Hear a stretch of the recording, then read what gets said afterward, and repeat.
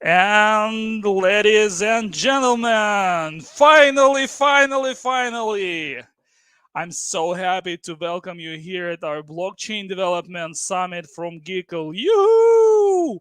Finally, this day has come. We was waiting for this day at least like 6 months. We was working on this event, and I'm so happy to see you here. And I see lots of our people in chat.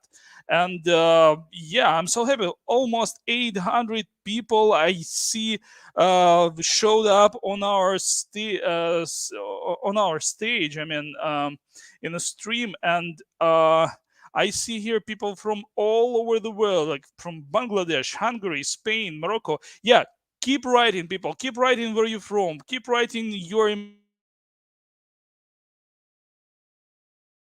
someone muted my yeah, I'm back.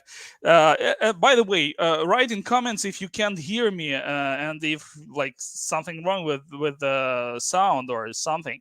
Yeah, anyway, keep writing in chat. Just let us know you're there. What's your expectations, what's your emotions, and we're here to start. Yeah, I'm trying to scroll up to the last message. Can someone help me to find the last one? I can't, you know. And here's the person who's responsible for this stream. He is Nick. And if you have any suggestions about this platform we use, because it's still in beta, just send us the bug report from Serbia, from India, from Nigeria, Egypt, Mexico, India again, and Indonesia.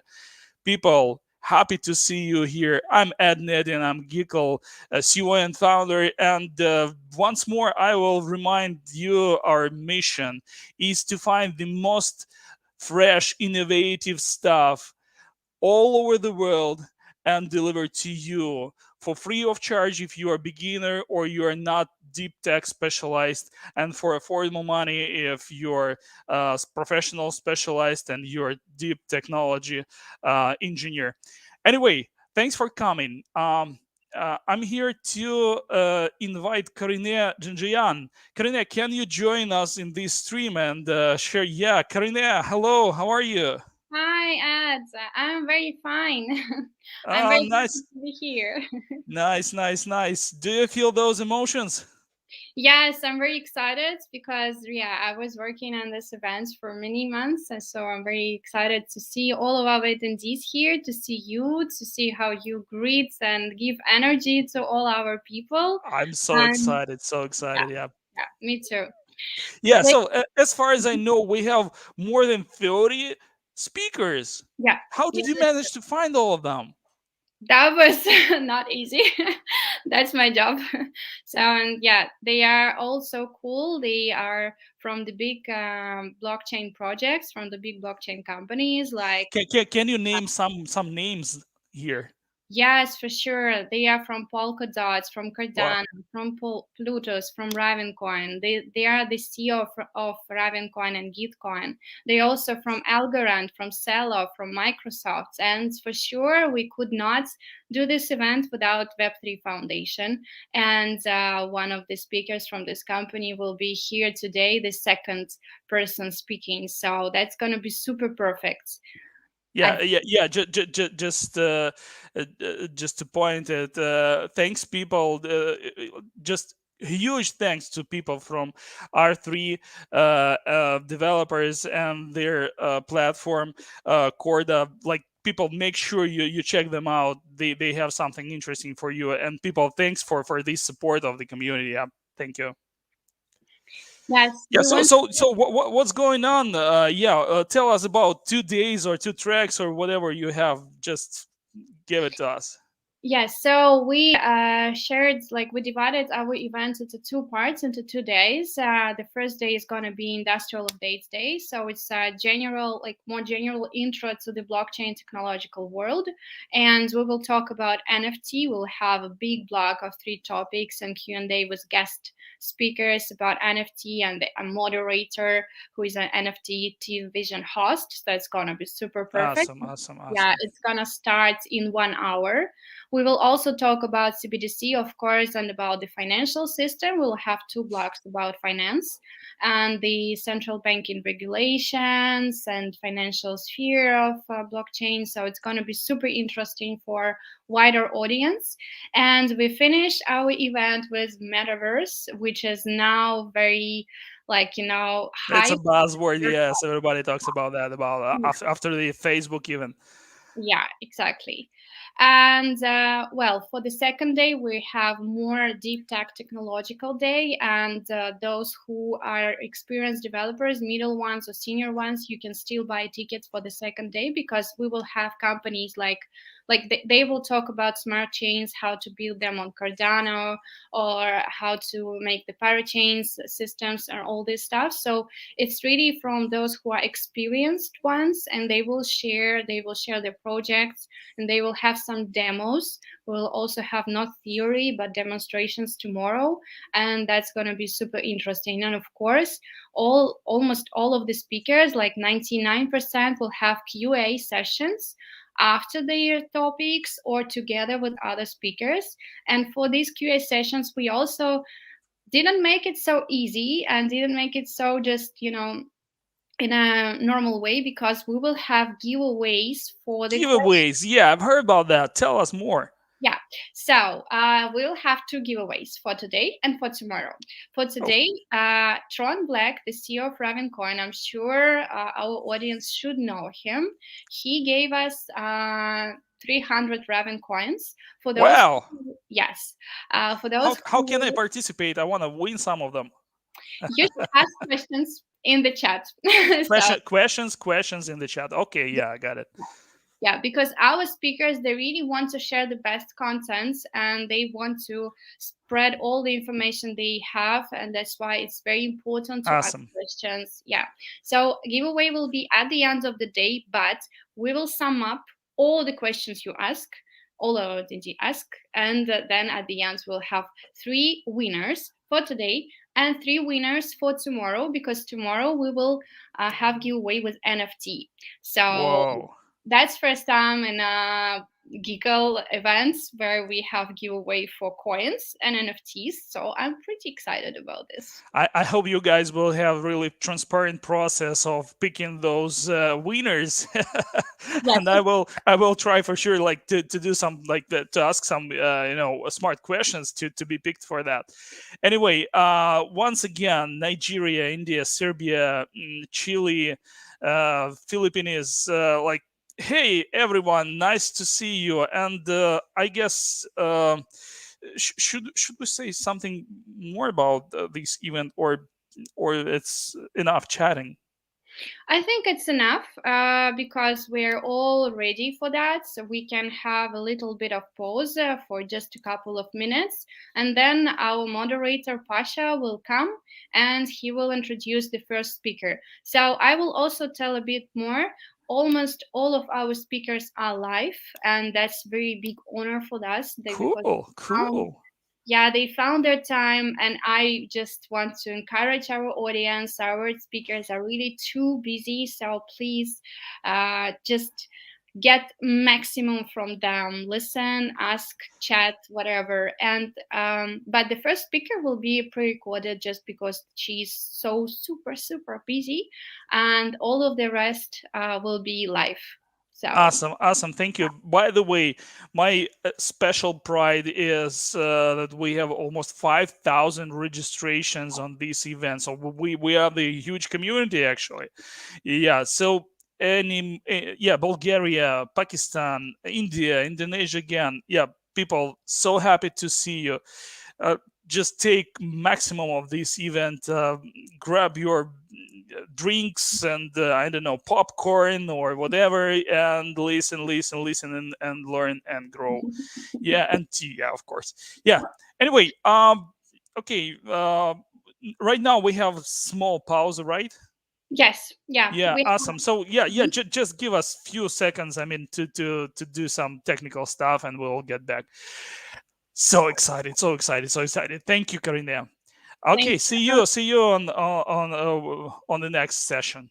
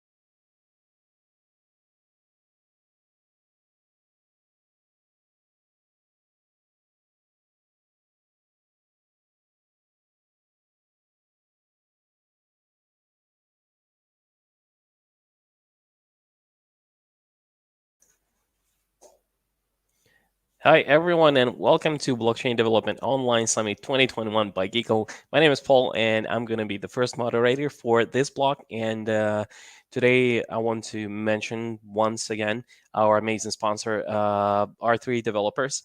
I've been in contact with them, and they're just amazing people, and what they do and how they actually empower those who know.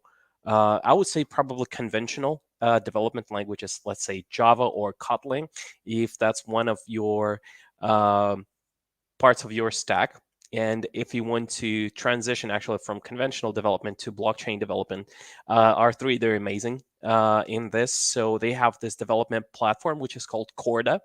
And basically on Corda, you can build Cord apps. And Cord apps, basically, it's a dApp, which I would explain it like think of them as like lines which connect all the dots on your Corda nodes. So basically, you can run your Cord apps, as I mentioned, in Java or Kotlin just in minutes. And on this development platform, Corda, you can learn best practices, find sample code for something as simple as running simpler transactions, or you can even find examples of advanced enterprise level solutions for auction markets powered by blockchain.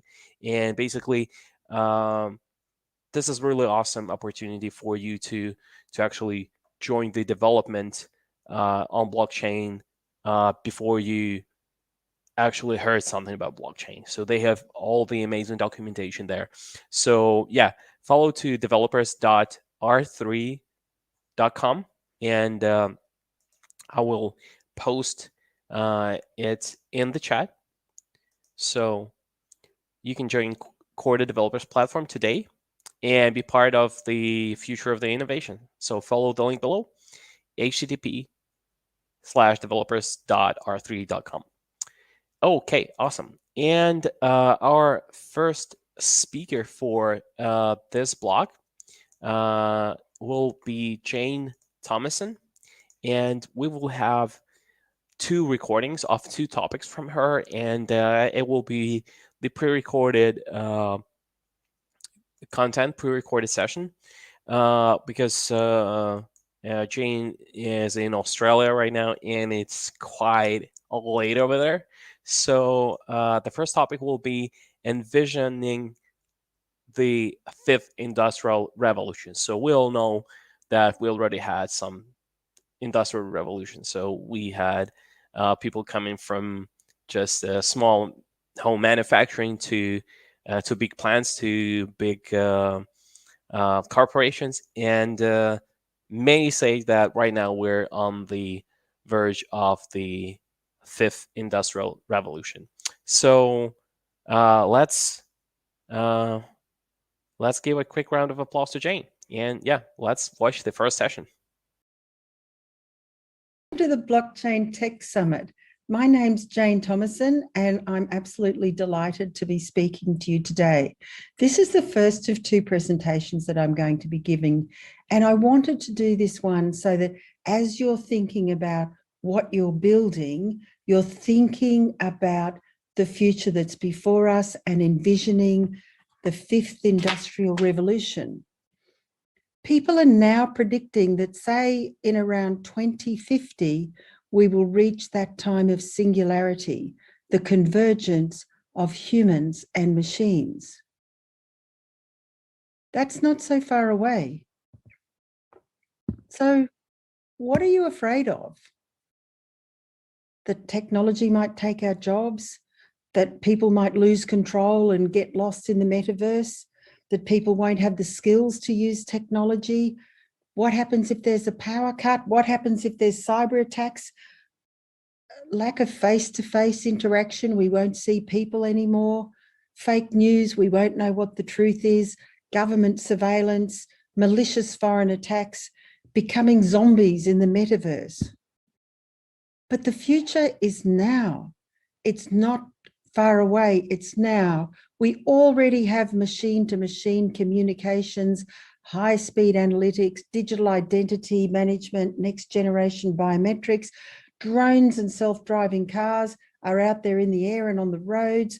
People are gamifying education and training. We have 3D printing things in as far afield as refugee camps.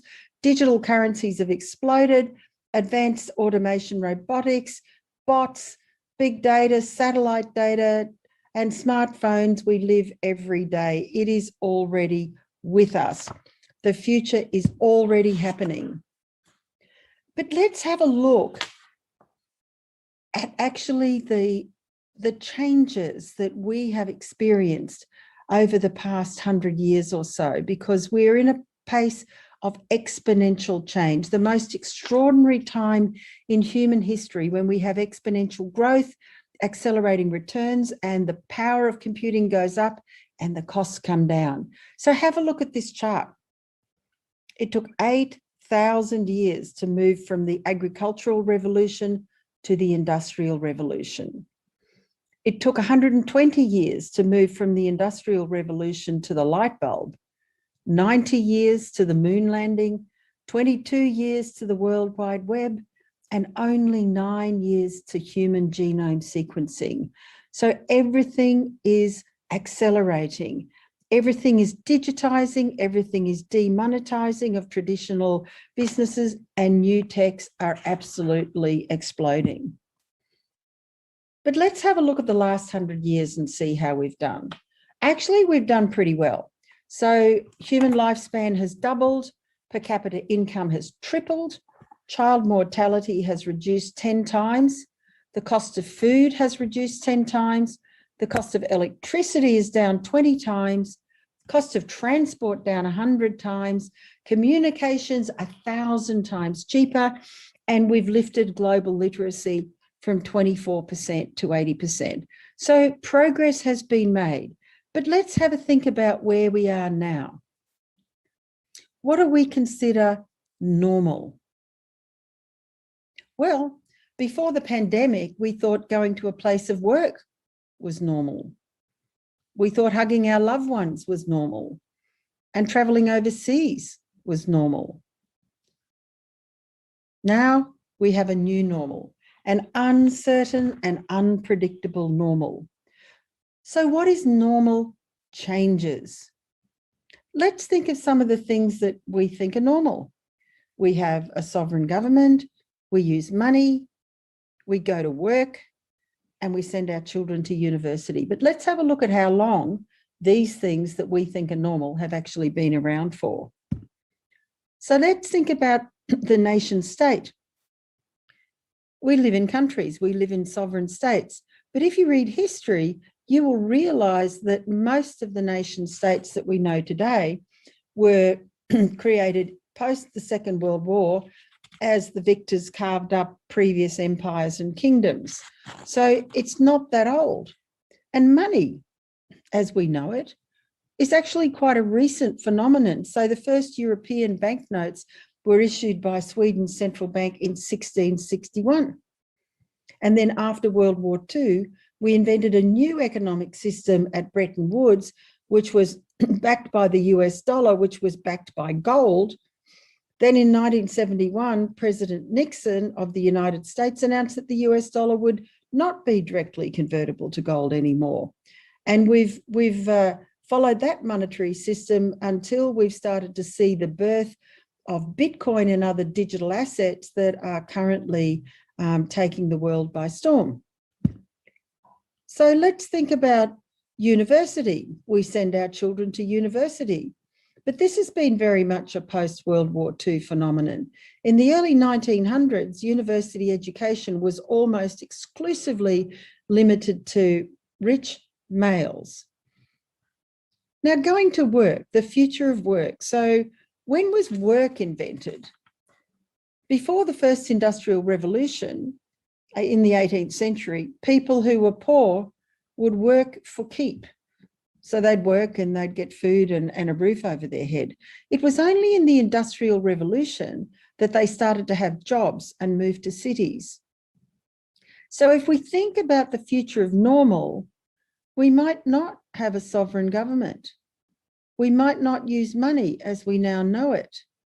We might not send our children to university, and education will be very much gamified, platform-based, skills-based with micro-learning, and we might not go to work. What if you never had to work again?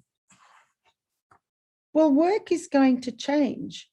And many people are propositioning now that it's possible using blockchain and digital networks that we're able to create a universal basic income, which means everyone in the world can have sufficient income to live. And so what else do they do? What do they do with their leisure time? So let's just have a look here. We expect that we're going to see the gig economy replacing full-time jobs, and freelancers will be the commonest thing. Humans and machines will collaborate, and machines will do things that are repetitive that humans used to do, and humans will concentrate on higher order tasks. And we will have a skills-based economy, not a jobs-based economy. Soft skills, critical thinking, leadership, complex problem solving, these will become increasingly important as machines are able to take away other parts of work that traditionally humans have done. Constant upskilling will be essential. We're going to have to learn new skills as new technologies appear. And we're going to have a portfolio of skills in order to be relevant in the marketplace. But many people, in fact, will not have to work. And so what will we do? At the moment, we work to earn leisure, but if we have a universal basic income and don't have to work, how will we find meaning in life? How will we occupy ourselves? So virtual realities are likely to be a key to providing meaning in a post-industrial world. Some will be generated inside computers, and maybe others will be generated outside computers in the shape of new religions and ideologies. And maybe it'll be a combination of the two. In any case, the end of work will not be the end of meaning, because meaning is generated by imagining rather than by working.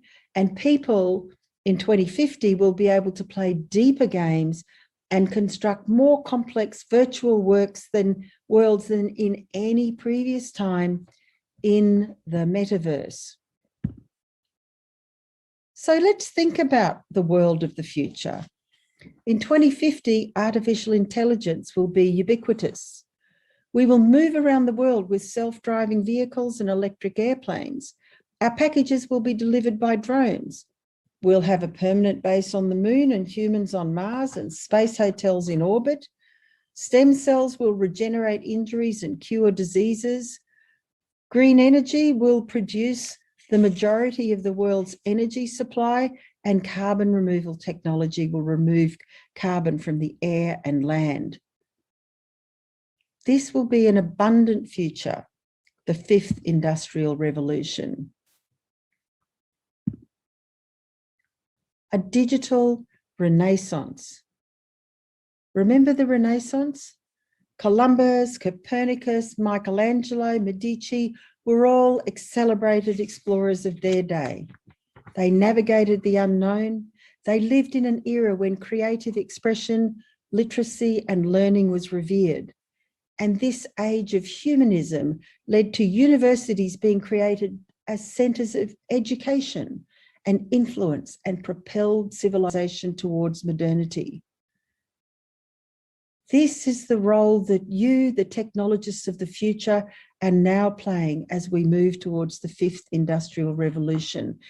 And it will be a new renaissance where humanism, civility, inclusivity, creativity, and purpose will thrive alongside profit and digitally enabled progress. The age of abundance is a real possibility, taking what is scarce and making it abundant. Technology is a liberating force. But how will we get there? We need not be afraid of the future, because the future is in our own hands. You are creating the future. To join the first industrial revolution, you needed a factory. In the fifth industrial revolution, all you need is a mobile phone.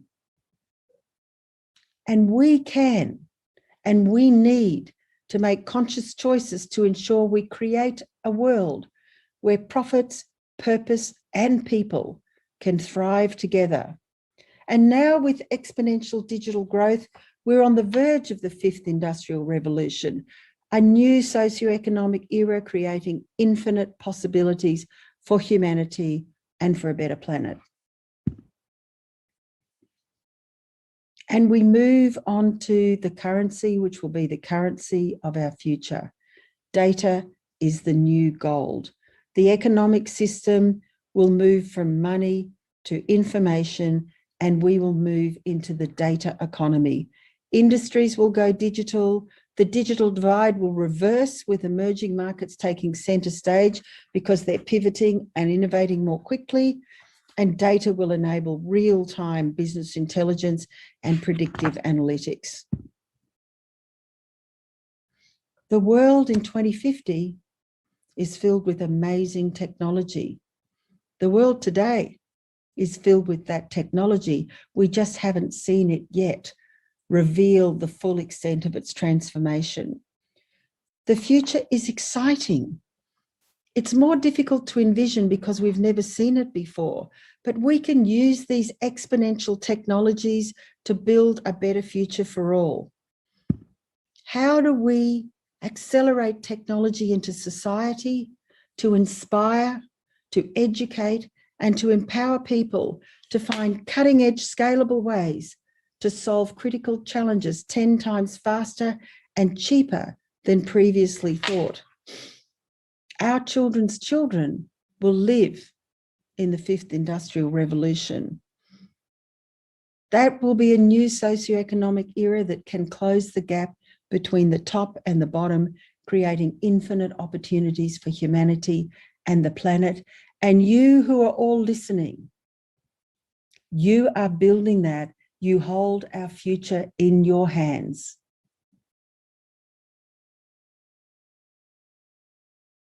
Think about what I've said and go and build a better future for us all. Thank you. Hello everyone, Nick here. So I'm just gonna play the next topic from Jane, along with it, blockchain technology for global social change. Enjoy.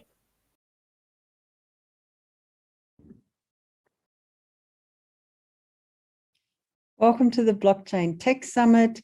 My name's Jane Thomason, and I'm happy to be with you for my second presentation.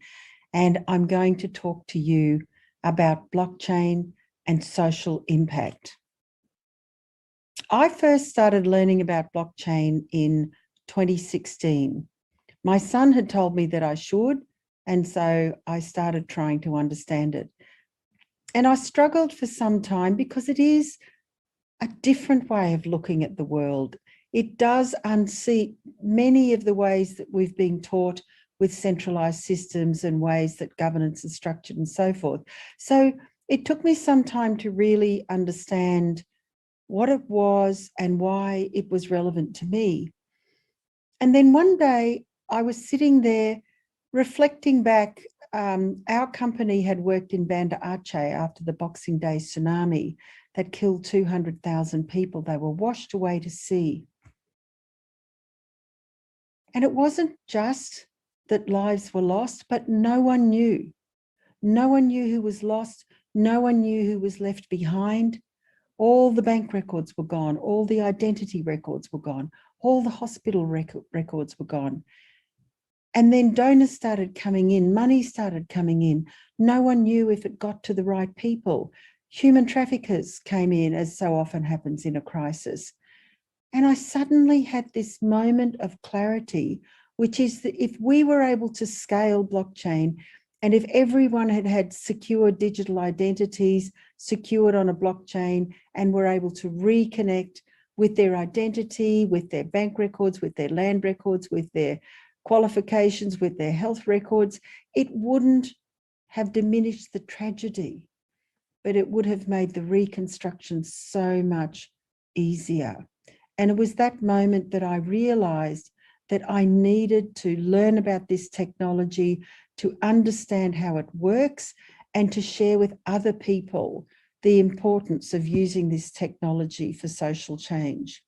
And technology can and is transforming lives. And we have an opportunity with blockchain and other frontier technologies to be able to improve the lives of people everywhere. The possibilities are immense. If you think about digital assets, fast payments, supply chain, healthcare, provenance of food, provenance of diamonds, provenance of drugs and medical supplies, mobility, NFTs, green energy and carbon trading, fundraising for startups, welfare payments, land registry, voting and government engagement with citizens, and now the phenomenon of play-to-earn games. There are so many ways in which blockchain is and can create social transformation. And let's really try and think about the bottom billion, those people at the bottom of the pyramid who are not connected to the economic system and often not connected to the social welfare system. Can we think about how blockchain and digital technologies can help them? Can we think about how blockchain and technologies can end preventable deaths in women and children?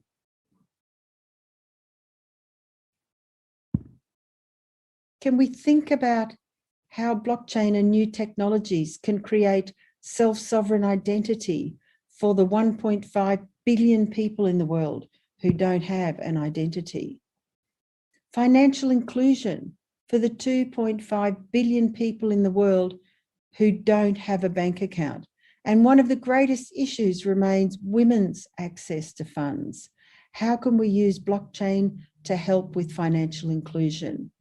What about microgrid green energy trading? People in villages now can buy solar batteries at a very cheap price, and using digital payments can sell micro amounts of solar power to people in villages to charge their mobile phones, to charge their lanterns so that they can read at night. And people can be both producers and consumers of green energy and trade it in a local situation. Tokenized carbon offsets. People are building ways so that we can have more secure, efficient and transparent ways of measuring and exchanging carbon offsets. So carbon markets, tokenized carbon markets are being created. Now, this device was actually a proof of concept that we worked with a French developer, Julien Bouteloup, on. And this device, let me say it's like a village ATM. Connected to a mobile phone, this device was able to deliver identity and improved economic participation for the poor, improving access to financial inclusion, and providing access to use and trading green energy for the poor. So these kinds of devices and these kinds of innovations are out there being tested in villages and communities all around the world. So let's have a look at some of these key use cases that I've spoken about. So identity, as I said to you, 1.5 billion people in the world are unable to prove their identity. And identity is a prerequisite for financial inclusion and access to services.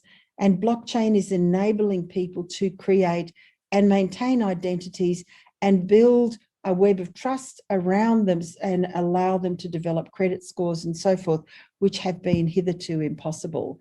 So financial inclusion, similarly, 2.5 billion people don't have access to financial services. Now, 70% of the world's population have mobile phones and they can have access to financial services just using that mobile phone. Land and assets registration. People have been unable to convert their land to value. With blockchain land registry, people would be able to borrow and improve their livelihoods and create this immutable digital record that means the ownership is unambiguous. Welfare and donor payments. Donors often use expensive intermediaries to get their funds to the people they're trying to reach. Banks, Western Union, who take anything from 7 to 15%, depending on the remittance corridor. And what blockchain can do using smart contracts is enable funds to reach the intended recipients in a transparent way directly without the middlemen. Agriculture. Farmers don't receive a fair deal for their products. Middlemen slow the supply chain and increase the price. There's a lack of transparency and provenance in agriculture. So people are working to improve traceability, transparency, and efficiency across supply chains from farmers to markets all around the world. Democracy. In many, many countries around the world, there's a lack of trust in government and electoral processes and frequently allegations of fraud and corruption. Blockchain can enable the improvement of speed, transparency, and reduce the cost of electoral processes and communication with the citizens, making for a far more liquid democracy. Green energy, we spoke about that. The need to move from carbon fuels to green energy, and microgrid solar energy trading and carbon trading will enable that to happen. A very important area that we've all been very conscious of over the last 2 years during the pandemic is healthcare.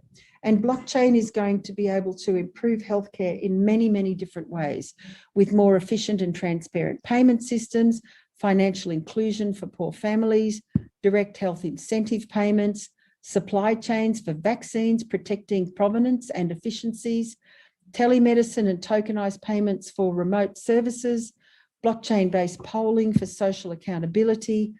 Blockchain enables secure data sharing.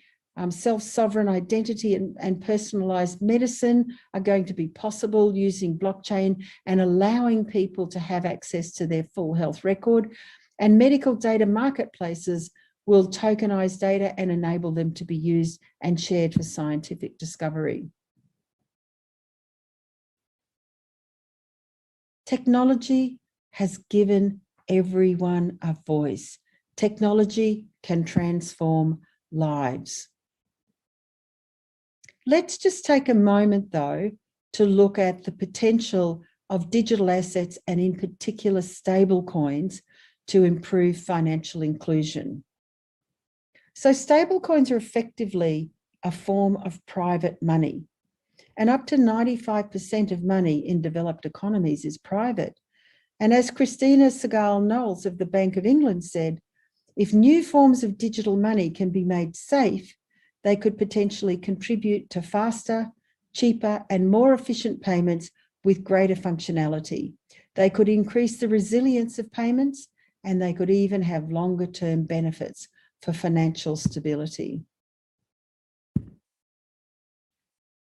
And let's think about emerging markets, because one of the most powerful phenomena that we've seen over the last couple of years is that emerging markets have absolutely embraced crypto. So the top 10 countries with users of cryptocurrency globally include Kenya, Nigeria, South Africa, Venezuela, Colombia, and Vietnam. And COVID-19 has exposed the urgent need for low-cost direct digital transfers. And stable coins are able to facilitate secure and convenient transactions without the volatility of other digital assets at a lower cost than mobile money, and can be held in a wide variety of non-bank wallets. So stable coins do offer a promise to emerging economies and for populations under threat. So many of you may be aware that there's been a trend in Latin America, Africa, and East Asia, where people are turning to crypto to preserve their savings. Looking again at this device that I showed you earlier, we're providing opportunities to be able to get digital assets to people using a simple mobile phone and a device such as this. So people who haven't been included in the financial system and who are unbanked are able to. In humanitarian settings, Rick Shreves, who was formerly with Mercy Corps, said, imagine if we had a low volatility, low cost coin that was acceptable globally. How could that impact on our work? It could impact on our work from everything, from back office operations, us moving money into difficult places, to actually doing direct distributions to our program participants. And there's a number of really compelling use cases for that technology. Stablecoins and financial inclusion. How are the ways that stablecoins are going to be able to help? So one, they can overcome the friction in existing cross-border payments, which are vital for remittances, and they can reduce the cost of remittances. They can promote welfare as people recover from the pandemic and allow money to be distributed to millions of unemployed during the pandemic. Payments and savings will allow people using digital assets and electronic money to build digital histories, which is so important for access to credit. Blockchain and stablecoins can extend cross-border training opportunities for small and micro businesses who want to buy things like Netflix and Spotify cards. They need foreign exchange to do that, and stablecoins enable them to do that, and stablecoins enable cross-border trade. And stablecoins provide greater stability by giving the unbanked access to a store of value, enabling them to save without having to overcome high barriers to entry for banking services. Having said that, we are still at the early days of this innovation, and there are questions to be asked and there are solutions to be built. So will the processing speeds be fast enough for the poor? Will the technology and infrastructure available support stablecoins? What will stablecoins cost the poor? And how will stablecoin issuers comply with e-money regulations? And how will financial systems with limited foreign exchange reserves adapt to stablecoins? Having said that, what we can see and what we have seen throughout the pandemic with the extraordinary explosion of digital currencies and the explosion of technological innovation, blockchain and digital assets are the future of financial inclusion. With a simple mobile phone, people around the world have the possibility of participating in the global financial system from which they have been excluded. We are living at an extraordinary time in human history. We are building a more inclusive, better society that is fairer for people and better for the planet. And you, my friends, are building that. I thank you, and I wish you well in your work.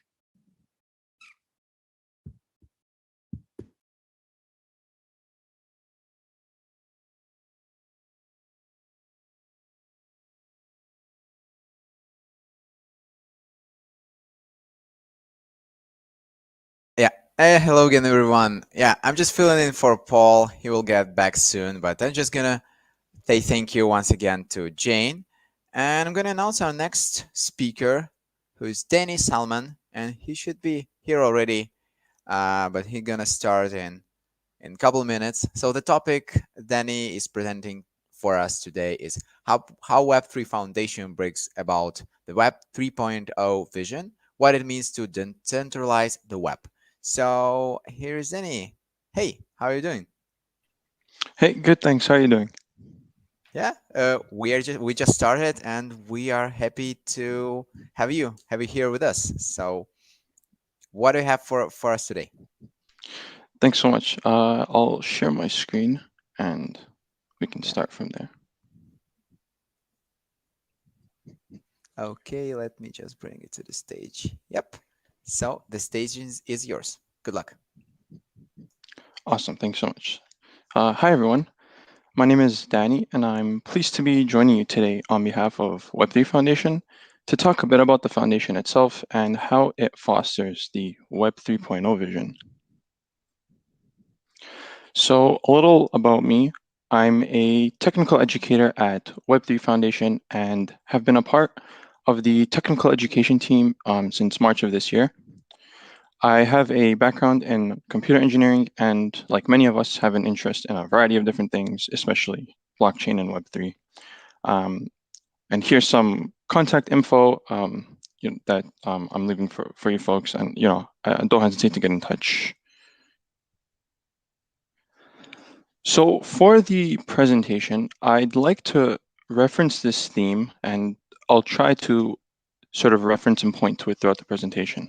And that theme is, what does it actually mean to be decentralized?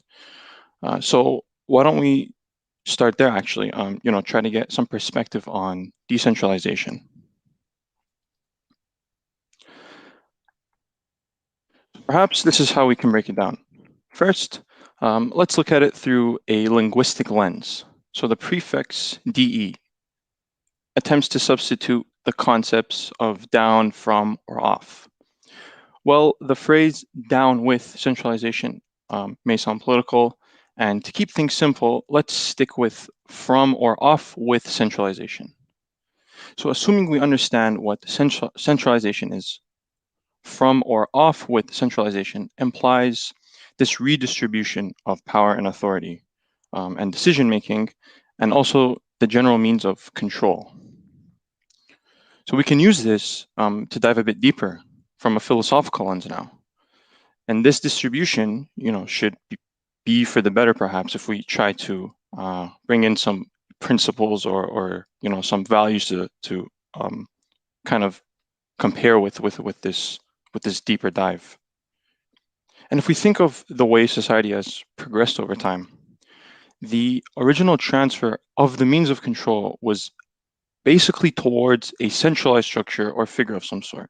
And then that sort of progressed into what we have today, where there's a bit more distribution and we have more civility in our practice in terms of the way we govern ourselves, but they're still very strong centralized entities that really govern and control most of the functions in society. So really, where Web 2.0 could have been the beginning of an end, per se, to the things wrong in the world because of this original transfer, the current web actually consists of the same systems and structures that were already in society, that we deem to have some sort of consequences for the majority of people, but now they're actually amplified. So this is because our existence and the general assemblies we have constructed in society are a certain way because of our own real life decisions. This all collectively creates modern reality where growth and innovation is a product of that reality. Having decentralized systems can then be seen as a practical and necessary path for the continuation of this growth and innovation that addresses consequences of the mainstream approach, as we as humans have proven the downsides of centralization, despite the efforts for growth and innovation in our society.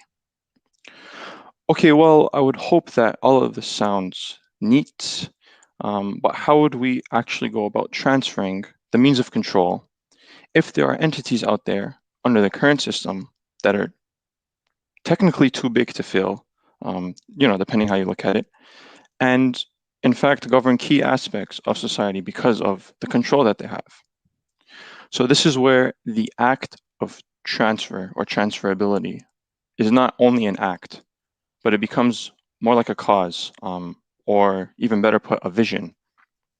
So what I'm basically trying to say is that this idea of transfer becomes a philosophy because it isn't just about transferring from one to another, but it is actually an attempt to redefine, reinterpret, and disrupt.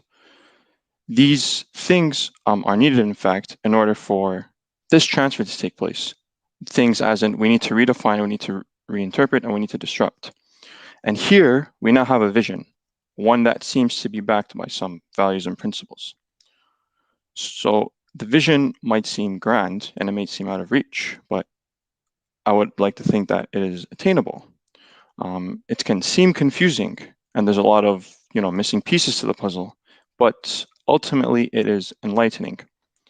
And we can classify this breakdown as the Web 3.0 vision. Okay, so let's go back and ask again, how does Web3 Foundation foster the Web3 vision now that we've tried to make a connection and offer some perspective to the vision?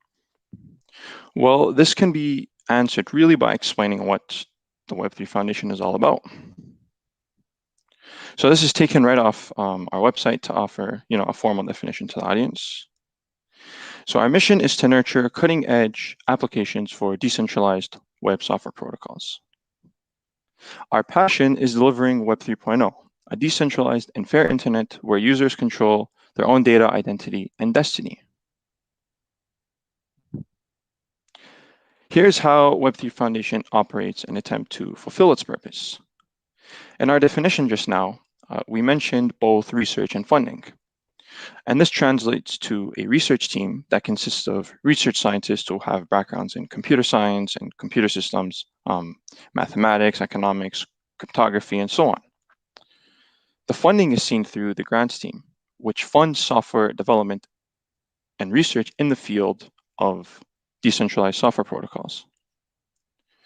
Then if we recall the way I contribute at the foundation, which is through the technical education team, the technical education team curates and produces content that allows people of all kinds to learn and build. And under the same umbrella as technical education is community, which drives all the initiatives related to interactions within the community, events, and all that fun stuff. There is, however, one thing missing from these descriptions that I just laid out, and that's like the substance behind all the teams. So, while there's research and there's funding and there's technical education going on, what is exactly happening? So the main software protocol, in fact, which is also known as the flagship protocol of Web3 Foundation, is Polkadot. Along with Polkadot is Kusama, which is Polkadot's canary network, also known as Polkadot's cousin. So all of the teams at Web3 Foundation are currently focusing on the Polkadot ecosystem to drive the ecosystem forward. So the research team focuses on research based in and around Polkadot, for instance, deriving, let's say, like the finality scheme on the blockchain, defining a robust token economics model, and so on. The grant team focuses on nurturing and funding projects that are in and around the Polkadot ecosystem. So projects can basically seek different tiers of grants and funding based on the stage that their project is in. And likewise, the main content of technical education is towards the Polkadot ecosystem. There is also a tech ed specific project by Web3 Foundation, which is sort of a general educational initiative, being a MOOC about blockchain fundamentals. That was created by our Director of Technical Education and Community. And community focuses on all things related to the Polkadot community. And something else that we can now mention, now that I have directed the, attention to Polkadot, is this sort of other part of the technical education and community, which is official support for Polkadot.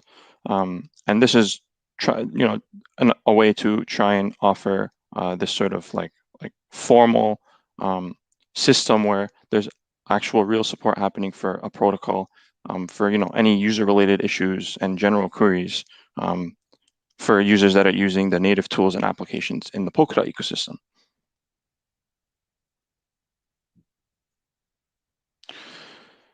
So we mentioned Polkadot, but of course, we should probably learn a little bit more about this flagship protocol that the Web3 Foundation is, interested in. So what is Polkadot? And I'll try to stick to just providing an overview for the sake of time and also to avoid jargon, because things can get pretty technical. But at the end of the presentation, there will be links to documentation that touch on the concepts that I will mention. So formally speaking, Polkadot is a heterogeneous multi-chain that connects and secures blockchains with pooled security and interoperability. Polkadot basically acts as a layer 0. You can think of it like infrastructure for Web3. Polkadot allows heterogeneous application-specific shards to exist. For those unfamiliar, a shard is basically a database partition, which on Polkadot is also known as parachains. And these parachains can interoperate with each other and transfer assets, and assets are not just limited to tokens. So parachains can be thought of as parallelizable blockchains, or in other words, blockchains that operate in parallel. Polkadot has a central chain called the relay chain, and basically the parachains connect to the relay chain through parachain slots. So this is sort of the sharded model that Polkadot is creating. And parachains tend to be base chains. So you can think of like your typical layer 1 type of blockchains where if you want to develop a decentralized application, you would develop on that layer 1 blockchain. So in that respect, creating a parachain can be seen as creating a layer 1 blockchain, which has its own logic and runs in parallel within the Polkadot ecosystem. Polkadot runs a modified version of proof of stake called nominated proof of stake for its consensus mechanism, which includes 2 main participants that maintain the network, nominators and validators. So why Polkadot? Well, Polkadot aims to be a foundation for other protocols, speeding the evolution of the decentralized web. So for the case of interoperability, this allows any decentralized application or chain that wants to enable trustless messaging to other chains already connected to Polkadot. And it also enables interoperability between sovereign chains. The case of shared security, which is also known as pooled security, allows parachains to be able to lease the security of the network by bonding tokens for a parachain slot. This means that the social costs of building a community around the project and convincing maintainers, which in this case would be validators, to participate in the networks and the network security is reduced. Polkadot has strong security, and decentralized application projects wishing to benefit from this security would want to become a parachain to basically share in that pooled security. You can almost compare this idea of pooled security to how certain nation states have a membership in like some union or some committee. This could be at a global scale, and they all benefit from the collective security of all the associated nation states. So if we bounce off of that idea, we could also say that parachains are basically like digital nation states, but difference is that they are trustless and transparent. The case for heterogeneous chains, we basically touched on when we introduced Polkadot. And the case of on-chain governance, which is also referred to as thought-through governance. So most governance systems in blockchain use an off-chain governance mechanism. And I'm sure many of us can list some cases of like indecisiveness and conflicts that have split apart blockchains and their associated communities. So thought-through governance actually enables forkless upgrades to take place. So you can imagine an upgrade that would essentially deem a blockchain to have to completely redefine its purpose. On Polkadot can happen, in a matter of hours. And this sort of forkless upgrade allows the token holders to try and drive the production or the development and then ultimately the production of the protocol. And Polkadot's governance encourages maximum participation because of this approach. And the hope is that this participation is frictionless and the governance mechanism is as transparent as can be. Before we move on, I'd like to point out 2 things. First, while most of the shards or parachains would be blockchains, they don't have to be. And second, while Polkadot is considered a layer 0 protocol, let's say for interoperability, it's actually best to describe Polkadot as an ecosystem, and I hope to explain that on the next slide. So the original Polkadot white paper outlined 5 key failures of current tech stacks, and basically how Polkadot becomes a layer 0 protocol as a result, but more so how Polkadot is an ecosystem that addresses these failures. So scalability, which can be thought of as how much is spent on resources, let's say, and will the network be subject to bottlenecks? Isolatability. So are the needs of many accounted for under the same framework? Developability. Is there system tooling, system support, developer support, educational content, and is the network overall dependable and in terms of having development progress, not just for the short term, but for the long term? Governance. So can the network remain flexible to evolve and adapt over time? Can decisions be made with sufficient inclusivity and legitimacy, and is transparent to provide effective leadership of a robust decentralized system? And lastly, applicability. So, does the technology actually address like a burning need on its own? Is there other software or, in this case, other middleware required to bridge the gap to actual applications? So hopefully the connection can be made between what we discussed about the Web3 vision and how that is taken, along with these 5 key failures to form the idea of Polkadot. And perhaps you can also see why this is the flagship protocol of Web3 Foundation. Now, there are some others that may address these failures, right? Some other blockchains or ecosystems in their own way. And now I'd like to turn our attention to the concept of system integrity and perhaps why Web3 Foundation focuses on this, I would say, genuine vision for the Web3 vision, or genuine approach rather for the Web3 vision, and why I wanted to refer to this theme of what it actually means to be centralized. So in the centralized world, there is a concentration of power held by some entity. But this actually holds up the integrity of many systems, including computer systems. Like if you think of your everyday services, if you think of the way you interact with the web, more often than not, the system is robust. Hopefully it's safe. This is aside from, I would say, like privacy concerns, and I guess the way your data is sort of controlled and manipulated. But I would say for the functionality of the system, things work, things happen, we engage, we interact, we do a lot of things on the web.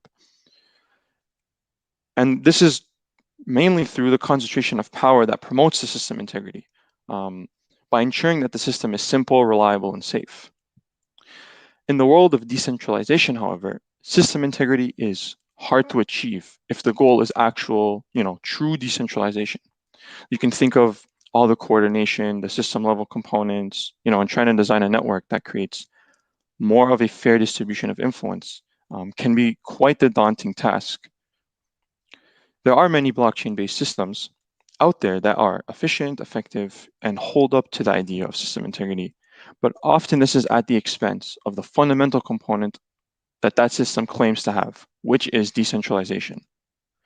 I would even take this further and say, if you think of what a blockchain is, so like very surface level definition, let's say a blockchain is a distributed ledger. And you almost compare that with some projects in the space, I guess in the Web3 space. And you don't find much of a difference other than the fact that the claim is that they're decentralized. But in reality, I mean, in the practical sense, they're not, right? The users don't actually have control over their data. They don't actually have the real sort of voting power or influence on the direction of the network. So if that's the case, you can almost compare it to a modern institution in the web right now, or even like a bank, right? Like a centralized bank, which is sort of what the Web3 vision tries to combat. A bank has a ledger, it abstracts the information found in their accounting system on that ledger. The difference would just be that the ledger is private. When all is said and done, that data is not actually in the control of the users, and neither is the maintenance of the network. So does that mean that the next version of the web is only decentralized? Well, perhaps that's not exactly the point that I guess like to get at, because we can also think of a blockchain as a database, and arguably some, implementations of blockchains are slower than current databases and current data stores in Web 2. Like, we already have databases and quite sophisticated data models in Web 2. We have distributed computing in Web 2. We have attempts to combat privacy concerns in Web 2. The point here is what we refer to as this idea behind the transfer. Because a blockchain can deploy and serve, and it can be good at serving. And it can also be public. But if it never actually transfers control back to the users, is it really part of the Web 3.0 vision? And I guess, this is my attempt in trying to bring on the distinction of the Web3 Foundation and how it really defines the Web3 vision, and how it's fostering the Web3 vision.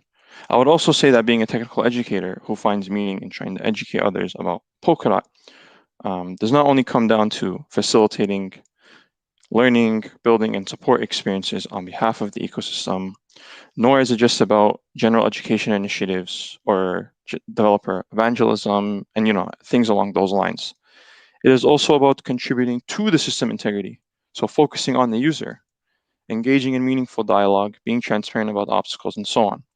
Because we are basically transferring from a server-centric model where the ownership is by a third-party custodian to a user or an agent-centric model, where users are in full ownership and are integral to the system integrity. In the case of Polkadot, the heterogeneous multi-chain model is an attempt to mitigate blockchain maximalism and enable a multi-chain future that everyone can participate in. And what I would hope you could take away is that while there are a lot of computational resources that define what we understand to be the decentralized web and blockchains, there's still a mind behind the code, and there's still psychology and philosophy that almost needs to be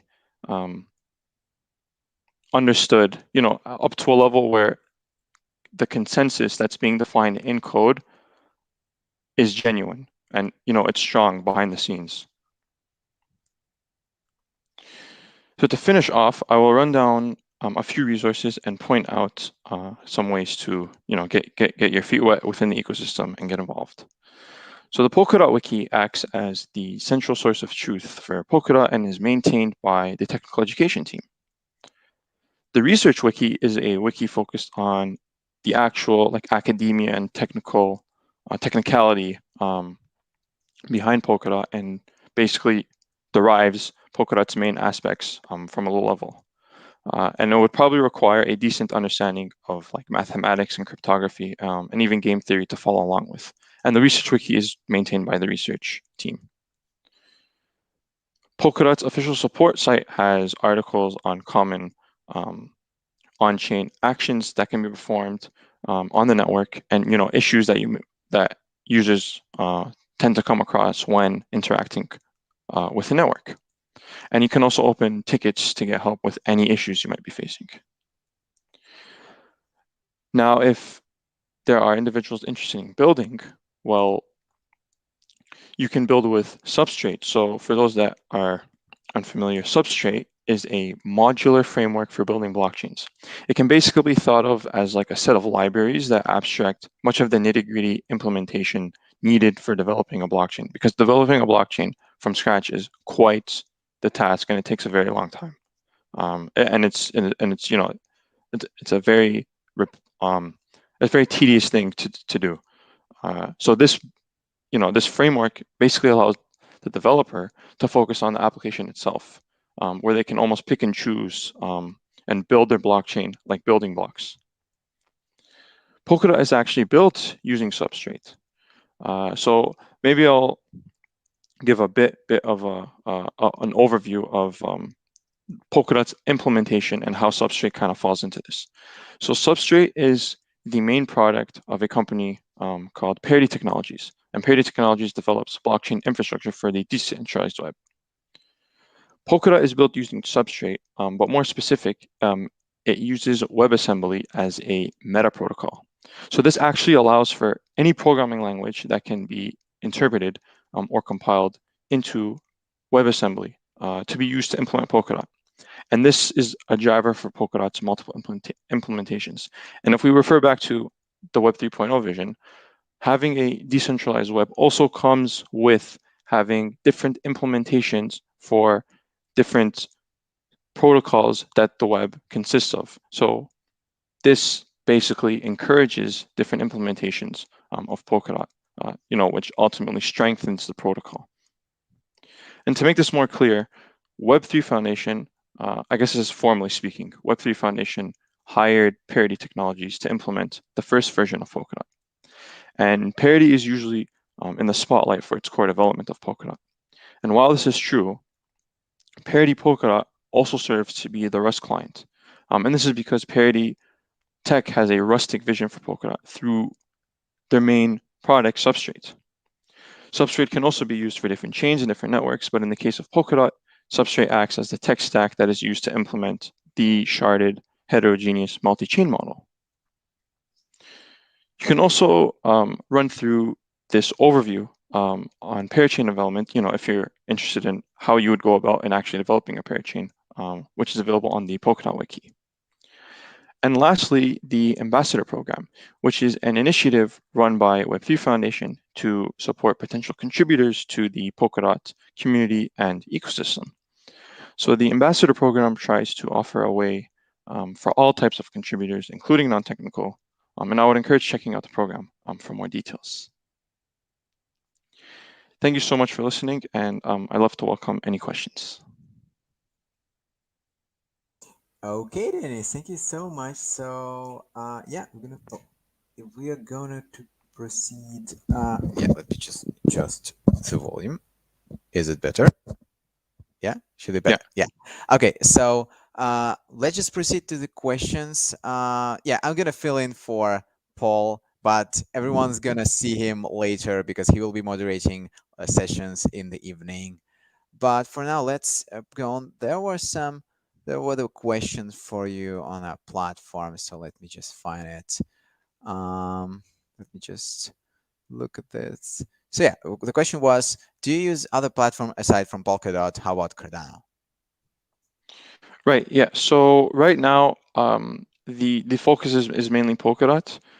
In the future, I would imagine perhaps different types of initiatives, more for support for other protocols. But I guess the way you can think of it is the Web3 vision that the Web3 Foundation sees is to enable a multi-chain future. So really the main approach to that is through Polkadot, if that makes sense, really. If you, maybe there's a stigma within the blockchain community sometimes, or misinterpretations of what Polkadot is, because oftentimes you'll compare it to a layer 1 blockchain like Ethereum, Cardano, as a competitor.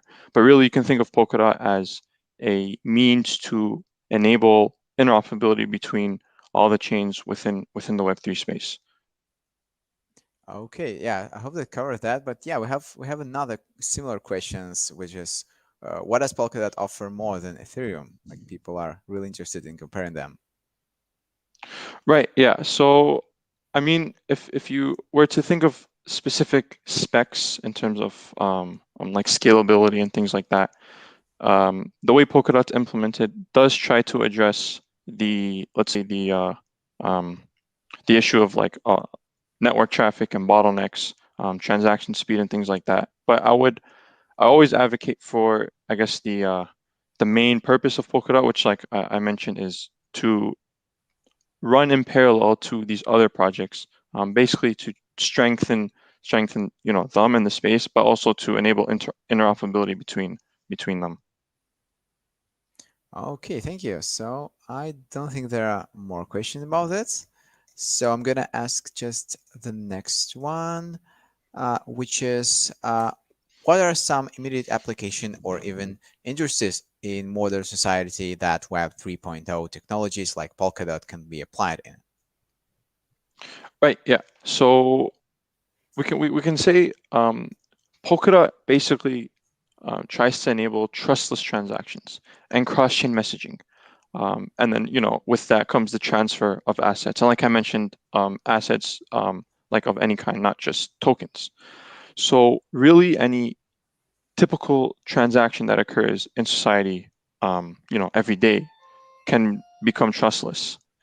And in the case of Polkadot, there could be a variety of different pair chains that take on certain use cases through their own business logic, and then they would interoperate together. Okay, thank you. Yeah, we have more similar questions on that, so let's proceed. Is there a scenario where Web 3.0 does not go mainstream because future regulation or even potential unrealized conflicts?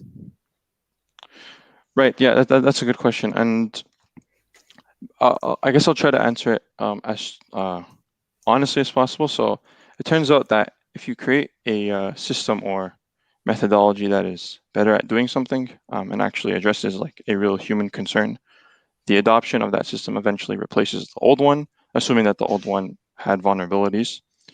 But the system is only as strong as those behind it. So the thinking, the building, the execution, the advocacy, all that takes place if there's actual people that want it to take place. As for the adoption, I would say that demand for the demand for the vision as an alternative is clear. Like I would say, there's no doubt about that.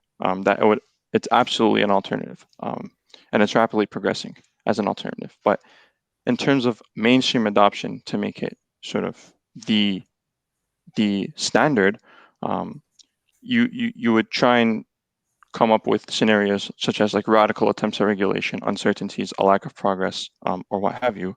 But I would say ultimately time would tell.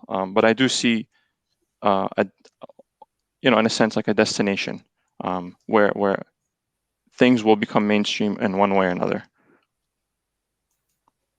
Okay, thank you.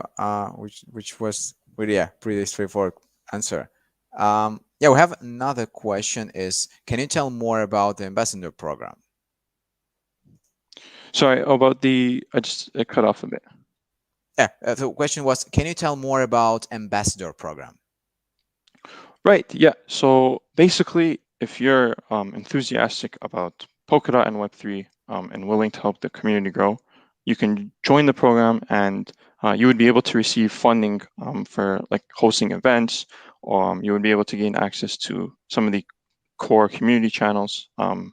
And really, the contributions come in a variety of different ways. So you can contribute technically, which is through code and documentation, non-technically, which is let's say writing blog posts. You can run Polkadot related events. You can even try and localize certain I would say build type of events and initiatives, even hackathons, and things like that. Oh, maybe you can share some links so the people can open and like Sure. maybe they can participate. And meanwhile, I have another question that was just asked from our audience. What are the Web3 projects that you like the most? You mean like personally? I guess, yeah, that's what I meant. Sure. Yeah, I would say aside from Polkadot, which I guess that would be sort of like a biased answer. I've had a keen interest lately in like blockchain data and data analytics. So I guess projects and protocols that try to really make the data on chain or even off chain, but bringing it on chain meaningful and bring utility to it. And at the same time, also blockchain infrastructure.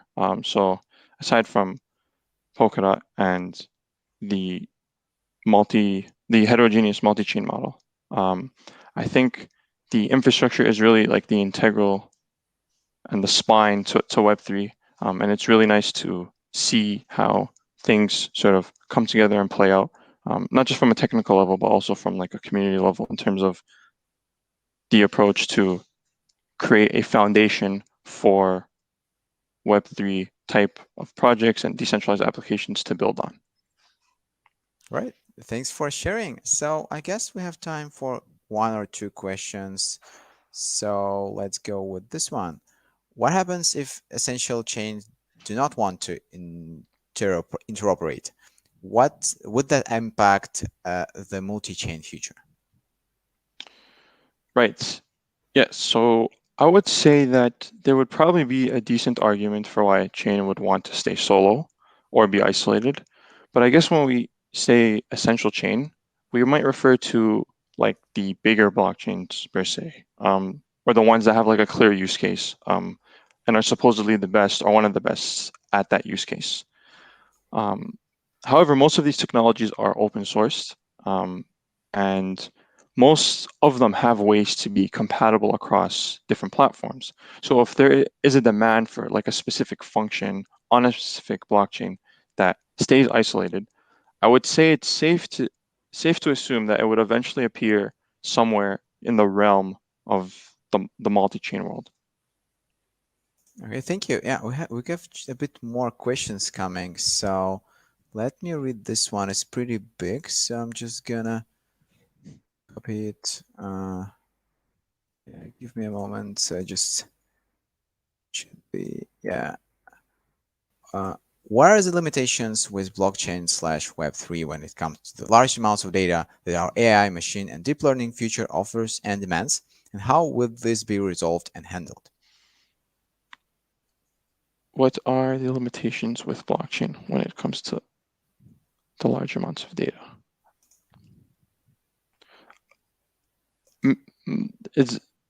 Is there maybe another way to put the question? I mean, I just don't want to like assume what's being asked. I just copied it like right how it was asked. Maybe a person can elaborate on that. But yeah, there was another question for you from our YouTube chat. So let's see. What do you have to say about Polkadot gas fees as compared to other chains? So we're still comparing Polkadot. Right. So when you think of gas fees, you would probably be familiar with like Ethereum and the way Ethereum sort of operates, and that's because Ethereum uses a gas metered model to basically use the network's resources. Polkadot doesn't actually use a gas metered model, but in terms of transaction fees, they are relatively like cheaper, much more like sustainable than they are on some other blockchains that face high congestion and bottlenecks. Right, thank you. So I think we are a bit out of time, but yeah, there was another question. I guess this is gonna be the last one because we're gonna have to go for a short break before the next block of speakers. So the last question is, what is the difference between Polkadot and Kusama? Yeah, a good question. So formally speaking, Kusama is Polkadot's canary network. You can think of it as like a pre-production environment for a project that wants to use the technology of Polkadot. If I was to almost lay out like a diagram or like illustrate this to make it more clear, you would usually have like a testnet and a mainnet when you're developing a network.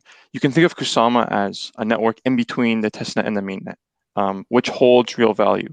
So the reason for this is to test out changes and basically offer an environment for like rapid, radical development where things are faster and also things in terms of decision making and governance take place faster. So that's basically the main distinction. Right. So Karine just asked me to ask this question, so we're gonna finish with one more comparison question. So how is DOT and Solana different? What difference are you creating? Like I mentioned, Polkadot is like it's supposed to be a layer 0. Like it's supposed to be interpreted as a layer 0 network, which tries to enable interoperability and trustless interactions between different chains.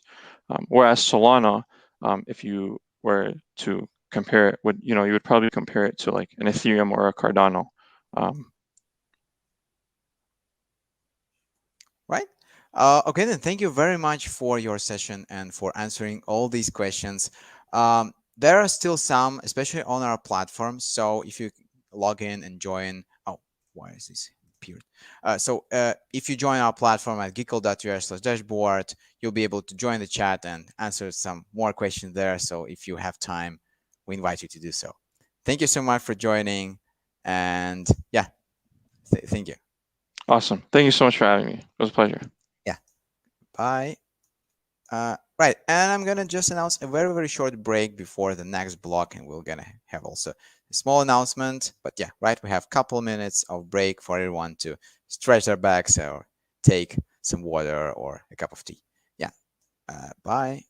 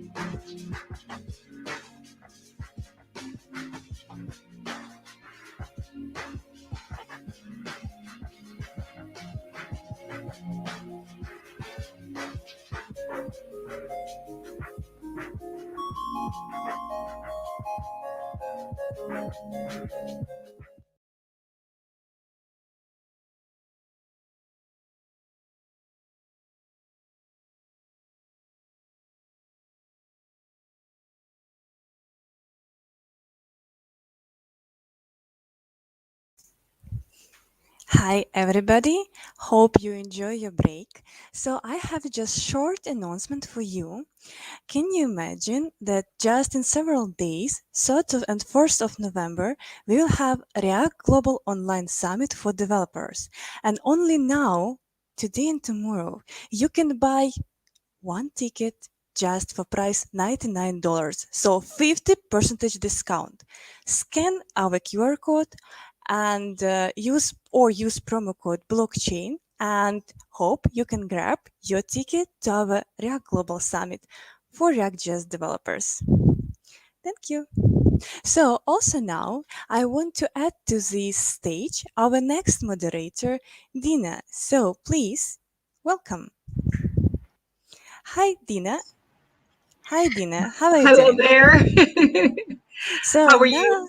I'm fine. Now stage is yours. Please feel comfortable. Okay, no problem. Thank you. Well, hello everyone. My name is Dina Jones, and I am the CEO of Crypto TV NIFS, which is basically a virtual showroom for NFTs online. I'm very excited to be here, especially talking about NFTs, which is like the hottest thing that is out right now. And we have some really awesome guests coming up, talking about some exciting things that they're doing with their projects. And I can't wait to hear what we have in store. Let's see, I don't know if we're ready to start. I see we have someone here. I'm going to add, I believe up next we have Tron Black from Ravencoin. And so we're going to add him in here. Hi, Tron. Hi, can you hear me? Yes, I can hear you perfectly. Okay, great. Yes. How are you today? I'm doing fantastic. How about That's yourself? good. I'm good. Good. I'm very excited to be here. I want to hear all about all of this, what you guys have to say. Okay, I'm excited to get started. So can you see the presentation or me? Yes, actually I can. I'm going to add that in now. Perfect.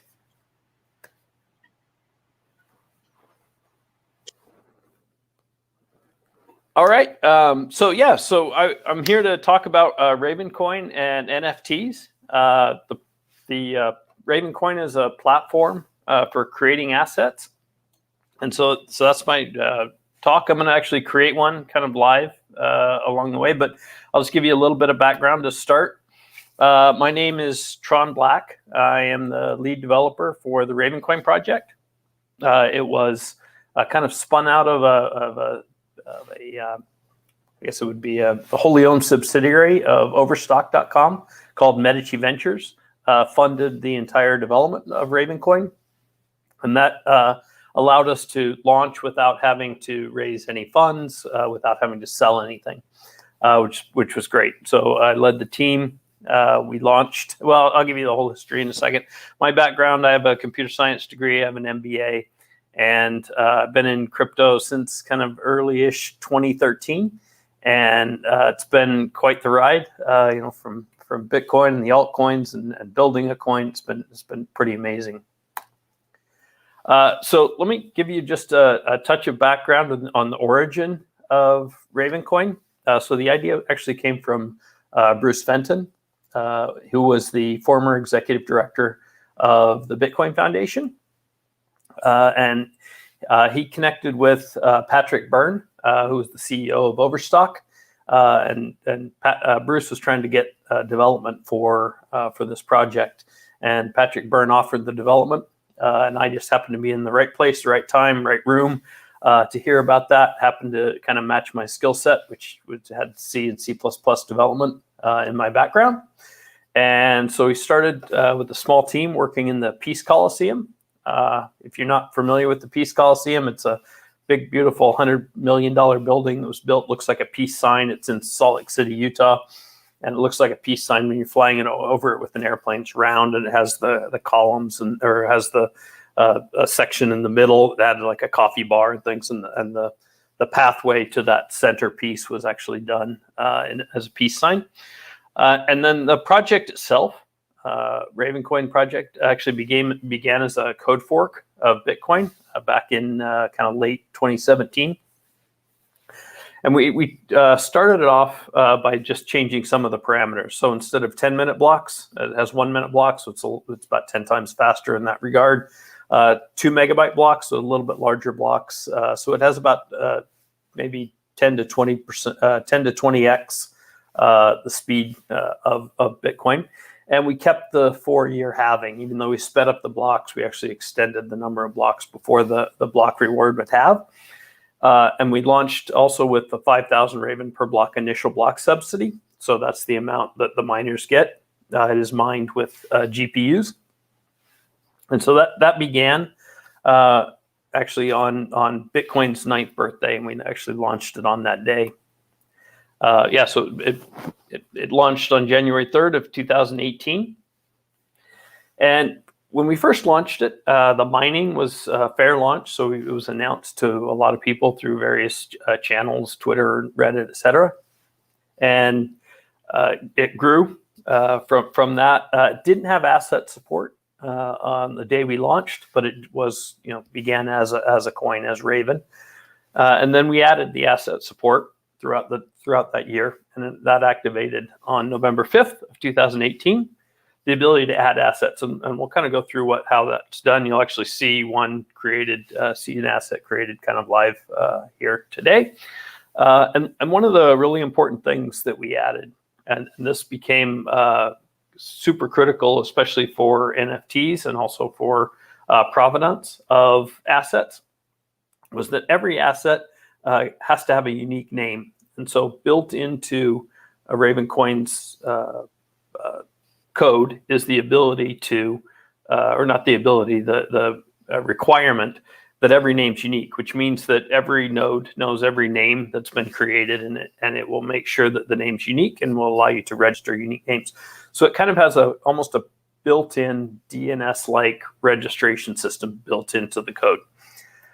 We also have added IPFS support. So this is the ability to add your own files as metadata for every asset. So when you create an asset, you would attach metadata. That metadata can be a folder full of files. It can be a JSON file. It can be an image. It can be a movie. It's whatever you want. And those get added through IPFS. So the files are actually delivered via IPFS, which is sort of like a content delivery network. Somebody has to pin those files, and we'll show you actually how to do that today. And then recently, we also added increased IPFS support. So every transaction, every send can actually have of an asset can actually have one of these IPFS files attached to it. So if you want to track something else, it can be used for supply chain, things like that. But mostly today, and I'll show you this, the NFT usage of Ravencoin is just exploding. So anyway, it's pretty interesting. And then we added restricted assets in 2019, which doesn't really apply to NFTs. That's a short history. Some of the stats. We've had a $3.5 billion trade day for Raven. It's over $1 billion market cap. It's in the top 100 coins. People have created over 34,000 assets. That includes assets that can be split, but it also includes NFTs. And so that number is actually growing really, really fast today, because an NFT is just one single. It's one single asset, that can't be split. Whereas other assets are things like a share of a company. So you might create, like 10,000 shares or something like that. That's not included in this 34,000. That would just be, counted as one. We've had about 3.8 years of uptime, meaning 100% uptime since day of launch. We're going to have the halvening. So the halving of the Raven is going to be happening pretty quick here, probably in January of 2022. We've reached number 2 on Lunar Crush, and you can send Raven or an asset for well under a penny. Those are some of the stats. So now let's get into tokenization. So basically for NFTs, we have a specific type of asset called a unique asset. But on Ravencoin, you can tokenize anything. You can tokenize tickets, real estate, shares of real estate, game items, which will follow in the NFT category. I'll show you that in a second. Gold, certificates of authenticity, which is another great use case for NFTs. In fact, in some cases, probably the best use case for that. But you can also tokenize stocks. You can do stable coins or dollars, art or shares of art, right? So art, probably one art piece would be considered an NFT, right? There's only one of them, and it's non-fungible. Being, it's the NF part of the non-fungible token.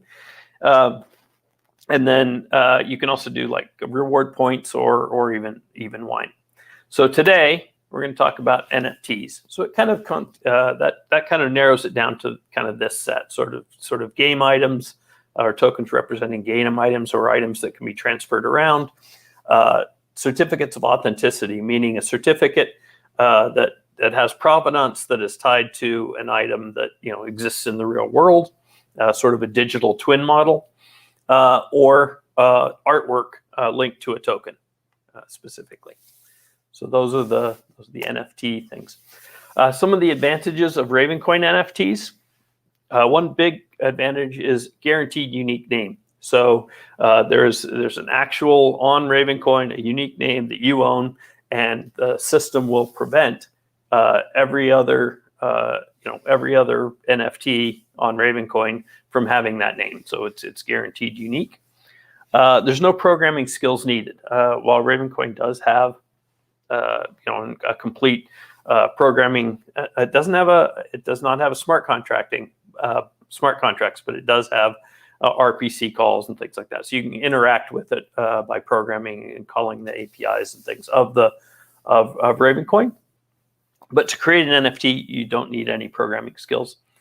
You can add metadata to any asset, and specifically this is used, every time for NFTs, basically attaching the data, usually a picture or artwork or 3D models, things like that, to the token, creates to a unique asset, actually creates the NFT.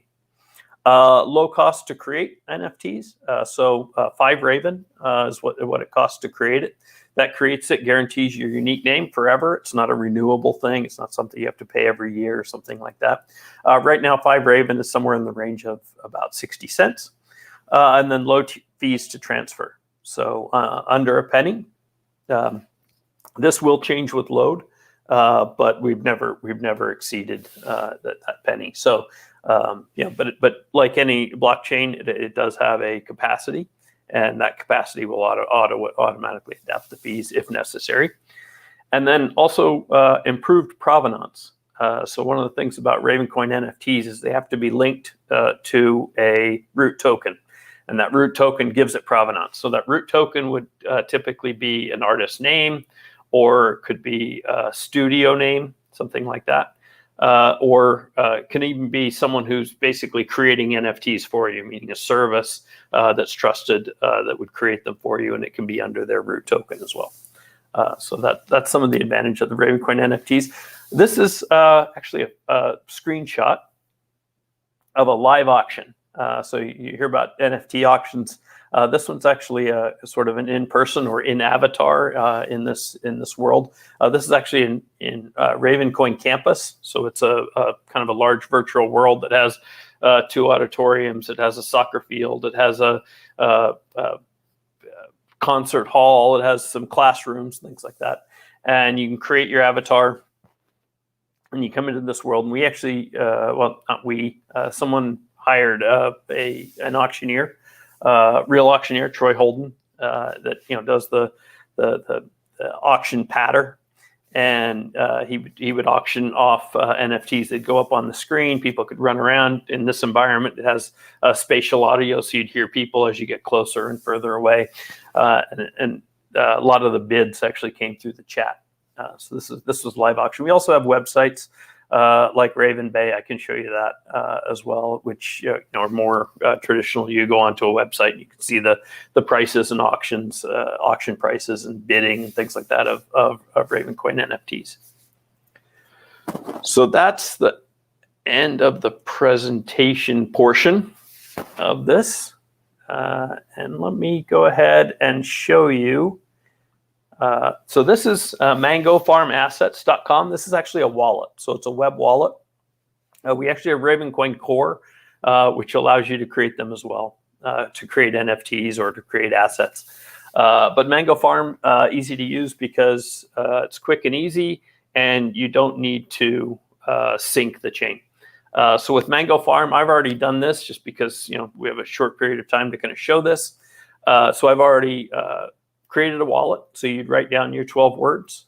So the on this wallet, the keys, the private keys for all the assets for all the Raven belong to you, and your browser will provide the keys, sign everything, decrypt everything, and send the transactions. So if you're familiar with MetaMask or something like that, this kind of provides that portion of the functionality of actually being the key management, but it's actually done all client side on your browser. So here I have some Raven. I have assets. So I have one asset. This is one I created yesterday, and I can show you that on Explorer in a little bit. It's TWB. That's actually my initials. I just created it because you need to have provenance to create NFTs. So when you create an asset, a root asset, you get the asset. I chose quantity 1, and that's just because you have to have at least 1. But you also get an admin token. So there's actually 2 tokens you'd get, or actually you'd get one admin token, and whoever owns this admin token is the one that can create NFTs underneath it. And the assets, those are just assets. So I could have created 21 billion of these, or 10 or 50 or whatever, and I can send those around. Those are just assets, but you have to create an NFT under a root token. So if we go to the admin token, we have some options. The interface is a little bit different in Ravencoin Core, which is, is free, it's downloadable, it's open source. All of this, everything is completely all visible and open source. MIT license, the most permissive license, similar to Bitcoin in that regard. But we have this ability to issue a sub-asset. Issue a unique asset. So a unique asset is an NFT. There can only be one of them. In Ravencoin's parlance, and it's a naming scheme, it will be the root token, hashtag, and then we can do and you can name, after you do this part, this entire name will be the name of the NFT. So you can put anything you want here. So my NFT, for example. And I'm actually going to name this one, we'll name this Ravencoin. You can have any name here because you already have the root name. So the reason I'm going to name it Ravencoin is I'm going to attach as the image, actually a Ravencoin image from a website. So we click on that. If that wasn't unique, or the whole collection wasn't unique, it wouldn't let me go on to the next step. At this point, you have the ability to attach a single file, custom, to not attach anything, which would be unusual for an NFT. In this case, we're going to connect an IPFS hash. So we need an IPFS hash. For those who are familiar with IPFS, stands for Interplanetary File System, and you put in a file, and the file name becomes actually the hash. And so the hash becomes the reference to that file, which means if you change the file, the hash would change and they wouldn't link up. The advantage to this using it with Ravencoin is the IPFS hash or content identifier goes into the Ravencoin blockchain and can point to the content. And if the hash changes the content, or if the content changes, the hash would change. So it links those two together. And there's other projects, including ERC 721s, which is Ethereum's way of doing NFTs that use this same mechanism. So I'm going to jump over here to Ravencoin IPFS. This is just an IPFS service that's popular with Ravencoin. It's named after Ravencoin, but does not actually use Ravencoin. It's just basically allowing you to create a file, IPFS, and to store them and pin them. So I'm going to take this file, and it's just a kind of a marbled looking Ravencoin logo, and I'm just going to drag it to this service, this web-based service, if I can here, and drop it on here. And I didn't log in. Perfect. All right, I'm going to take a different one that I had earlier. I don't have that either. Let's see, I had one here and here. All right, nope. Let's see, here we go. I'll take one of these. And just so I don't have to run and get my login, I'm just going to paste it in here and upload. And that's the same one I used earlier to create the main asset. And that's basically it. I hit issue asset. It prepares the transaction. Enter my PIN number. Signs the transaction. PIN number is just an extra kind of safety feature on this particular website because it does once you log in, the browser actually has the ability to decrypt your private key, and so it wants to make sure that if you didn't shut you down in your browser, somebody doesn't use it for something else. So that's what the PIN number's for, and that basically did it. So that created our NFT. So let me show you a couple things. I'm going to go. Here's an NFT marketplace. So there's lots of different types of NFTs.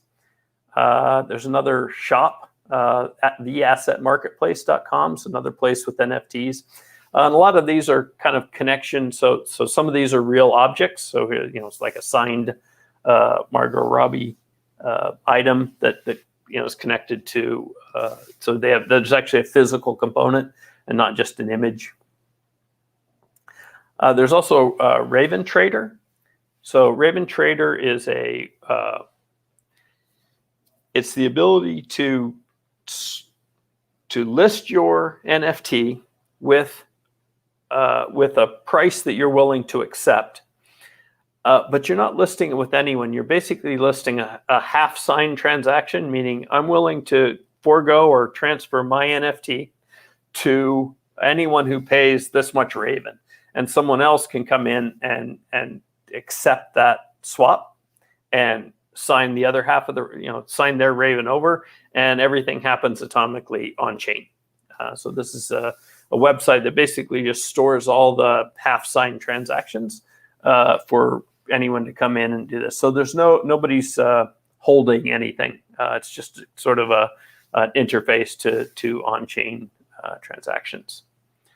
And this is there's several of these, but this is an asset explorer. So right now there's 34,788 assets been created. Anything with the hashtag in it is an NFT. And so you can scroll through these and see the different ones. So here's Raven NFT. So that's either the company, person, or artist or studio that's providing the provenance. So you know where it comes from, which is a kind of unique feature of Ravencoin NFTs. And then it's the hashtag and then the NFT that they actually created. So you can scroll through these. This is all public, and you can just see all the NFTs that people have created on these. There's lots. So you can just scroll. These are all within the last 24 hours. Some of them, if they don't have it, there's the one I created. This was actually not an NFT. This is the root asset that I created yesterday to be able to do this presentation. So anyway, you can scroll through these and see the different aspects. This one, I think, once it refreshes, see, it might take 60 blocks. So might take an hour for this to show up, but the asset will actually show up under here in the wallet, and then you can transfer it, right? So just you'll have this ability to send the asset from inside here. But it will also show up in Ravencoin Core. It's going to show up in Explorer. It's basically showing up, in any wallet that you have, or that you type your 12 words into. It'll show up on those. There's a whole bunch of asset-aware wallets. One from Zelcore, one from Mango Farm, one from Stibbits, the Core, the mobile apps, Android and iOS. So there's lots of different wallets that support assets. And then there's also dozens of wallets that support Raven that don't support assets. Let's see. So if you're interested in more in Ravencoin in general, so the Ravencoin has transferred out of Overstock's development and into Ravencoin Foundation, or at least it actually didn't really transfer anywhere. It's an open source project, and the Ravencoin Foundation is there to basically kind of monitor the ecosystem. The software runs on its own, doesn't need any help from me. But I'm the president of the Ravencoin Foundation. There's a board. We have people who have donated, and Overstock Medici Ventures, part of Overstock, helped fund and create the Ravencoin Foundation to be there for Ravencoin, for the Ravencoin ecosystem. And these, every page on the Ravencoin Foundation website has this big ugly footer, but super useful because it has pretty much all the places you can go to download the wallets, download asset wallets, download Raven wallets, to participate. If you want to go to Discord, Telegram, Facebook, people are super friendly in these places. So there's specific ones for NFTs. And over here on the right, you also see specific NFT resources, Raven Bay, just NFTs, Raven NFT Art, Nifty Synth. These are a Raven Trader and Asset Market. I showed you those two. These are places they can help you create NFTs if you don't want to do it yourself, but it's super easy to do yourself. But some people just want are more art oriented and would like to have that assistance. And so there's some sites that have sprung up to help other people create it. Also, if you're mining, swapping, trading, this is trading mostly Ravencoin, excuse me. These are just different websites. If you want to learn more, you can go to these different places, block explorers and stuff. And I think that puts me right at the edge of my time. So I'll let the moderator take over. Yes, yes. I was just wondering, is it just art, or can someone make music on Ravencoin? Absolutely, absolutely. Okay. It's any file you can do music. We actually have someone doing music right now. We have a Ravencoin girl who's actually a professional musician, and she's turning her music into NFTs as well. So, yeah. Okay, that's awesome. I like that. Yeah, any file. In fact, we've had some that have been really, really interesting, where they're actually 3D models that you can spin and turn and look at in multiple directions. They've taken the white paper and put it into a book that you can turn the pages on. Wow. It's pretty amazing stuff. That the art world is phenomenal. They're just amazing, creating amazing things. Yes, yes. I like the marketplace as well. The UI looks great. Very easy. Thank you. They're all external websites, right? They're not part of, there is no Ravencoin company. I think I was listed as founder. I'm not the founder, I'm just a developer, but there is no company. It's basically open source software. So. Oh, okay. And I was wondering that if it was a company. Okay. Yeah, there is no company. There's a foundation that does basically this, kind of monitors the ecosystem. But there is no company. So all these sites are all coming from community members that are basically just building on top of it now. Okay, and so the Ravencoin is part of that ecosystem. Ravencoin is the blockchain, the code, and the blockchain that runs the blockchain behind the NFTs. But it's not a company. It's not doing these other sites. It's not running the marketplaces or anything like that. Okay. Okay. Someone I think asked, how do you recall all these steps? Okay. Yeah. So there are articles. One of the things that I've done. So if you look at the Medium at Tron Black, that's me. You can just scroll through those articles, and there are specific articles for creating assets, creating NFTs. There's articles for all that. I've written 60, 70 articles. That you can go through, and some of them will help you. They'll just walk you through the steps. Okay. Let's see. We do have another question. What qualities should be noticed when you said that there were many wallets if we were to choose? Yes. So right here at the top, I don't know if they can still see the screen, but at the bottom of the Ravencoin Foundation footer, there's asset wallets and Raven wallets. So Raven wallets will only store Raven, the coin, right? The asset wallets will store both Raven and assets and NFTs, basically. Yep. Okay, because they added among them which is the best, I guess, in your opinion. Yes. So best is subjective and actually has some criteria. So I really like Mango Farm assets because you don't have to sync. You don't have to wait for anything to sync. Whereas some of the other ones, you have to wait for the blockchain to sync because the entire chain is being downloaded to the computer. And so with Mango Farm assets, the keys are still in your possession. You're the only one that has the private key, so you're not handing that over to someone else, like as a counterparty risk. But you get the kind of speed and convenience of being able to do it through a web browser, and then also that Mango Farm assets also works on a phone. So it's React Native. It scales for the phone. Yeah, okay, that's a good one. Oh yeah. Okay. Well, that seems to be all the questions that I'm seeing. I thank you so much for being here, Tron. Thank you. Very interesting. And I'll see you in an hour or so for the Q&A. All right. Yes, most definitely. Thank you. Thank you. All right. Well, that was Tron Black from Ravencoin. And I guess up next we now have, forgive me if I say your name wrong, but Sebastian Posth, I believe. Hi, Sebastian. He's from Lyceum. Hello. Am I saying that right? Yes, Posth is correct. Yes, thanks. Okay. How are you today, sir? Very well. So I'm happy to be Okay. here. Thanks for having me. Yes, you're welcome. We enjoy having you here. Okay, I'm going to add your presentation in. All right. Yes. So hello again. Thanks for having me. I'm happy to be here and talk about the Lithium protocol, NFT, crypto art, and decentralized identifier. And you already mentioned it.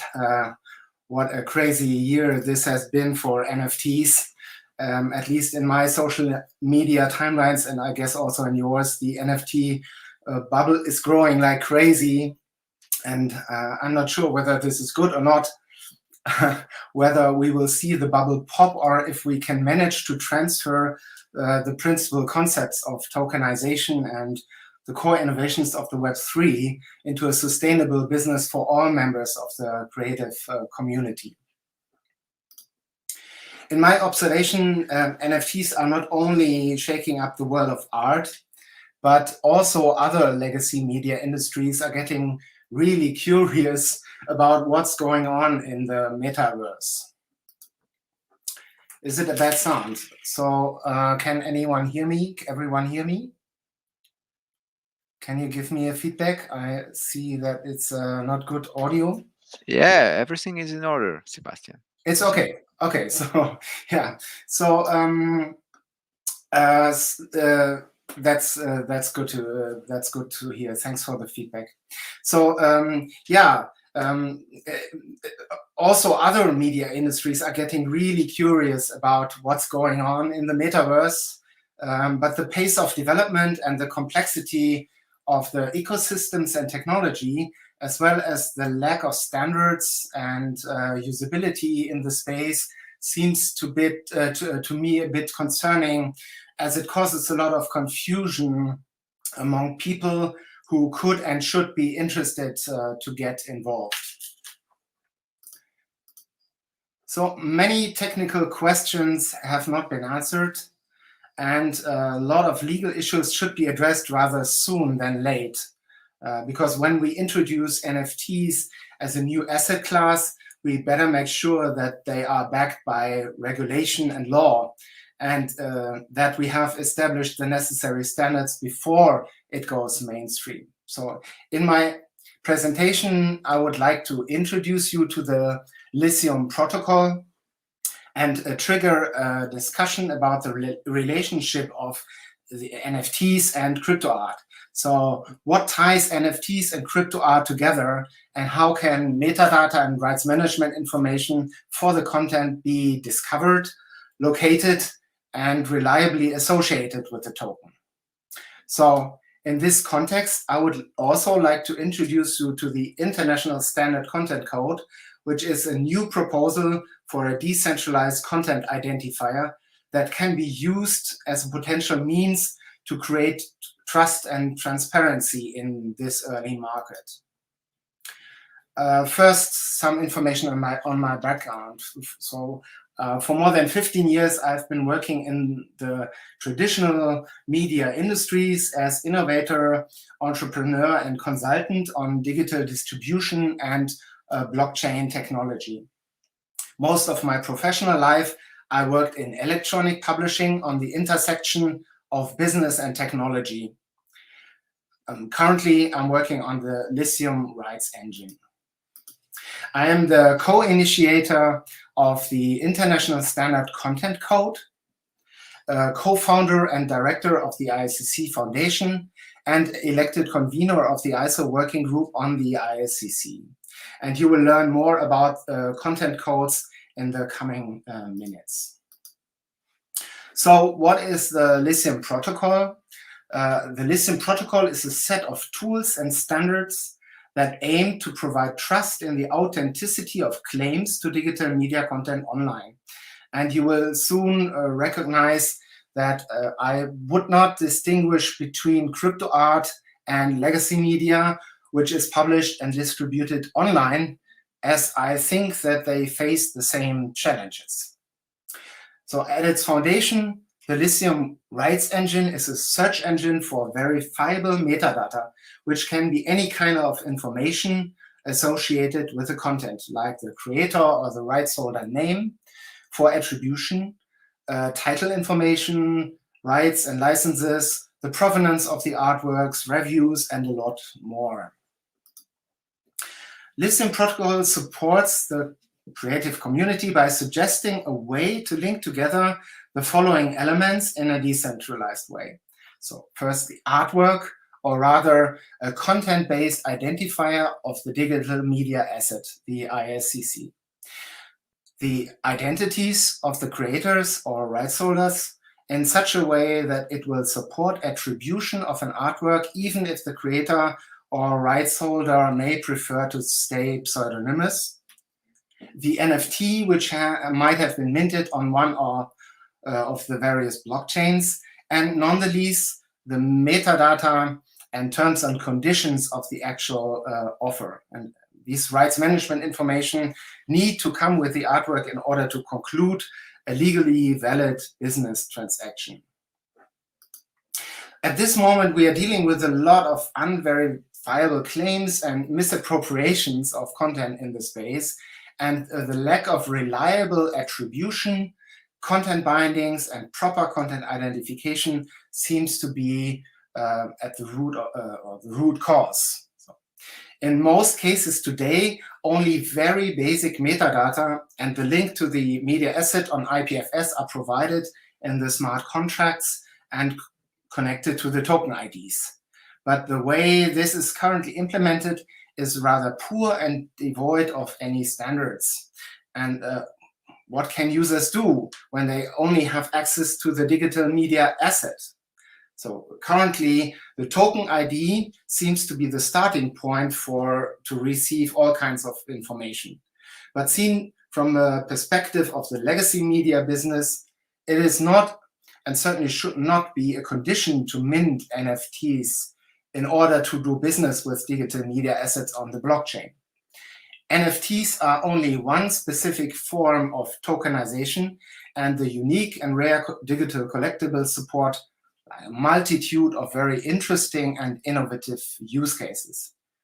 But when we claim that NFTs are a revolution for the creative community, we need to keep in mind that scarcity of a digital asset might not make sense for specific media products which address a mass market and want to be licensed in high quantities, like, let's say, news articles or songs or ebooks.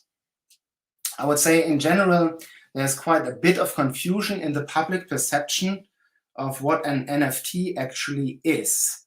So how can an NFT be scarce when they are publicly available on IPFS?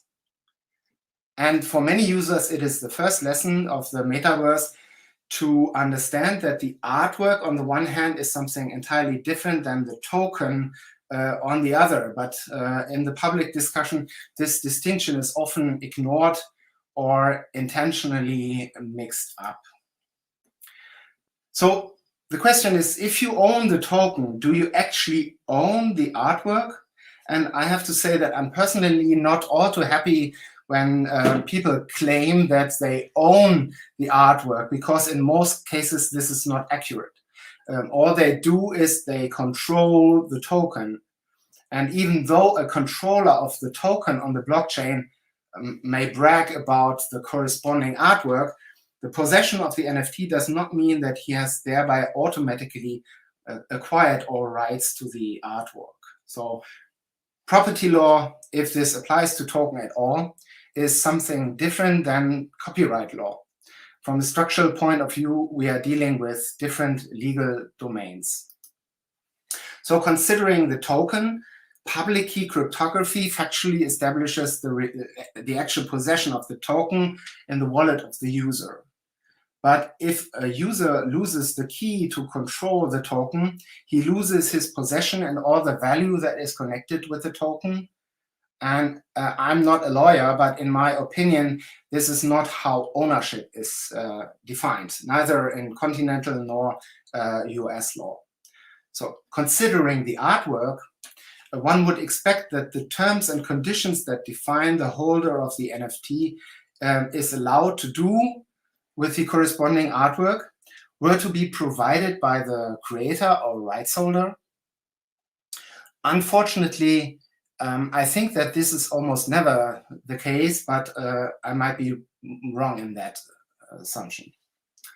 A second option could be that the terms would be provided by the service that created the smart contract and minted the token, so that the terms and conditions would be properly linked to the token.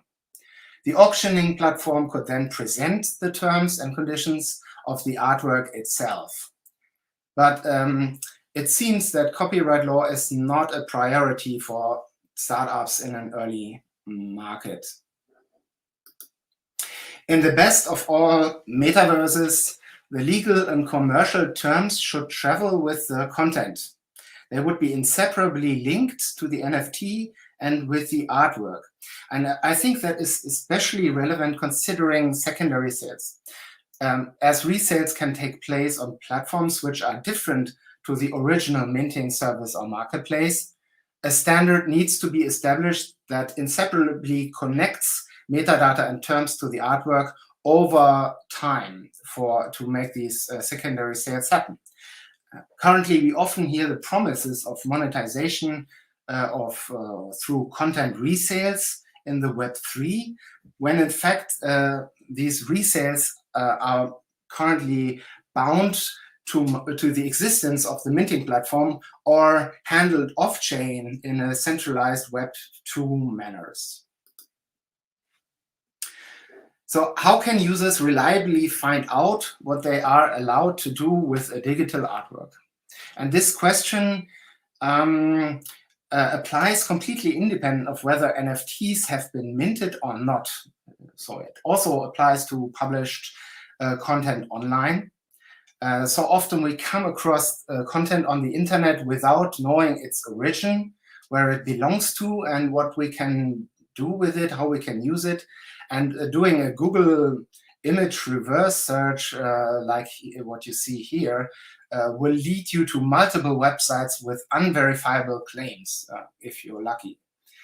To tackle abuse and misinformation and fake news, policymakers and initiatives in all parts of the world encourage increased transparency and demand greater accountability for content that is published online. And currently, this question is gaining importance due to the new European Directive on Copyright, DSM, which will be transposed into local law by all European member states. And the infamous Article 7 requires established Web2 platforms such as Facebook and Twitter, Pinterest or Instagram, but most certainly also the novel Web3 platforms, NFT platforms, to have verified the rights of use of all digital media content uploaded to their services before publication. And if the content has licenses that restrict this use, they must seek permission from the rights holders to publish the content. And if the platforms violate the rights of third parties by publishing prematurely, they can be held legally responsible by the rights holders.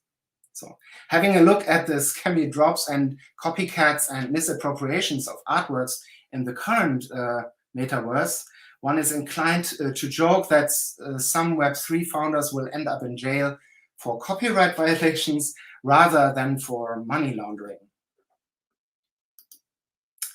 Measuring the Web3.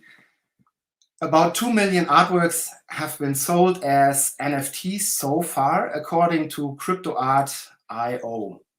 And if you change the perspective and look at Web2 media, we are speaking of billions of works from millions of rights holders on hundreds, if not thousands, of platforms that are affected by the DSM directive. So 100 million photos and videos are uploaded to Instagram every day, and 350 million photos are uploaded every day to Facebook. And any one of you who has ever tried to license even a single digital work will have experienced that licensing digital content is sometimes far too complicated and inefficient process. So how could these platforms possibly comply? This is a valid question. So from an operational perspective, rights holders need to make metadata and rights management information broadly and publicly available, easily accessible, and accessible on a global scale. And the data needs to be accurate, comprehensive, and provided in a timely manner. So these are like requirements from the legal side. Furthermore, rights management information need to be expressed in a machine-readable way for efficient and automated exchange of processing of information to facilitate automated licensing transaction peer-to-peer or machine-to-machine. And all of this starts with proper identification of digital media content, because you cannot have content-related transaction in a decentralized media environment if you do not know what you are dealing with. So, and this is how the ISCC comes into play. The ISCC, the International Standard Content Code, is a new proposal for an open and decentralized identifier for digital media assets of all media types from all media sectors, like text, image, audio, and video. And the open specification and open source development are maintained by the not-for-profit ISCC Foundation. This will ensure interoperability and transparency of decentralized digital content identification. The ISCC has been accepted by ISO as new work item and will become a global standard if all goes well. The ISCC can identify and cluster same or similar digital media assets as it works with a combination of cryptographic and similarity preserving hashes. And because content is published on when it's published on the internet, is dynamic, short-lived, granular. It continuously re-encodes, resizes, recompresses, changing the underlying data as it travels through a complex network of actors and systems. And therefore, unlike content-based identifiers like a SHA-256 crypto hash, the ISCC does not exclusively rely on the functionality of a cryptographic hash alone. But it also uses similarity preserving hash functions like SimHash or MinHash in the process of generating an ISCC. ISCC version 2 will be released soon, and it comes with suggestions for standardized granular fingerprints that will allow partial matching of media content. The ISCC is specifically designed in terms of the length, for instance, of the hash to be used and registered on public blockchain networks. So the main distinguishing feature of the ISCC in comparison to existing legacy media content identifiers is the fact that the ISCC is derived from the digital media asset itself.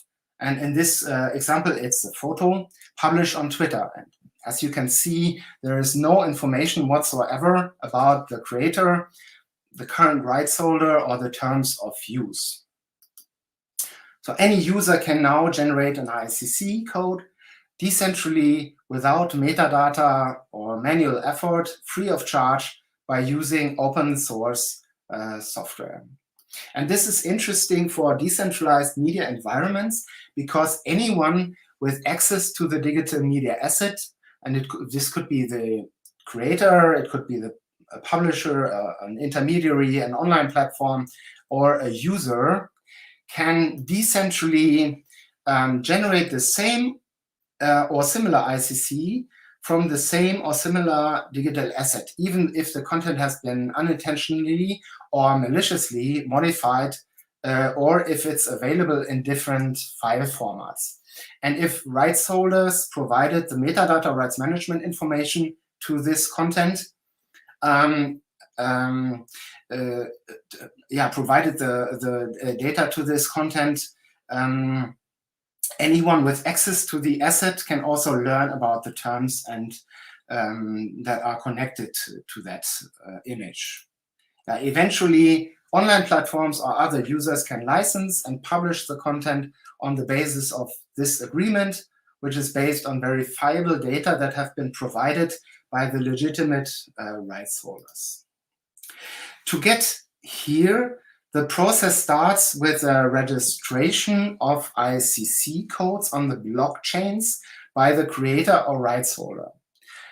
This transaction inseparably connects the ICC codes with the wallet address or the public key of the actor. ICC codes can be registered on any public blockchain network, and we have been experimenting with Ethereum, Polygon, Terra, and other networks. So currently, this way, ICC Foundation is developing a global meta registry for digital media content that aggregates permanently the registration of ICC codes, which are happening on all blockchains, and thereby connect them with the public keys of the individuals that control the wallets.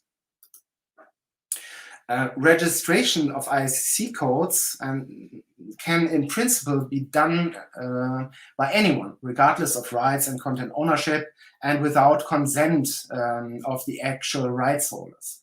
However, by signing a registration transaction on the blockchain, it is possible to identify the actor by means of his pseudonymous wallet address or the public key.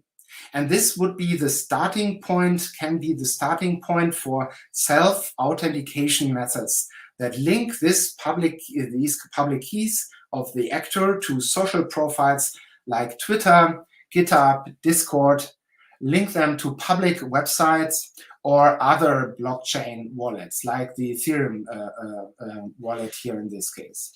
Here in this example, you can see a service which is maintained by a company called Spruce Systems, and the product is called Rebase. This social authentication or self-authentication allows rights holders to prove and other users, third parties, to verify that the wallet address that registered an ICC or a claim to the content on a public blockchain is also in control of one or more specific social profiles. The Open Content Certification Protocol goes one step further. It suggests a method where certification authorities attest that a registration or a claim to a specific digital artwork can verifiably be associated with an actor, and that the identity and control over his public keys, where he signs these transactions, have been verified by the certification authority. Once this relationship between the artwork, the actor identity, and the public key has been attested, all further transactions performed with the same key material can reliably be associated with the same actor. And these transactions could be minting an NFT, providing metadata, rights management information, price updates, and much more. So, and this is how the Lithium protocol integrates the creation of the ICC, a unique decentralized identifier for the artwork, the authentication and certification of the creator or rights holder, the minting of an NFT that could represent either the artwork or a license to the artwork, and the association of metadata and commercial terms. Maybe just at the end to show you, give you like a 20-second demonstration of how that would look like. So in this case, it's a very simple demo where an NFT has been minted from an image, and that image is, of course, this owl here from the tweet that we just mentioned already. So if you want to license that image, you would simply use the image that you downloaded from Twitter, and then you will see that an NFT was found, and you can see the token ID of these smart contract. You can see the owner of the NFT. You can see the comparison between the registered ICC codes and the image that you have uploaded to match that. And yeah, that could also be like a modified image, or an image in a different file format that would then resolve in the stable content code, but different data or different crypto hashes here. And then you would see get some information, some very basic information. You could resolve the license that you are offered and read human readable license offering before you actually license the NFT with the by sending a transaction. This demo has been deployed on the Terra blockchain, and so it's using the Terra Station wallet on the testnet. And so by sending some coins to the blockchain, you will be able to license the token. Usually that was now the famous live presentation bug that you just saw. Okay, so this is just a view of the meta registry where you have where we tested with 1.2 million ICC codes, and you can see the connection between the actor, the ICC codes, and the various ledgers where you could register these entries. And these wallet addresses here, if they were on the Tezos blockchain, for instance, there is this application called Tezos Profiles, and I think it's being used by Hic et Nunc, the NFT platform, to associate the wallet of the NFT minter or the buyer, or like the artist or the user, with the Twitter account, with your Ethereum address, with your Discord, and whatever information you want to share publicly to create trust.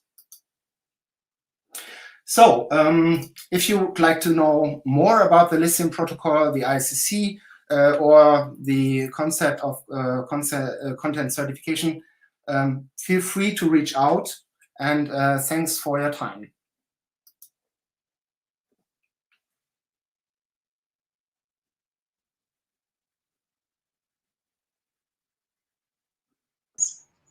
There we go. Thank you very much. That was very interesting. Very legal stuff regarding the NFTs. It's very important.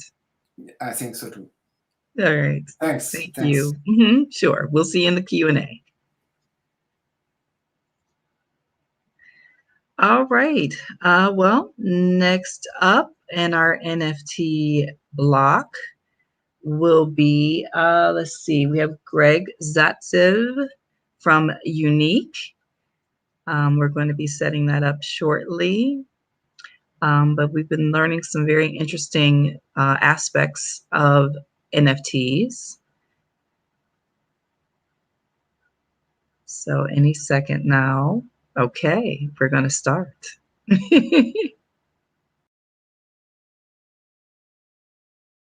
Hi, my name is Greg. I work with Unique Network, and I'm sorry I didn't make this in person. If you're listening to this, it means we're running our crowd loan campaign right now. By the way, you're welcome to participate in this. If you visit unique.network, you'll find the details in there. Okay, let's get to this workshop. What are we going to do here? I'm going to show you how to create NFT collections that consist of automatically generated images. It means we're having lots of images, like 1,000, 10,000 or more. If you used our marketplace at unqnft.io, you've seen Substrat Punks or Chilibricks. You know what I'm talking about. So this workshop is for a little bit technically advanced people, not necessarily engineers, but the people who know how to use the computers on advanced level. We are going to require Ubuntu, Node.js, image editor of your choice. In my case, I just asked my designer to kindly design some faces for me, some image parts, because I can't draw, and Git.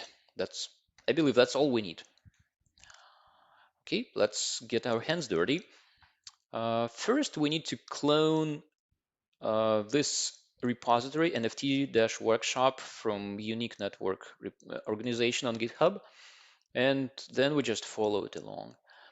I'm gonna switch my screen to the GitHub repository and show you what exactly we're doing. Okay, so the design starts with the fun part. We design image parts. Generally, all we need is some background image and the parts that the final NFT image consists of. Here, like in this example, we have head, eyes, brows, nose, hair, smile, and we get a nice face like that. So if you want to change the images, of course, you're welcome to. That's what this workshop is for. And make sure that you place them in images folder. If you wanna, if you know how to read code, you'll be able to see where this comes from and how to easily change that. But if you don't want to mess with code, just place them in here and name them like this. Take one single part, let's say this head, and put a number after it. That's all you need to do. And let me show you what faces, what not faces, what parts we have. Here's some brows, here's some eyes, here, here's the head background, and so on. There we go. Okay, so let's say we designed everything like I have, and we can switch to the next part, which is more fun. We're going to describe NFT traits or properties. They are described in this attributes file. Let's open it so I can show you what exactly I'm talking about here. The images are combined in layers, like in Photoshop. The lowest image, which is actually highest here because it comes first in this array, is covered by the images that come later in this array. Like head is going to be background, then we put eyes on top of head, and we put brows, nose, hair that covers maybe some other parts, maybe mouth, and mouth. Sorry, mouth covers hair. Yep, in case if there's facial hair. So we have, in this case, we have only one head image. We say it's required. We don't want to have headless people, and we name it. Attribute naming is important because this is what appears in the wallet in the final when you have minted collection. I'll show you what it means later. We have 3 types of eyes. That means we put eye here again. So the images are going to be named i1.png, i2.png, and i3.png, and we name them as normal eyes, tired eyes, and bruised eyes. And we do the same thing with all other attributes. Okay, that's all for describing NFT traits. Next thing we're going to need is we prepare substrate address. Okay, here is the, I already did this. I have, you see, I have this NFT workshop address in here, and it has some test tokens. But if you never set this up, these 3 links in here tell you how to do this. I'm not gonna deep dive into creating the NFT, the substrate accounts, because it's pretty general subject for Polkadot ecosystem, how to do that. I'm sure many of you have already done this before. But in case if you haven't, these links will help you do this. And the final one is actually not specific to Polkadot. It's unique. It tells you how to get the NFT tokens. Oh, I'm sorry, the unique tokens, the test tokens that you actually need to mint the collection. These are free, and we have a Telegram bot that gives them out. Okay, next thing you do is, well, it's not the next thing. It tells it here how to create admin address, but when you create it, make sure you save the owner, the seed phrase, so that you can put it here in config file. Let me show you how to do this. Here's the config file. It doesn't exist in the repository, but there is a config example file that mimics, or actually serves as an example for config file. Just copy config.example to config, just plain config, and edit it so that you see, so that you can put owner seed here. Well, on purpose, I did this on purpose. I put the owner seed way down below here and commented this line out, but so that I don't compromise my key. But this is where the key should go. Well, not the key, but the seed phrase. This is where the seed phrase should go. And for now, you can just ignore the rest of configurations. We'll get back here a bit later. Okay, that's all we need to do for step 4. And finally, we are ready to generate NFT properties. So here's the script, NFT generator. It will generate a set of unique NFTs. So every NFT is going to be different. How it does it? It just takes all combinations, well, basically it generates all combinations that are possible with your images, well, because there are many, and especially in our case, and it chooses the amount or the number of NFTs that you would like. Here in config file, we have desired count set to 20. It means that we'll choose 20 NFTs. Okay, let's do it.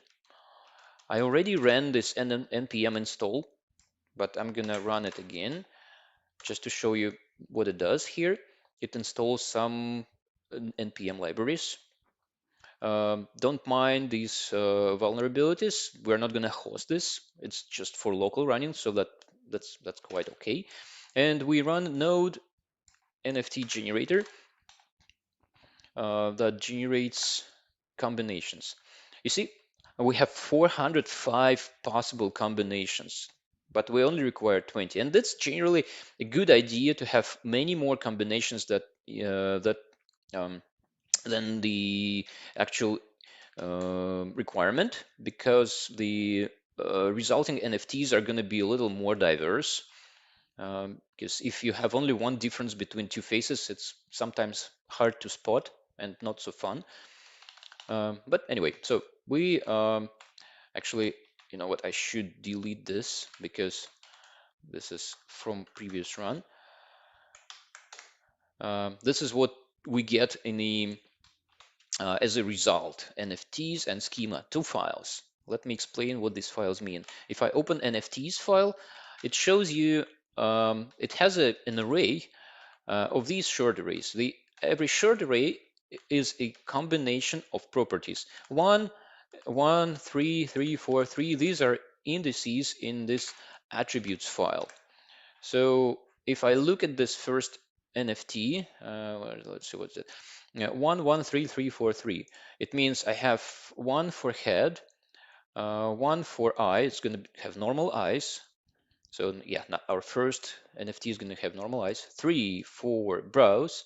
1, 2, 3 flat brows, and so on. So basically, these arrays code how the NFT is looking. And they are all unique. You can check that. Yes, they are all unique. We're going to generate images based on this file later. And schema is something we need. You don't need to change that. You don't even need to look at this, but we're going to look at this anyway. It's a file that tells the wallet how to name these properties, because we save properties in binary form. Imagine 10,000 images, 10,000 NFTs, and each having some text in properties. This is enormous wasting of space. so that we don't waste on chain space, we do some nice thing. We save it in binary form, and we use Google protobuffer to code this. So this is basically Google protobuf schema.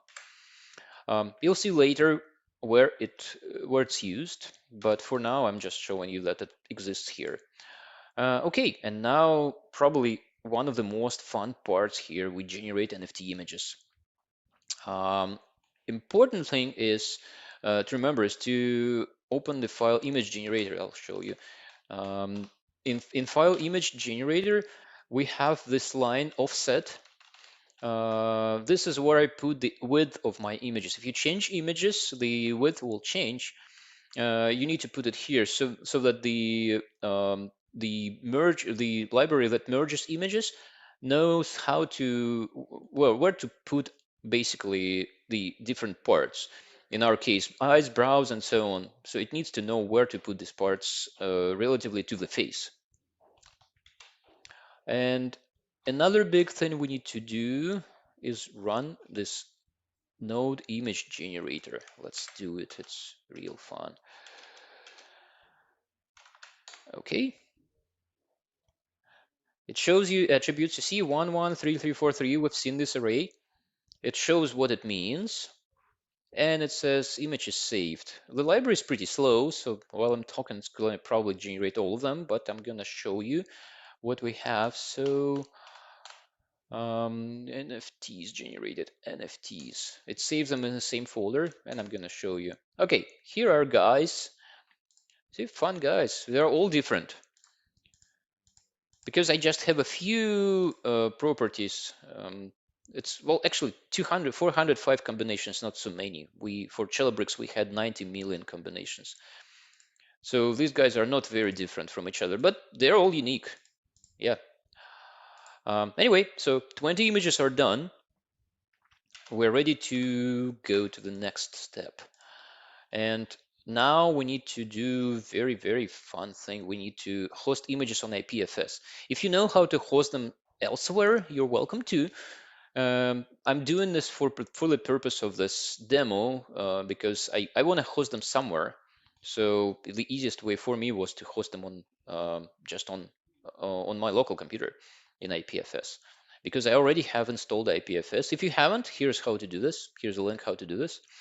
But all I need to do now is to run this IPFS add command, which will host this whole folder locally. Okay, let's do it. IPFS add generated NFTs, and we have, okay, it's ran it pretty quickly. This is the hash I need. I need the hash for the whole folder. I'll explain a bit later why I need this. Now all I need to do is IPFS daemon,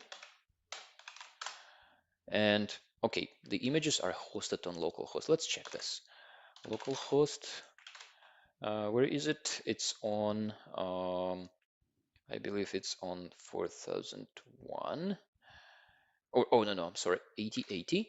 IPF localhost 8080 /IPFS / some hash / image 1 PNG. Did it work? No, it didn't work because I called it NFT _ image _ 1. Okay, let's try it again. NFT _ image _ 1. Yay, there we go. Here's our guy. So I'm gonna need, okay, I'm closing it. And all I need is this hash for that folder, copy. Let's see where it needs to go. When I create collection on chain, I'm gonna save it. I'm gonna tell the blockchain where the images are stored, but I'm not gonna configure every image individually. I'm gonna configure the whole folder because I have naming schema here. It's very handy because I don't need to store everything. This really saves space on chain, and it really saves fees. Create collection. Here's the guy. So, sorry, this is artifact of the older. Okay, that's my where the where the hash goes. We don't need this. Save it. Okay, that's ready. So basically, you see that everything that needs to be different. You see, this is my Git showing me what I changed. That's the only line. Only one line needs to change here. Okay, let's see if I need to change anything else.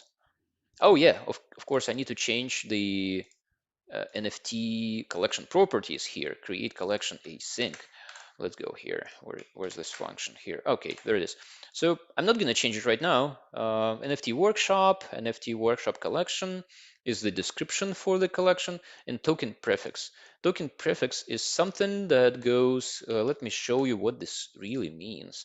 UNQ NFT. I'm going to open our marketplace because it's probably the best place where I can show it.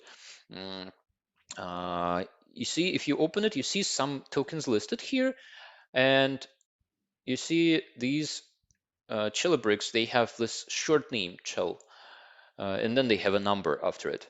That's the token prefix. The punks have different one, P and K. So that's what comes for token prefix. It has a limit of 16 characters, but we really use 3 or 4, like usually, like normal token prefixes for. Oh, let's change it to something more fun. Workaholics. Workaholics. I don't know what. Let's name it that way because these guys are really workaholics. Okay. WRA is our prefix. This is all we need to change here. Let's go back and see. Yeah. All we need to do now is create node collection. Like I said, I already configured my private key here. You don't see it, but it's down below. It's in owner seed, and it has some tokens, some test unique tokens, so that I have everything set up to mint the collection. Let's do it. I need an extra. I'm gonna do it in this. Oops, not owner seed. I'm gonna need node create collection GS. Okay, and it started minting.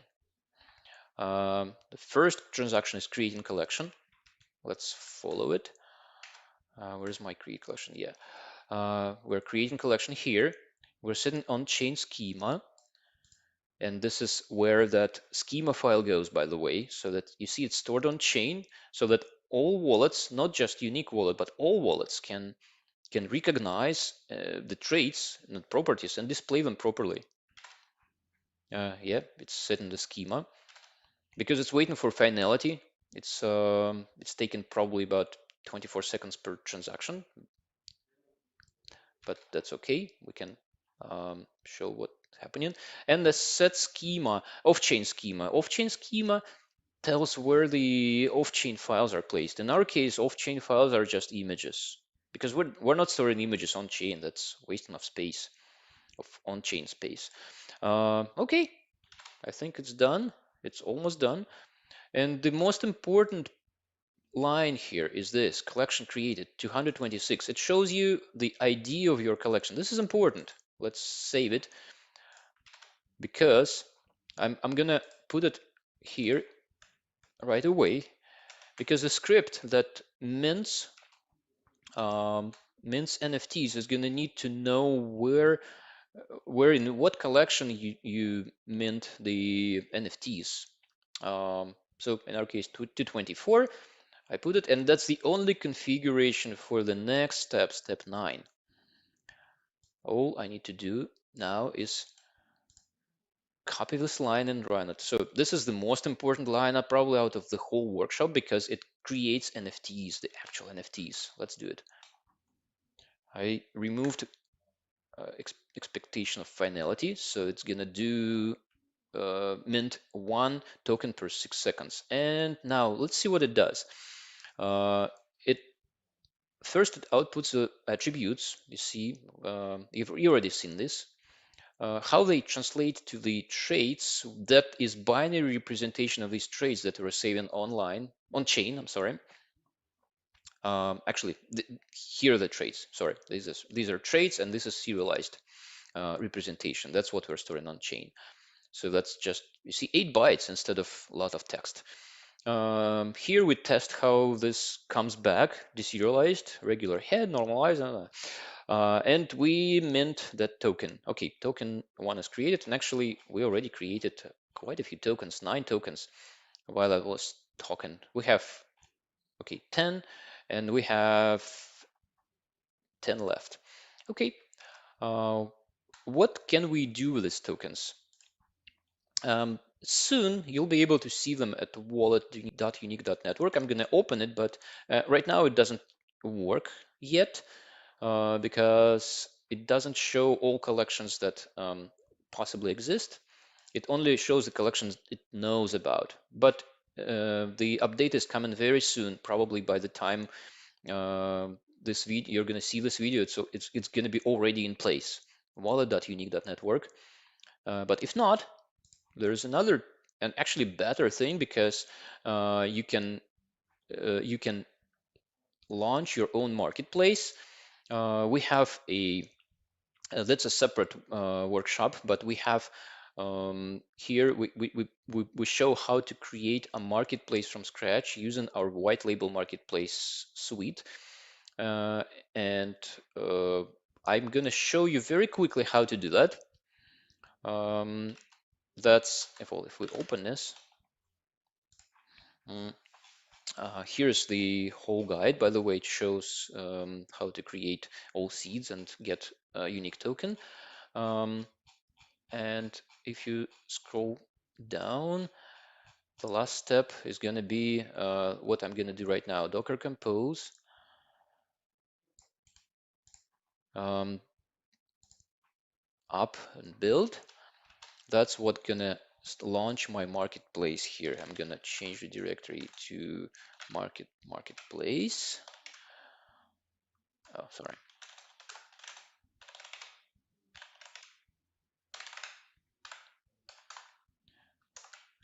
And run it.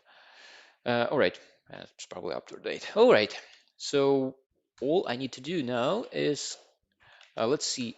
First, let's see how's minting going. Okay, it's done. It's done. It means I have all NFTs. And let's open this marketplace. Okay, the marketplace opens on localhost, which is nice. And for the NFT workshop, I have this collection in place. There you go. So here are my nice workaholics. I have all of them. Well, here we go. I can open number 13. Nice guy. And that's not all I can do with it. I can even sell it. Now, let me show this how this works. I love this part because I can sell it. I can list it for sale, and it will show up in the market on the page, on the market page. Just give it a sec to register. If you used marketplace, you're probably used to this workflow. I'm listing it for 12 kusama.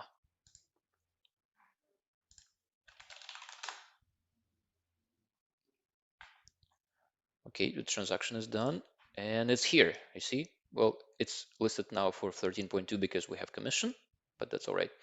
Okay.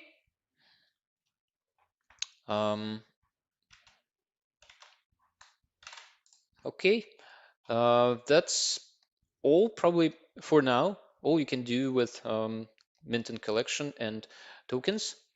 Like I said, this means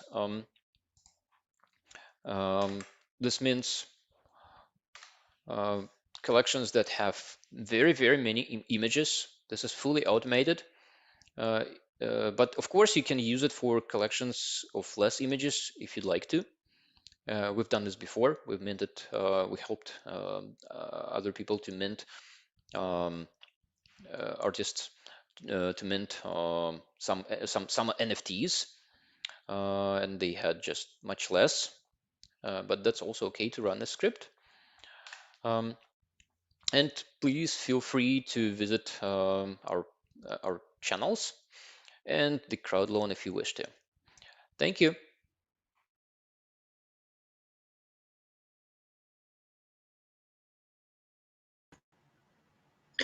Okay, that concludes our portion from Greg. Excuse me. Now we are up to the exciting portion, which is the questions Q&A session. Let's see, we have, we're going to bring to the stage Sebastian, bringing him back. Hi, Sebastian, once again. We have Tron, who is joining us. Hello, Tron. Hi. No problem. And lastly, we have Al Morris.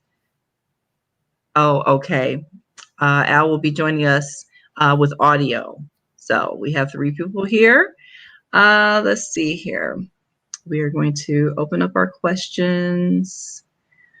I think this is very interesting. Someone's asking, why do people go crazy with NFTs and what is so wonderful about them? Someone wants to take that. In your general opinion.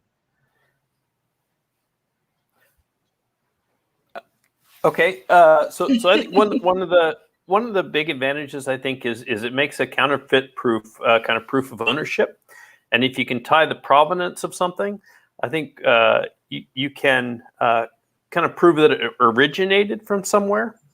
And this can be with the actual sort of tying real artwork with its provenance to sort of a certificate of authenticity.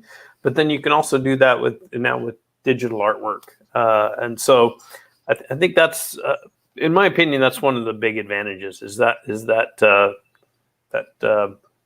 provenance component to an NFT. Okay. I would agree that this is one thing. The other thing, if you look a bit at the history of the digital media, people were. I think that people are a bit fed up with these abundance of content and digital media is everywhere, on social media, on websites, everywhere, and the idea to kind of have a scarcity introduced to the media, which is in abundance. This is a very fascinating thing, that you could own something which is out there and being distributed globally. Hi, Al. Hey, sorry I'm late. That's okay. Thanks for joining us. For sure. Happy to be here. Okay, I'm sorry, Sebastian. No worries. Okay. Well, let's see. I think this is a very interesting question. What will happen if the same art is minted as a NFT into different platforms? I think that's kind of okay. Go ahead. So it depends on the situation. Currently, most platforms don't have any actual prevention mechanism for this. It depends on who you talk to. So DeviantArt in the last year has persecuted, I think, 13,000 different cases where somebody took the art and sold it as an NFT. Wow. So they just copy pasted it off the website, which is incredible. So one thing we're really interested in actually is tagging the data on upload. So we upload to a decentralized storage platform called Arweave. And when we put the media onto there, we actually tag it as an NFT right when it goes into Arweave. And then if you want to sell it onto OpenSea or something like that, you're actually selling the media asset and not just a reference to it. Okay. Okay. Interesting. That's kind of what you were talking about, though, Sebastian. Isn't that what prevents that as well? Yes. I wouldn't say prevent it, but you would recognize it. You would be able to, or the platform would be able to generate an identifier and then simply check whether there are some verifiable claims to that, or whether it's possible to sell the token and the NFT on the platform. Because it could be the case that you have the same or different terms on different platforms, or sell different, let's say, licenses on different platforms. That, let's say, you have an NFT that you create for a translation right, and sell that as NFT. That could be sold, and on the other hand, the same content could be sold as ebook download or as limited edition. So you could have the same, let's say, the same artwork and different terms associated with that in different on different platforms. And I think that's what we may see in the future, that we have dedicated platforms for dedicated use cases, what you actually want to do with the artworks and the tokens that are connected to that. Awesome. Okay. Let's see here. 1 second. Let's see what another question we have here. I'd like to hear with someone addressed this already, but I'd like to hear all of your opinions on this. It's show it. Do you own the physical asset when you buy the corresponding NFT? I'll answer. So I think it completely depends on the particular one. We've had NFTs where they're basically saying, yeah, you buy the NFT, we'll send you the physical asset. And there's other ones that have done it, separately. Can sell those independently separately. So I don't think there's universal agreement necessarily. I mean, it's the token itself is counterfeit proof. The physical asset maybe if it's it's actually real artwork, but obviously isn't if it's digital artwork, because digital can always be copied. Yeah, exactly. That's true. I would like to ask, so how would you solve the problem of, let's say, resale, content resale, or token resale? So because if you, let's say, have redeemable assets, physical assets that you associate, let's say, an artwork, and then the token is being sold again as secondary sale, how do you deal with the physical item that is associated with that? And that's kind of the models I would be interested that are out there already to deal with resales, because that is a problem that I came across in conversations with a lot of platforms that want to actually associate redeemable assets or other physical things to the NFT. Yeah. Okay. No comment, Al? I can buzz in, I guess. The one thing I've noticed in this case is it's kind of like a separation of the industry. So you've got people that are trying to take physical things and put them onto the blockchain. You've got people that are trying to just create things that are on the blockchain natively. So we're more focused on the native applications at the moment. But I do see, with a lot of kind of fashion luxury goods products, they're using it more like a certificate of sale. So it's less about transferring the physical asset with the blockchain asset and more about remembering to transfer the blockchain asset when you transfer the physical asset. Because if you sell that Prada handbag and then you don't send the person the blockchain thing, they can't resell it and they're stuck now. And you might not have that key, and then you never know what's going to happen there.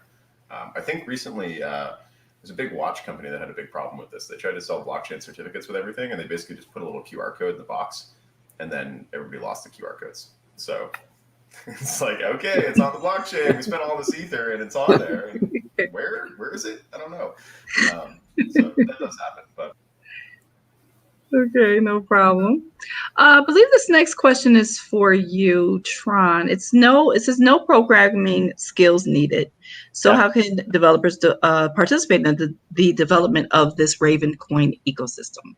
Yeah, no, that's a great question. So when I say no programming needed, meaning you can basically take the mobile app, put an asset name, put in, and you have the token. So if a developer wants to participate in the development of in the Ravencoin ecosystem, I would suggest doing what basically all the developers have done: build websites for trading it, add stuff to automate things. I mean, there's programming, there's APIs to be able to execute transfers. There's digital signing. I mean, there's programming underneath all of this.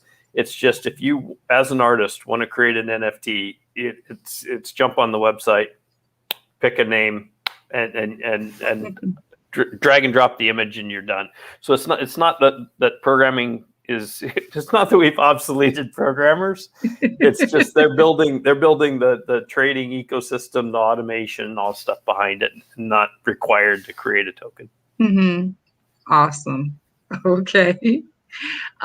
This one also, I believe, is for you. Someone says, "What is synth, and how?" Let me show it here. And how does it operate in regards to Ravencoin? Oh, I think that's just one of the names that's being used within one of the Ravencoin ecosystem thing. I don't think that's not a to my knowledge, that's not a platform or anything like that. It's just, yeah. Okay. Let's see here.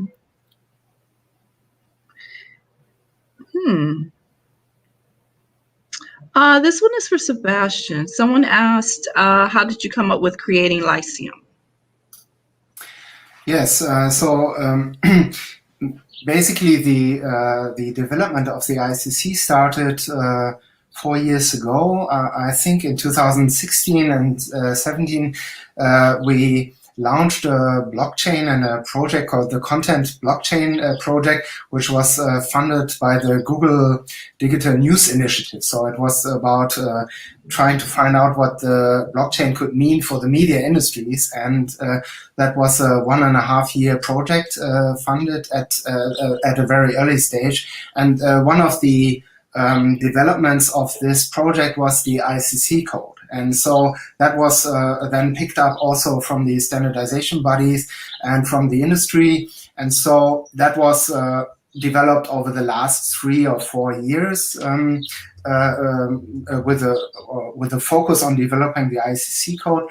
And Lyceum is basically, because ICC codes or the ICC Foundation is not for profit and anyone can use ICC codes, Lyceum is a software application where people can create the codes and associate metadata, the license information and provenance information and all kinds of data to the identifier.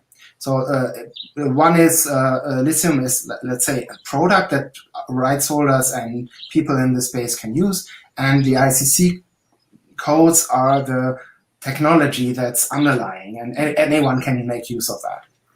Oh, wow. Okay. I guess this could be considered an opinion from anyone. The NIF games are very in right now. What may be the other uses for NIFs? For people that don't know. We see the foundation for the internet. So we set out to build a platform that you could use to create decentralized version of Twitter that runs peer-to-peer or something like that. And the vast majority of those kinds of decentralized applications require a decentralized database of some kind, or at least a place to store the files, right?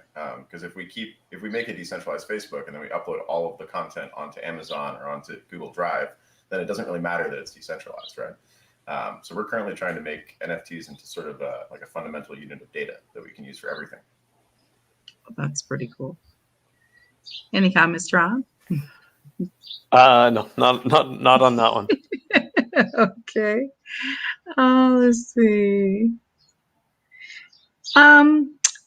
This is a little different about the frauds. It's like, how do you prevent NFT frauds, such as the owner can overbid on his own asset in order to spike the price? Do you think that happens often? Anyone's opinion? I think it's happening. Yeah. Yeah. Yeah.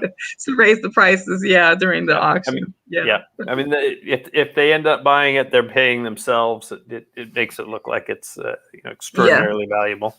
This is true. Yeah. I mean, it's kind of smart, but wrong. Yeah, and if they actually do that, it's kind of a net kind of a net zero. I mean, it makes the publishing the price makes it look like they just spent someone just spent a whole bunch. I've even seen it in live auctions happen that way, where someone who's put the item in is the one that's getting the money is the one that's bidding and stuff. So they're just trying to create buzz. Yeah. Go ahead. Hasn't this been happening in the traditional art world for like a really long time though? Because I think wasn't Picasso's brother like an art dealer and ran an art gallery? So I feel like this is always kind of been the relationship that they've had control over the marketing. Probably. Yeah. But if that's a good way. So here's another question though. If somebody does pay, like if I paid $2 million for an NFT because the floor for that NFT is $2 million, but I decided that it was worth it for me to pay that $2 million, isn't that the value now? That is true, which is why I can see why someone would do that. So you could say, oh, my NFT is worth $2 million, even though I created it and I paid the $2 million. So yeah, I can see why someone would want to do that. What I was thinking more so is like, if I put it up for auction and a bunch of people bid it up, right? And then somebody does buy it at that really high price. Yes. Isn't that a justified price then? Because they chose to purchase it. I didn't force them to buy it. This is true. This is true, but yeah, you're kind of setting the bar. A little bit. It's on the edge for sure. Exactly. Because yeah, you didn't want anybody to start it at $1 million. You wanted $2 million. Yep. Like don't use car dealerships do this too though? I feel like everybody does this. It's kind of hard to get rid of it. This is true. That's between wholesale and retail pricing, in my personal opinion. Exactly. And that's all. You're getting it for either a deal or a steal. Okay, let's see here. I think this is pretty interesting. What happens to an NFT collection if the developer abandons the project? Will the NFT be removed in the ecosystem after some time? I hope not. I would say, I mean, that's the benefit of a blockchain is that, the blockchain kind of outlives, a true blockchain, right, is forever. The data set is replicated everywhere. The code's freely available to reference it. I mean, that's one of the things that makes it better than just putting it in, Bob's database warehouse, right? Because that goes away and then everything disappears. But a blockchain doesn't. So this is true. Yeah. The only thing I think is when that happens, though, you just have old content. And you can see that the developer never added anything new, and either you still choose to buy it or interact with it. So one PSA there is if you want to see if the media assets are stored on chain, you can right-click on them. It's pretty easy. So if you right-click on the image of an NFT and then open in a new tab, and it says Google Drive or Amazon Web Services or something like that in the header, on chain, and that means that if the developer stops paying their fees, it literally will go to zero. It'll just disappear. And there's been a few instances of that happening, which I think is what you were talking about, Tron. Okay. So you're talking about the image then that goes with the NFT. Is that what you're referring to?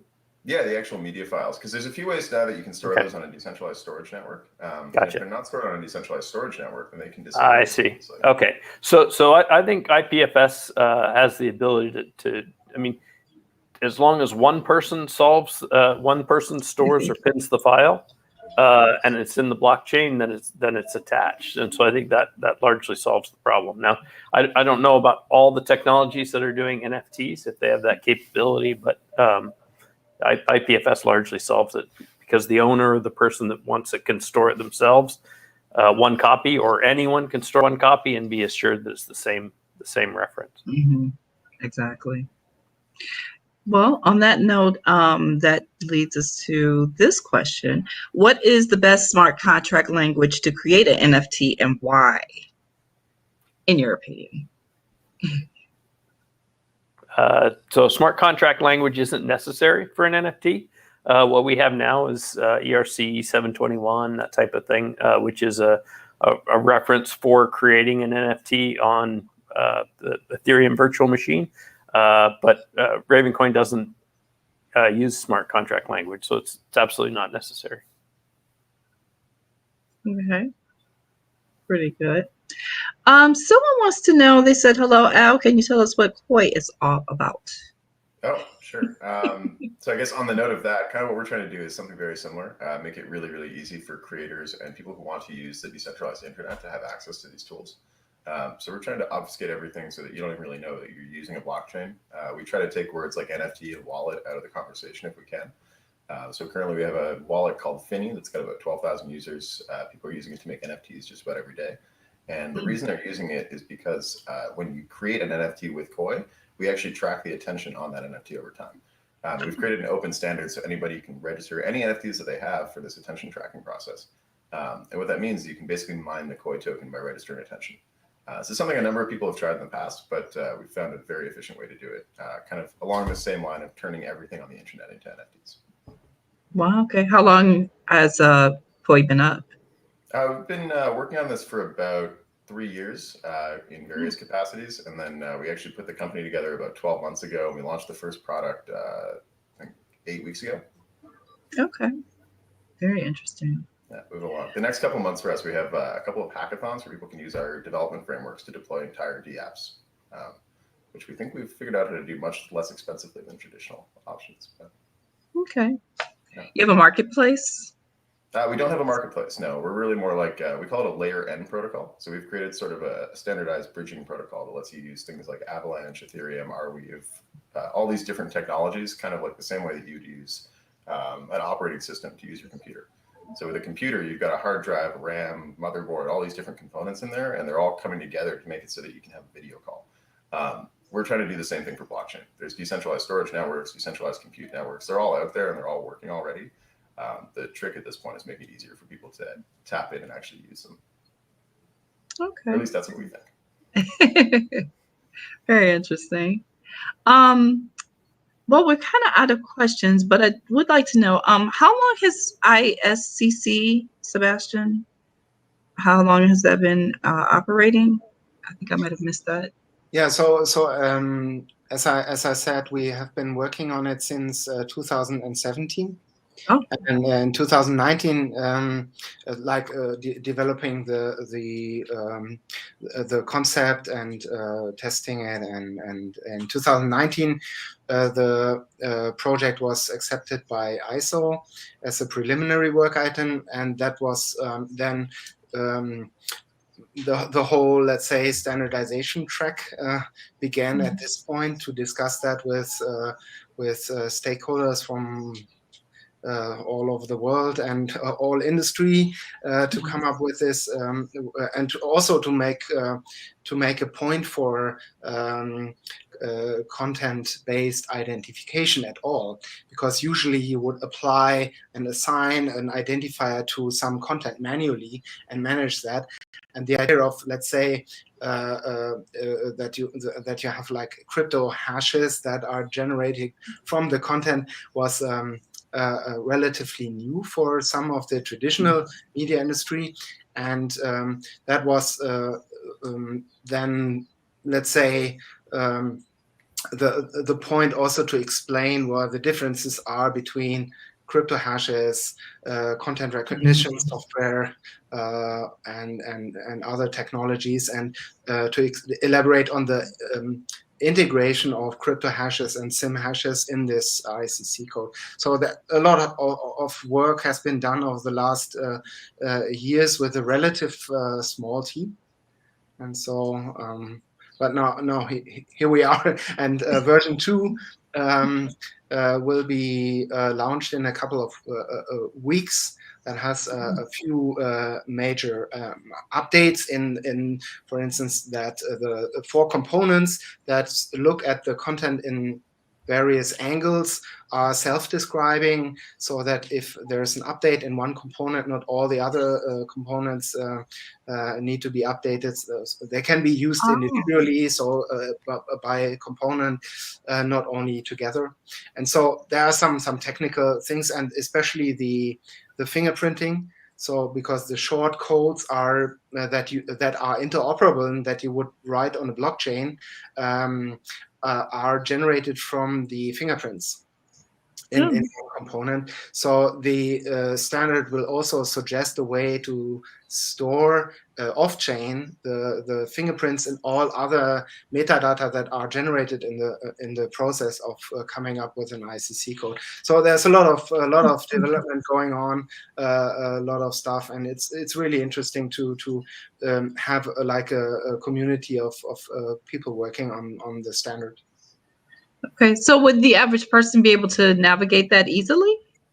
Yeah, currently there are a number of projects that are implementing it. So especially in the realm of, or in the industries of TV broadcasting and film and video documentaries and these kind of like these industries, but also photographers and are testing it, and applications are being built.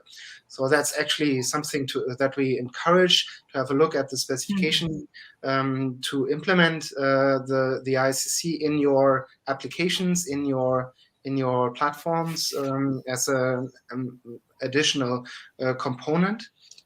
So this is intended that people will be using it in different applications. It will not be one application generating ICC codes, but it could be a browser plugin in the future, and like to make it really simple to generate the codes. Okay.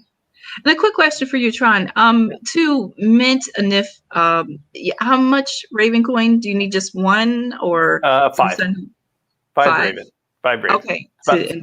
About 60 cents. Okay. Yeah. Yeah. Okay. And that Raven gets burned. So it's not going to the miners. It's not going to the network or to the foundation. It's actually part of the tokenomics. Okay, so just to creation, basically. Yeah, just gets locked up in an address. Everybody can see how much has been burned for creating NFTs and assets, unique assets, etc. Yep. Okay, so if you transfer it though, it's kind of transferring. It's really cheap, and those fees goes to the miners. Okay. So transferring an NFT is well under a penny, and those fees go to the miners. Similar to the way Bitcoin fees would go to the miner. Okay, it's very interesting. Okay, well, I do not see any other questions, and this has been very interesting. I thank you all for being here. Thank you. Yes. Yes. Thanks very much. Thanks. All right, thanks. All right. Watching. All right. Bye, guys. Bye-bye.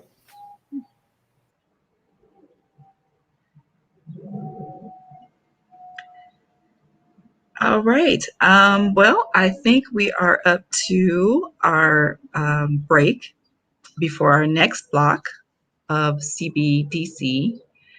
And that will be that for this portion at this time. I think we have a announcement coming up. I'm not exactly sure.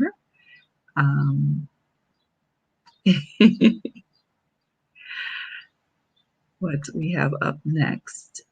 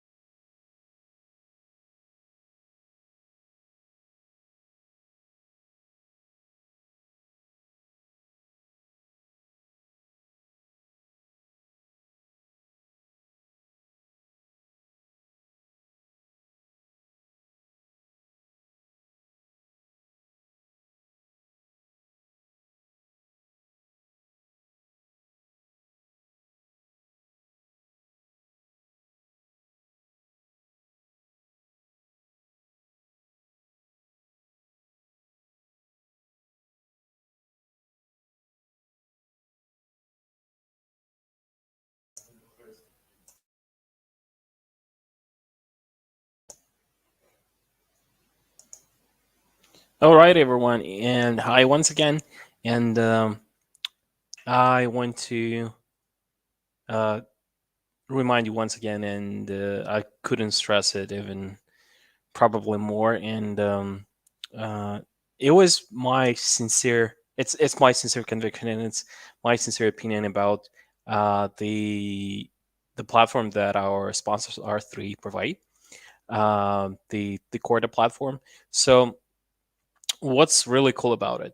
And again, this is my opinion. This is from my experience. But if you're a traditional developer, I would say if you're a conventional developer that used to write something in Java or let's say Kotlin, and you know JVM, and you actually know how to code in Java, but you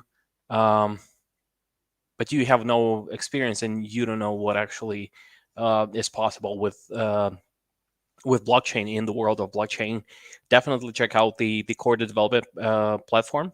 And so basically you can go to to developers portion of the R3 website, and there you can find the actual step-by-step guide on how to join and how to do this. And basically, you can go there and you can install the required software for development. So you can use Java 8 JDK, or you can use IntelliJ IDE, or you can use. I mean, you will need this. You will need Git, and you will need Gradle. Then you can copy the repository. There's a repository there which contains multiple samples and of different apps to help you to get started, and you can run them. You can run the following sample commands for the repository. So let's say for Java, you can write git clone http://github.com/corda/sample Java, and you will get all the samples, all the cool samples, and then you can read through the Corda key concepts and understand how Corda works, what it does, and what kind of awesome applications you can do with Corda. And what's really cool is that there are lots of projects which are connected with DeFi, and as we all know, those who are blockchain degens, those who are interested in blockchain, DeFi, this is one of the hottest topics. This is something actually worth looking at, and if you're interested in making your project, Corda is definitely one of the cool platforms that you can use to start your journey to actually transition from conventional development to blockchain development. And once again, R3, thank you for sponsoring this event. Thank you for your support and for everything that you've done to help us organize this event. Thank you.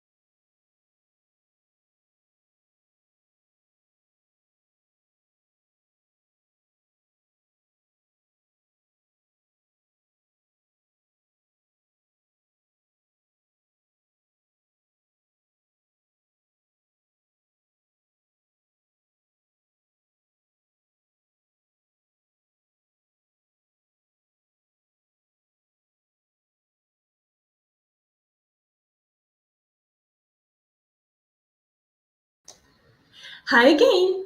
So it's time for my new announcement.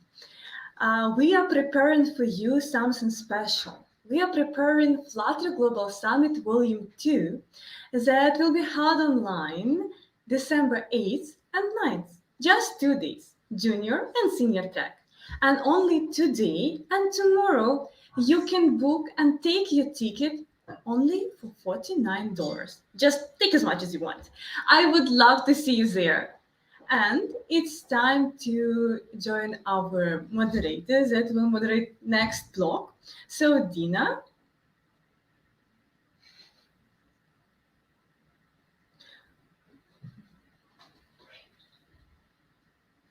Just a second. So yeah.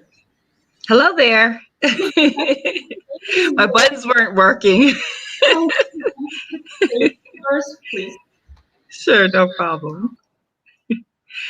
Well, thank you for tuning in to our online summit. Especially for this block, we're doing CBDC at this time. And I'd like to bring to the stage, please forgive me if I pronounce your name wrong, Ilan or Ilan Steiner is up next. Hi there. Hi, Dina. Hello, everyone. Pleasure to be with you, and thank you for the introduction. So my name is Ilan Steiner. I'm from Symmetria, Israel. Symmetria is the first digital securities exchange out of Israel. But today I'm going to speak with you about CBDC.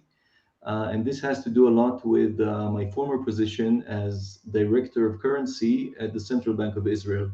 Wow. Before joining Symmetria, I was member of the executive management of the Bank of Israel. I was director of the currency department, and I've also been part of the steering committees which oversaw central bank digital currency. And I was asked to share with you and with the beautiful audience today some of my insights into the backstage of what happens within central banks when they discuss and deliberate on CBDC. And that's what I'm planning to do in the course of the next 30 minutes or so. Okay, yes, that's a very hot topic right now. Yes, it is. So I actually prepared the presentation and I'll share it with you. So just bear with me for a second, okay? Sure.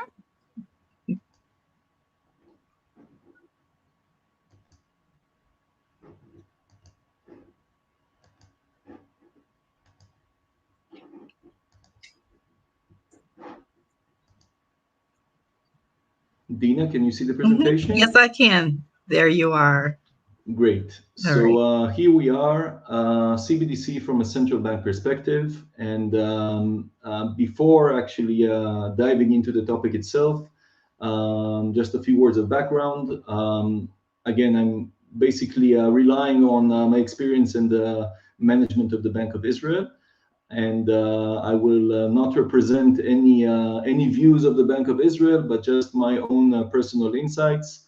on CBDC in a nutshell. So I would like to go with you today through, I would say, the main points, the main layers, which are more related to policy issues. I'm not a technical person, and I know that in our audience there are a lot of technical people, but I will not go into technical concepts with respect to CBDC, architecture and technology. I would rather give the technical people a glance at the policy and other considerations that navigate central banks. And in this way, I think I can complement to your understanding of this topic, which is quite complex. And as you said, Dina, very exciting and very timely. So just to set the level field for the discussion, I will go through some interpretations and present the conceptual framework. Then I would like to speak more specifically about the motivations, and in particular, the competitive landscape in which central banks operate. And this is, I think, a very crucial issue to understand. From then, I will try to cover and evaluate where do we stand today and try to distinguish between different approaches to CBDC, which we can see among different jurisdictions. And finally, I would like to share with you some of the considerations, the concerns and open questions which remain unanswered. And this is, of course, something that will remain in the field, and we can revisit it maybe on our next meeting in a future conference. So if that's okay, Dina, I think it's time to dive in. Are we good? Okay. So starting with the interpretation.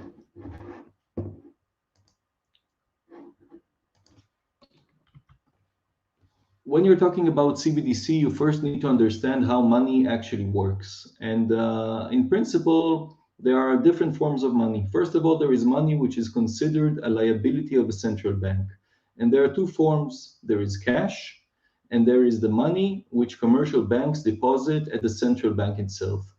These forms of money are actual liabilities of a central bank in every country, which means that the central bank issues this money and is the entity which is liable for its value. The next form is the form of currency which is available to the public. And everyone knows that you can withdraw cash from the ATM, and cash is a direct liability also on the central bank. And the public also has its own deposits in commercial banks, okay? So these are the currency which the public, citizens, like all of us here, have access to. Third, there are electronic forms of currency. There are public deposits that we all hold in commercial banks, and there is the money that commercial banks deposit at the central bank level. So looking at everything together, we're talking about liabilities of the central bank, currency which is available to the public, and electronic currency. These are the three, basically the three groups or the taxonomy of money as we know it today. Or you can see it also in this diagram, which basically differentiates between central bank issued money, electronic money, and universally accessible money. Now, when we're talking about CBDC, and this is the conceptual step that everyone needs to basically comprehend before discussing all the questions relating to CBDC, we need to understand that CBDC is intended actually to put all these elements together to make a product or a unit of currency, which is both a liability of the central bank, it is also available to the public, and it's also electronic, or to be more precise, digital.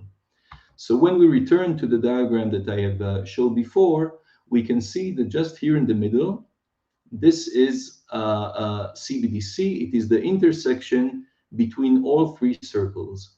CBDC is issued by a central bank. It is electronic or digital, and it is universally accessible. So the interpretation by the Bank of International Settlement, which is one of the leading international institutions that is actually leading a very significant part of the research on CBDC, they define CBDC as a digital payment instrument denominated in the national unit of account that is direct liability of the central bank. Now, if you look at this figure here, which is often referred to as the CBDC flower because it has the shape of a flower, you can also see a distinction between retail CBDC and wholesale CBDC. Most countries focus on retail CBDC, and I will elaborate on that soon. But there is also a form of CBDC which is known as wholesale CBDC. And the difference between wholesale and retail CBDC is that wholesale CBDC is not universally accessible. As you can see, it is in the intersection between electronic, central bank issued, and peer-to-peer. However, it is not universally accessible. It is only on the level of financial institutions, and it is not something that serves the public at large.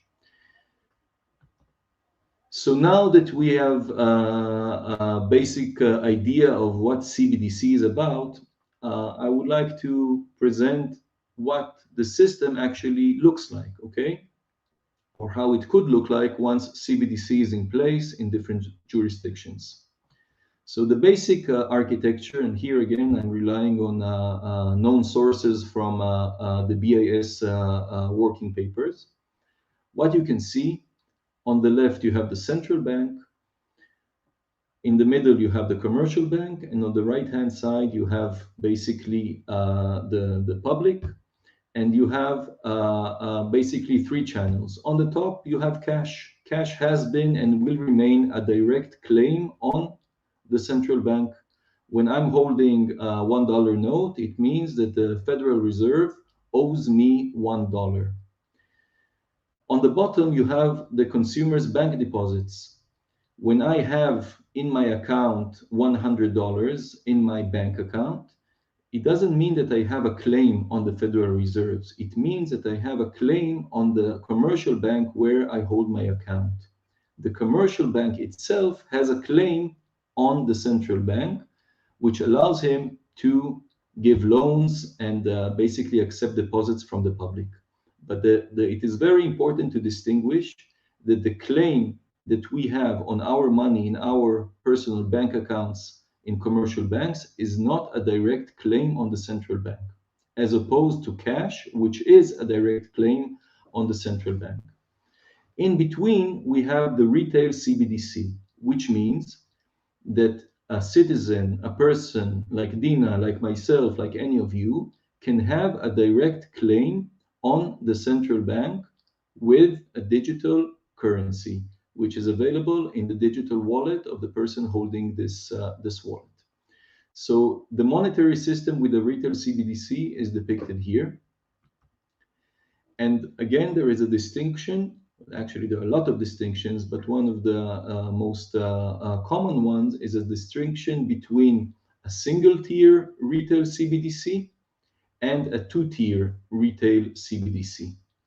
When we're talking about a single-tier retail CBDC, it means that people, households, and businesses have direct claims on the central bank, and that the central bank handles the retail payments itself. What does it mean? It means basically that the central bank has to now serve a whole lot of people that will all have digital currency in their possession. As you can imagine, central banks are quite reluctant to become service providers for millions or hundreds of millions of people. And that is why the single-tier retail CBDC is less common, although it is possible in theory. But in fact, most central banks are more interested and focus more on the intermediated two-tier retail CBDC. The difference is that here, between the central bank and the end users, you have payment service providers. As you can see in the picture, they can be banks or financial institutions, but it can also be fintech companies. It depends on the policy of the central bank or the country in question. But what you see here is that CBDC is a claim on the central bank, but the intermediaries, they handle the retail payments. And they basically take off the burden from the central bank, which basically doesn't need to do all the handling of all the payments in the system. And this is, of course, a model which is much more, I would say, aligned with today's reality, where central banks, which are usually organizations that have a few hundreds of employees and they serve the entire population, they cannot become a service provider for the entire payment system, because this is not what they are trained or capable to do. And most central banks, they prefer to keep to their, I would say, more traditional roles in terms of monetary policy. Sometimes they also deal with payments and with currency and with bank supervision, but they do not want to replace or to substitute the entire payment sector in terms of payment services. So now that we understand more about CBDC, let's try and understand what are the motivations, or in other words, what induces central banks to explore this terra incognita, which is called CBDC. And let me just say here again, from my personal experience, and it might not come as a surprise to you, central banks are considered, I would say, very, very conservative institutions. They do not seek to, I would say, revolutionize. They have their own constraints, and they also have their own culture.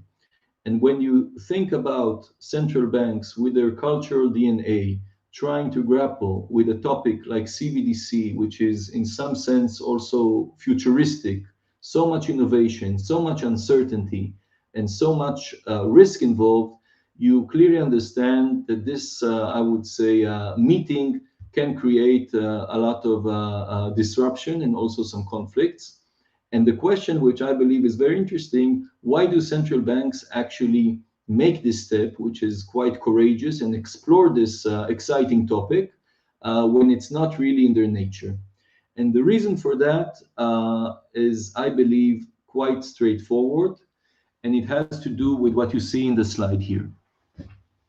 Basically, CBDC has come to life due to a number of developments and trends that have to do with cryptocurrencies, with stable coins, and with the decision of China to actually start developing their own digital currency. And this is something which had a very, very strong effect on the entire ecosystem. When you take a central bank in whatever country and you talk about CBDC, what that central bank or the people behind the central bank think to themselves is FOMO, fear of missing out. There is a competitive landscape which a central bank cannot ignore, and this is actually quite an interesting thing, because until recently, central banks did not really operate in a very competitive landscape. I mean, they had their own independence, they had their own, I would say, sovereignty, their own territory, and they were not, I would say, such direct threats on the activity that central banks were responsible for. But all that has changed, because when we have such significant changes in consumer payment preferences, people are now buying more in e-commerce and online than ever before. Digital payments have become part of our day-to-day lives. Central banks, they start facing competition from three different types of, I would say, levels or dimensions. First of all, they get competition from other central banks. And I mentioned China before, and I will return to China later on. There is a dynamic whereby central banks look to the right and to the left, and they try to see who is going to be the first to launch a digital currency and how would that affect them. China is indeed a first mover. There are other countries much smaller than China, Nigeria, for example, and the Bahamas, that also moved actually to launch their own CBDC projects.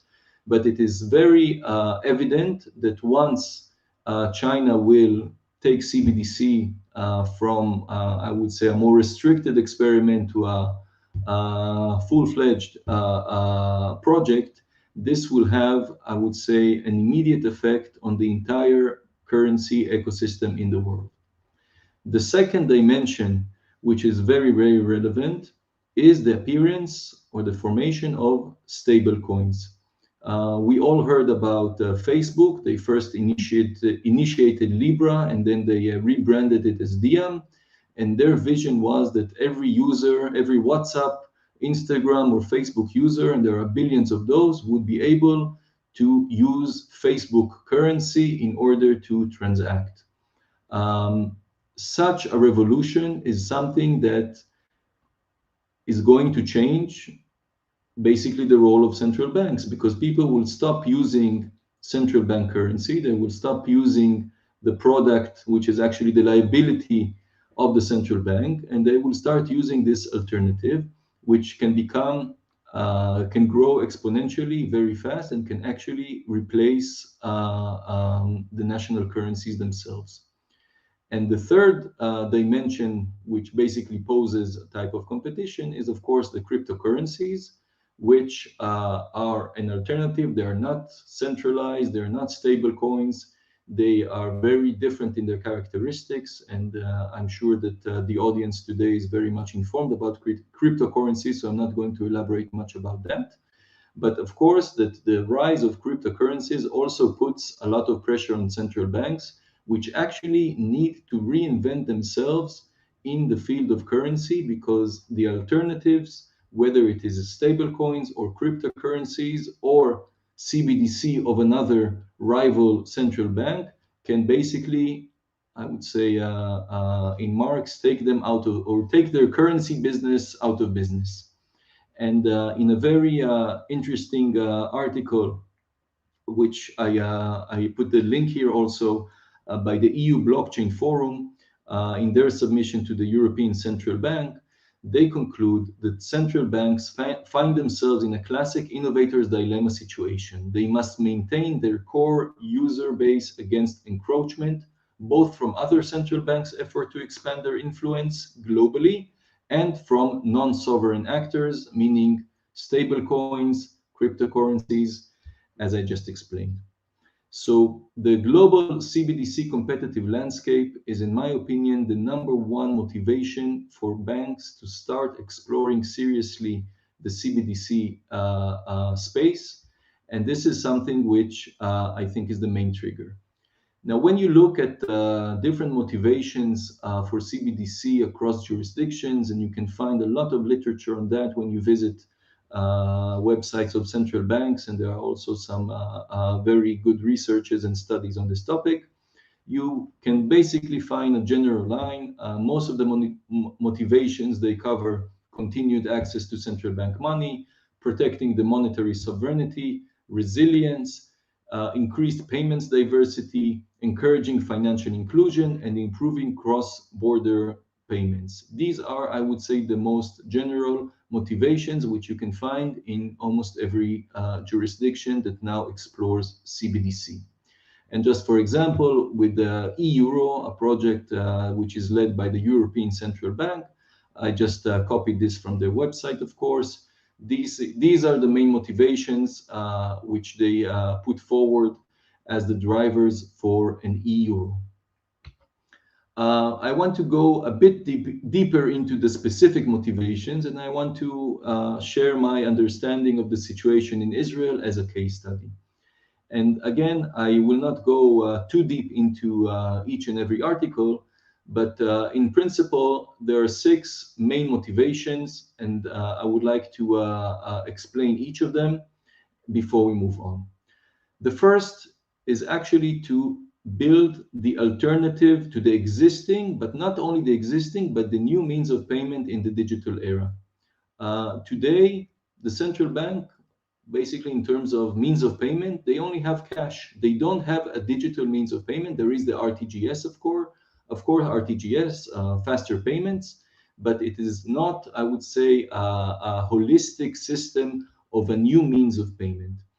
And I think that banks, for the motivations that we mentioned before, the fear of missing out and the competition coming from the different directions, they need to find an alternative, because otherwise people will just rely on means of payments that have nothing to do with the central bank. They could use the DM offered by Facebook, they could use maybe cryptocurrency in the future, or they could use the CBDC of a different country.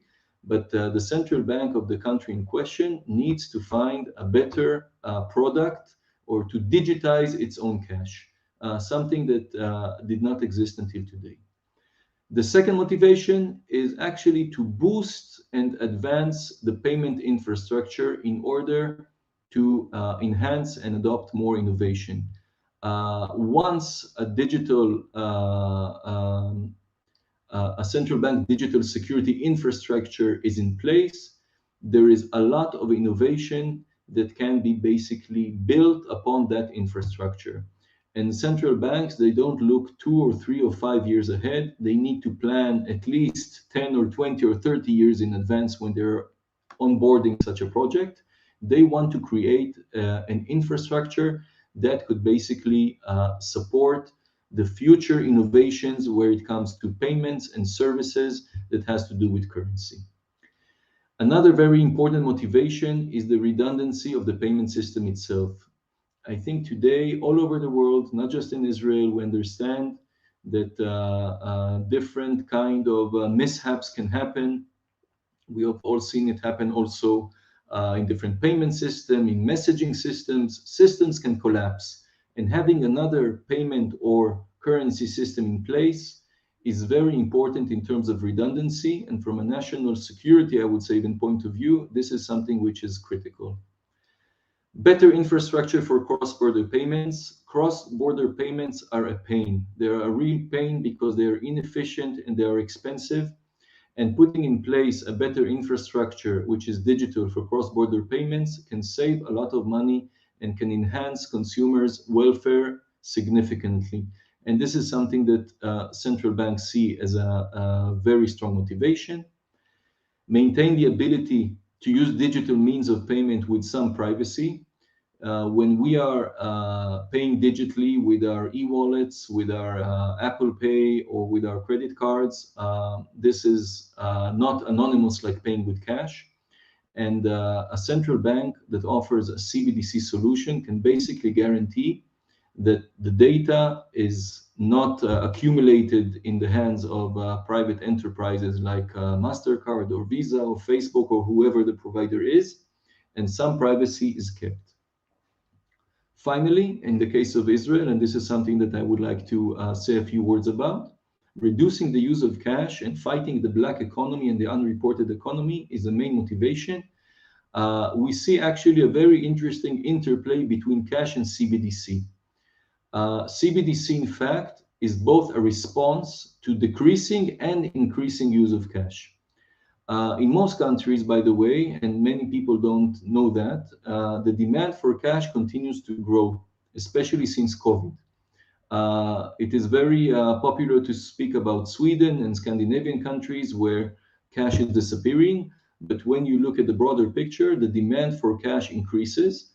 Nevertheless, cash is not so popular in transactions anymore. It is used more for hoarding or for, I would say, transactions that are not reported. And this is, again, something that governments and central banks want to reduce. Now, the interesting point is that in Sweden, for example, it was the disappearance of cash that triggered the central bank, the Riksbank, to launch its e-krona project, because they realized that if they don't have cash all over the country and they don't have an alternative, then basically the central bank is no longer a player in the payment sector. And this is something that raises a lot of concerns, because the central bank is also a competitive, I would say, restraint on private companies that are in charge of payments. And they decided that they cannot afford being outside the game. So they really push forward with their e-krona project. And the same thing in Canada, which published in one of its recent reports that it will consider launching a CBDC if the use of cash or banknotes were to continue to decline to a point where Canadians no longer had the option of using them for a wide range of transactions.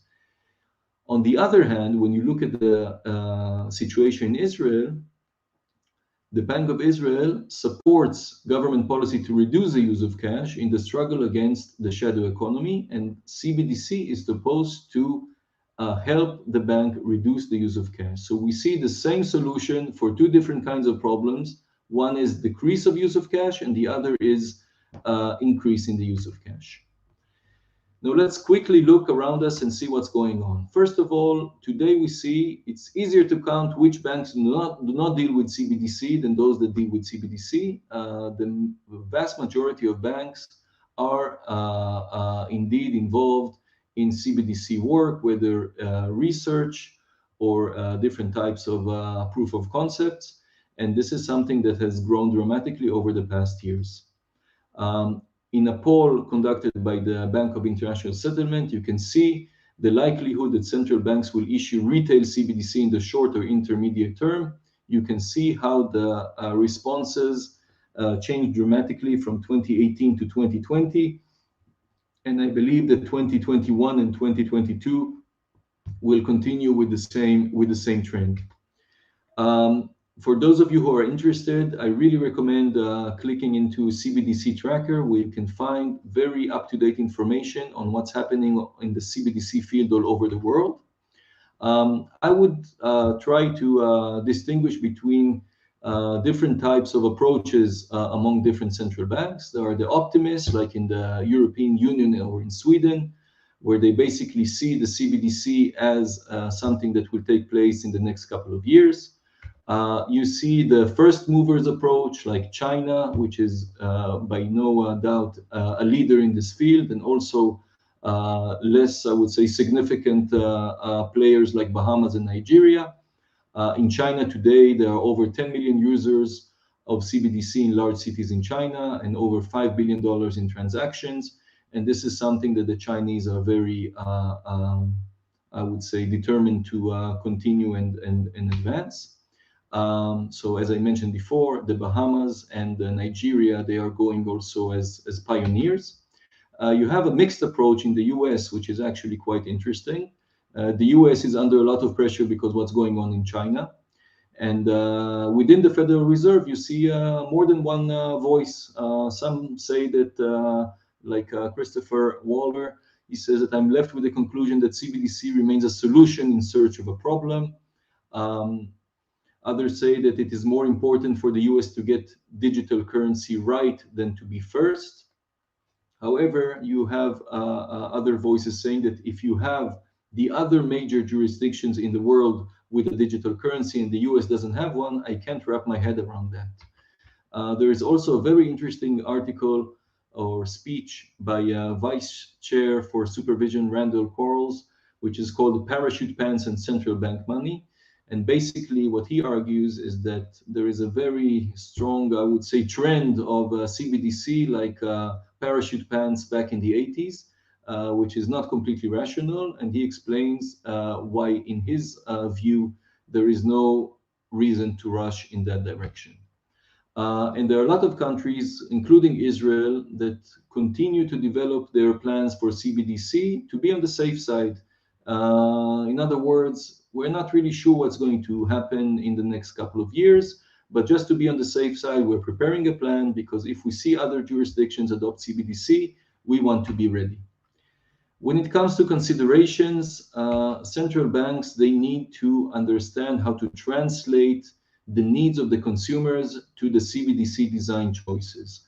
So this pyramid, you should start reading it from the bottom and go upwards. If you want to have a cash-like instrument with peer-to-peer functionality, and you want to have it convenient for real-time payments, you need to decide on the architecture, whether it's going to be indirect or direct, and what is the operational role of the central bank. In terms of resilience and robustness of the operation, central banks can decide whether they want to focus on a DLT-based or a different infrastructure. When it comes to accessibility and privacy, there are different policy choices between an account or token-based access technology. And lastly, when it comes to cross-border payments, again, there is a lot of interlinkages that need to be designed and very carefully articulated, whether on a wholesale or a retail level. The key concerns, and I understand that I'm a bit short in time, so I'll try to be more brief. The number one concern is the bank's disintermediation.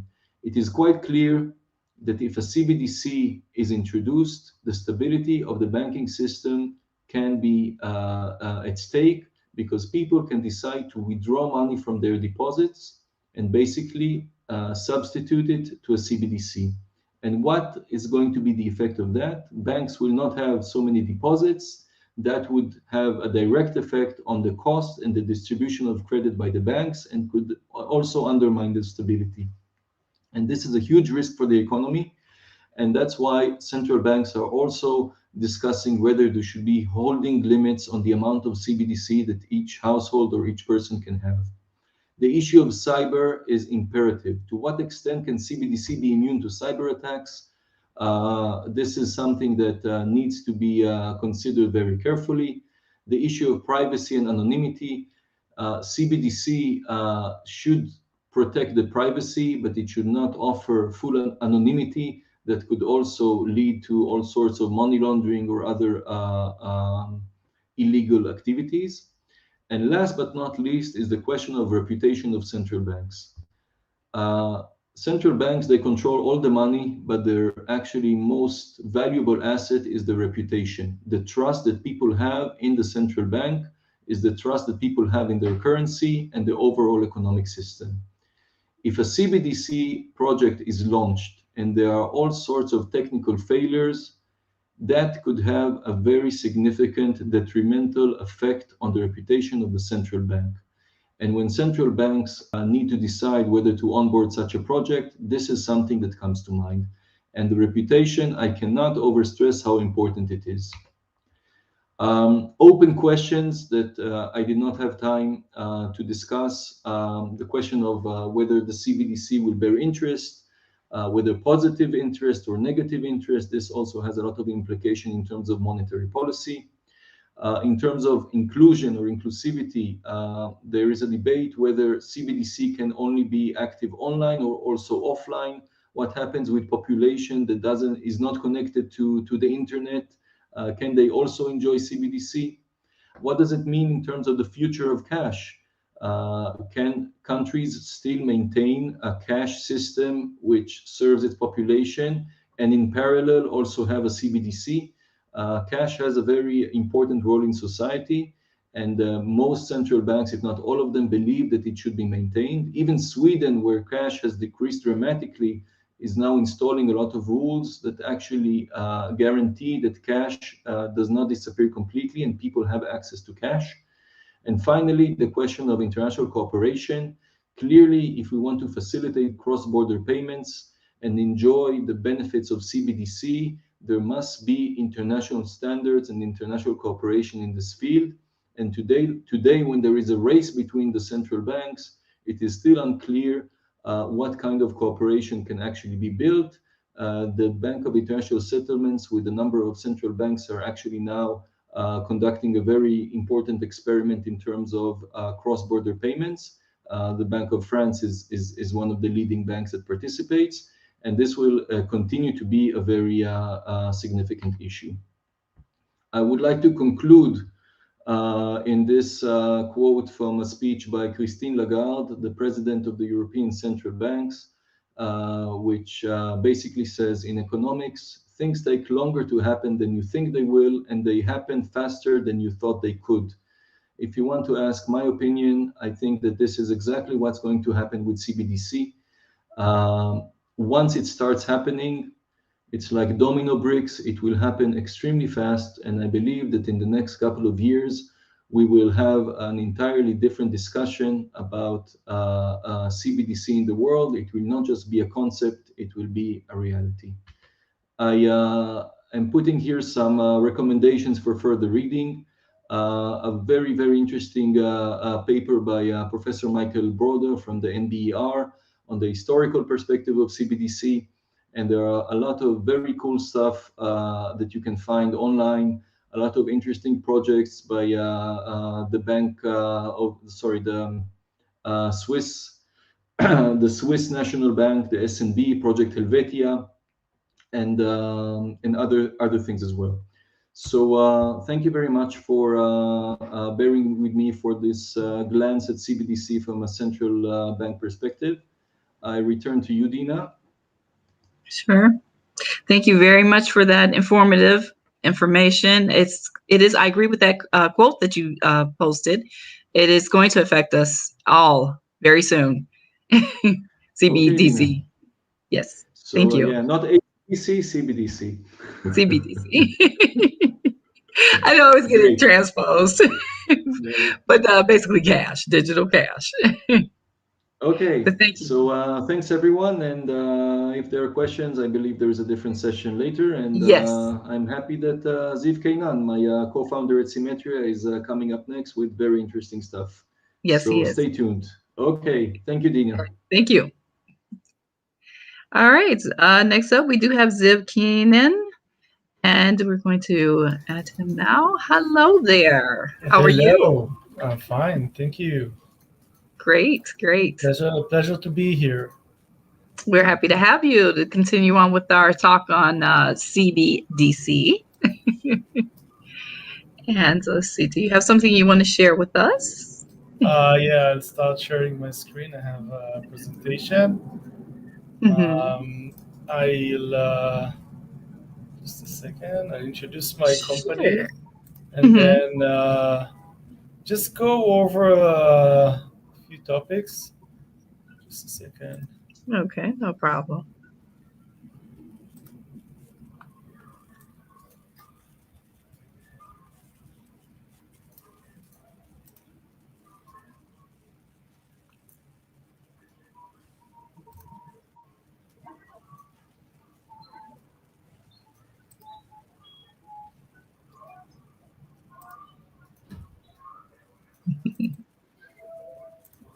Okay. Just take your time. So, do you see my screen now? Yes, I do. There we are. All right. Okay, wonderful. So yeah, this is our new branding for Symmetria. This is why you see the butterflies that's changed a bit. And so I think, the first thing to do is I speak a bit about my company Symmetria, and then just touch on different points that relates to digital assets and digital securities. And if the people in the audience has some further questions, then I'd be happy to answer those. So starting what Symmetria does, Symmetria is a crypto company. We're a DLT company. We use blockchain to trade financial assets. And our mission is to take a process that is called the secondary process. It's a process where an employee or a founder of a company sells some of his stocks and meet cash even before the IPO, and make it easy and compliant, and find the best price for those shares. Why is it important? I'll give you an example. Lately, I've been interviewing employees for a product manager, and I encountered someone that I really like and wanted to hire him. And he actually had two other job offering, one from two major banks. And if I want to compete as Symmetria with those banks over the same employees, then I'll need to come up with an offer that beats them. And there's only one way I can do that, because I don't have the cash that those banks have. I can offer them this guy, I can offer him some equity, and then I can tell him that in 1 year, he can sell this equity for tons of cash. And this is exactly what Symmetria does. We're just providing liquidity for employee compensation, with hope that would allow companies to win compensation over employees. Then where this this equity is purchased by an asset that we manage that is traded on DLT.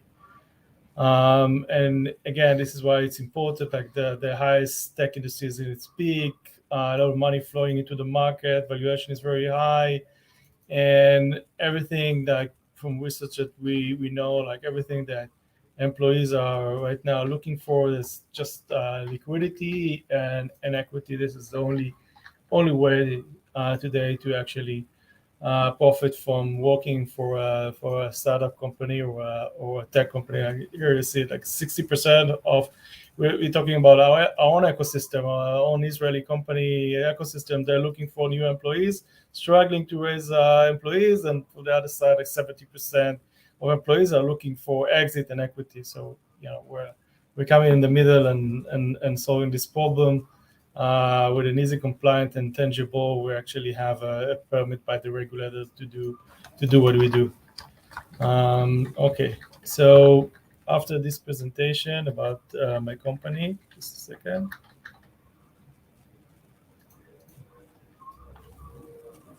Yep.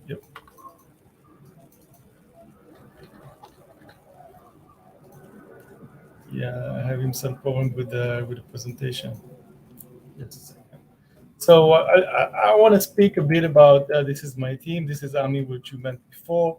This is Ami Ben David, who's the founder of Securitize and Spice VC, and Onera is is a serious entrepreneur in our space, and the rest of my team is also here. And I'll switch. So what I wanted to do today is just start speaking generally about digital assets and digital securities, why it's important, what's the value that it brings. Okay, a slide was changed. Okay, so digital assets versus traditional assets is what we're going to start to talk about. Then a bit about tokenization, utility versus security, and if we have time, we'll touch on some other points. Just saying my background, I'm a lawyer. I started, today I'm the CEO of Symmetria, but my background, I'm a lawyer. I started Security Token Lawyers about 5 years ago, and I had the privilege to work with many blockchain companies in the DeFi space and in the digital security space. And I was the counsel for eToro trading platform and for other projects in this space. So let's start by traditional finance versus DLT financial assets. Why do we need DLT when we're trading securities? So first of all is transparency. Like this is something which you have in digital assets you don't have in the real world, when you're trading through interactive brokers or through even Robinhood, like you get this feedback, electronic feedback of where your assets, but where are they actually, right? If I'm holding my Bitcoin or my ETH, I can go to ETH scanner and I can see those assets in my wallet. Yeah, everything is very transparent in the digital world. But then, like in the traditional economy, we wouldn't find the kind of transparency. They actually, you're getting this electronic view of what you have, but it's not really transparent to you. And this is something which can, the traditional economy can actually benefit very much. This technology of use of digital wallet to hold your holdings in shares, stocks, bonds, and so on. Settlement and clearing. I think for someone who's not from the industry, this concept is kind of hard to grasp, but we'll touch upon it in a very relevant example very soon. But just saying, the question here is where my assets are cleared. Is that through a central counterparty or peer-to-peer technology? Can I trade in 24 hours, 7 days a week? And I think that the last point about having a digital asset is that you control the assets. So where in the traditional economy, you have the assets, but then broker can borrow these assets to short it and so on. You don't have any question of whether you hold the assets or not. In a decentralized world, you can just go to the blockchain and see that asset that is there. Okay, next slide. So I want to touch upon the GameStop issue, or what happened there. So we all know that with GameStop and Reddit, there were a lot of people trading, and the stock became very volatile, and it shot up. And then suddenly Robinhood decided to hold trade in Robinhood in GameStop shares. So why did it happen? The reason why it happened is it's kind of also complicated to understand the relationship, but Robinhood is using another central settlement named DTCC, the states, to settle the transaction. When the volume of transaction is high and it's very volatile, then those settlement place they ask for additional collateral to be deposited, because they don't trust you. They have the trading happens, and then only 2 days after the settlement of the transaction, where the money changes hands between the buyer and the seller takes place, and they don't trust you to appear after 2 days and actually perform the duties of settling the trade. This is why they asked for a lot of collaterals. Why am I telling you this? Because Robinhood didn't have the collaterals to deposit, and eventually they had to stop trading GameStop shares. After that happened, the DTCC and Robinhood went out with 2 separate calls, saying, "Hey, why won't we shortening the settlement cycle to having immediate real-time settlement?" And where do we know immediate real-time settlement is happening? Yeah, in crypto. Yeah, in traditional, in the crypto trading platform, we see that there's a real-time settlement. So what can you do? You can have an asset that is held from one side, and you can have the money held in the other side, so the Bitcoin and the security, and actually it changes hand in the same second when the smart contract decide to execute the transaction. This is real-time settlement. So again, what do we see here? We're seeing that the blockchain has a lot of benefits to the traditional trading world, and I have to say that this world is much bigger than crypto right now. Okay. So what can be tokenized? Real estate, startups, private equity. This is what we do at Symmetria. Venture funds, mature business, fine arts, everything can be tokenized. And how would the market look, and what the effect that it will have on the market? So yeah, we're seeing this technology changing the way the private market works. What does it mean? Today we have public companies that are traded. There's a disclosure requirement. There's efficient capital raise, but it's highly regulated. And then you have private companies. They're not traded. They're not liquid. There's no disclosure requirement. The offline capital raise is very inefficient, and there's low level of regulation. When we digitize those private companies, then we can have some level of liquidity to those companies that can actually trade under certain restrictions, for example, between accredited investors. Still, the regulation is still not as cumbersome as the regulation of public companies, and the way that you can raise capital is very efficient.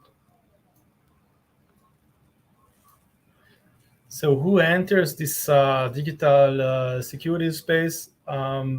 We see a lot of major financial institutions entering this space, regulators, back in this space. So, for example, we have Chairman Clayton from the SEC saying that all stocks would become tokenized. We've seen banks like HSBC puts $10 billion of private placement on the R3 Corda blockchain. I think that could be the reason why I'm having so much trouble recruiting blockchain developers right now. DTCC, and there's 2 security token research platform, ING banks, Swiss banks, Nasdaq, Vanguard, SBI Invest Nomura is also into the blockchain tokenization space. Goldman City, and of course Deutsche Börse, Credit Suisse, London Stock Exchange, and of course SIX Digital Exchange in Switzerland. So a lot of interest from the traditional banking industry, who believes that this technology would allow them to be more efficient. Now I have some movie. Perhaps someone from Geekle can present the movie.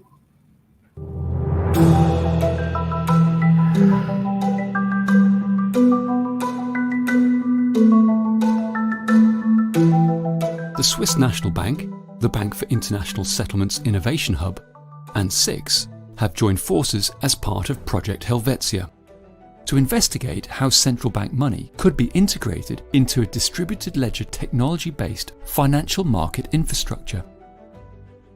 The project consists of 2 proof of concepts. Both test the functional feasibility of settling tokenized assets, which are traded and settled on the SIX digital exchange in central bank money. In proof of concept number 1, the cash leg of the transaction is settled with a wholesale central bank digital currency, wholesale CBDC, issued directly onto the DLT infrastructure of SDX by the Swiss National Bank. As part of proof of concept number 1, 4 use cases were investigated: issuance or tokenization of wholesale CBDC, redemption or detokenization of wholesale CBDC, delivery versus payment settlement of tokenized assets against wholesale CBDC, and transfer of wholesale CBDC or wholesale CBDC payment. In proof of concept number 2, interoperability between the DLT infrastructure of SDX and the Swiss RTGS system SIC is established, and the cash leg of the transaction is settled in SIC balances. As part of proof of concept number 2, 1 use case was investigated: delivery versus payment settlement of tokenized assets against SIC balances.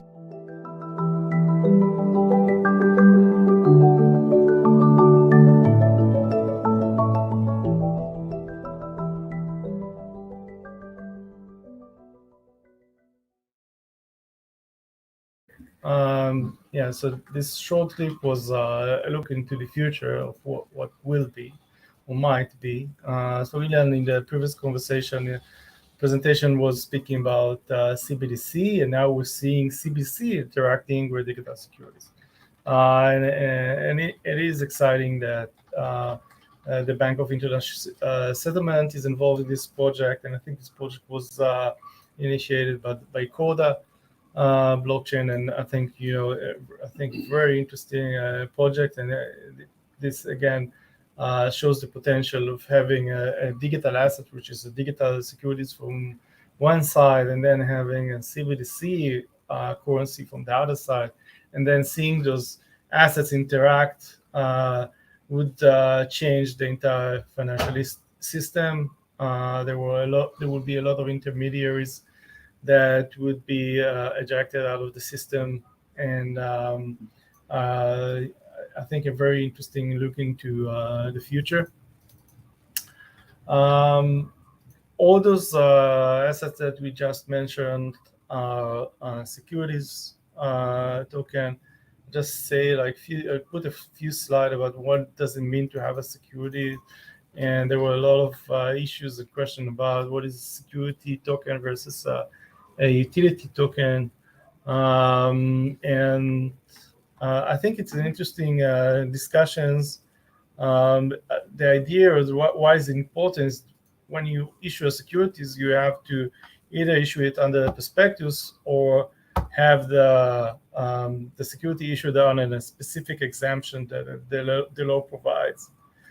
And the question of what is a security is especially in the States, is a long discussion.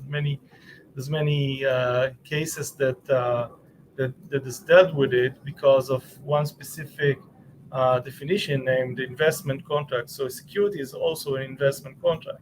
What is an investment contract? There was a specific case called the Sex versus W.J. Harvey, where they actually discussed whether a settled growth coupled with a contract for servicing of the growth was an investment contract, and then they concluded that if it's got all these tests, that the cumulative test, that it's a person investing his money in a common enterprise and is led to expect profit from that investment solely from the efforts or promoter of third party, then it's securities. And this is why many tokens were deemed securities by the SEC because of these tests. And I think the most famous case was the case of the DAO in July 17, where it was concluded that the investors in the DAO recently expect the operators of the DAOs, and the founders to provide significant managerial efforts after the DAO was launched. So the fact that you have a DAO doesn't necessarily protect you against securities law. You could see, like in this example, that the DAO creator was sued later because it was not an actual DAO. And I think, when speaking about DAOs, it's very important to remember, how the DAO is operating. Is actually decentralized, or the same people, just different names. Can something become a non-security after it was a security? So very surprisingly, the answer is yes. This is the speech by William Hinman, named Digital Asset Transaction When How We Met Gary. And then Hinman also from the SEC said, where a purchaser would no longer reasonably expect a person or a group to carry out essential managerial and entrepreneurial efforts, the asset may not represent an investment contract. Okay, so something can start as a security, but then, in the future, it can actually become a non-secure. I think this is how the rationale in the SEC that the ETH and the Bitcoin were not securities, because they were now sufficiently decentralized. I wouldn't count on this. I would, take a counsel's opinion on this. And when we're speaking about an STO, the idea is that STO, security token offering, are usually reliant on Regulation D and are offered to accredited investors.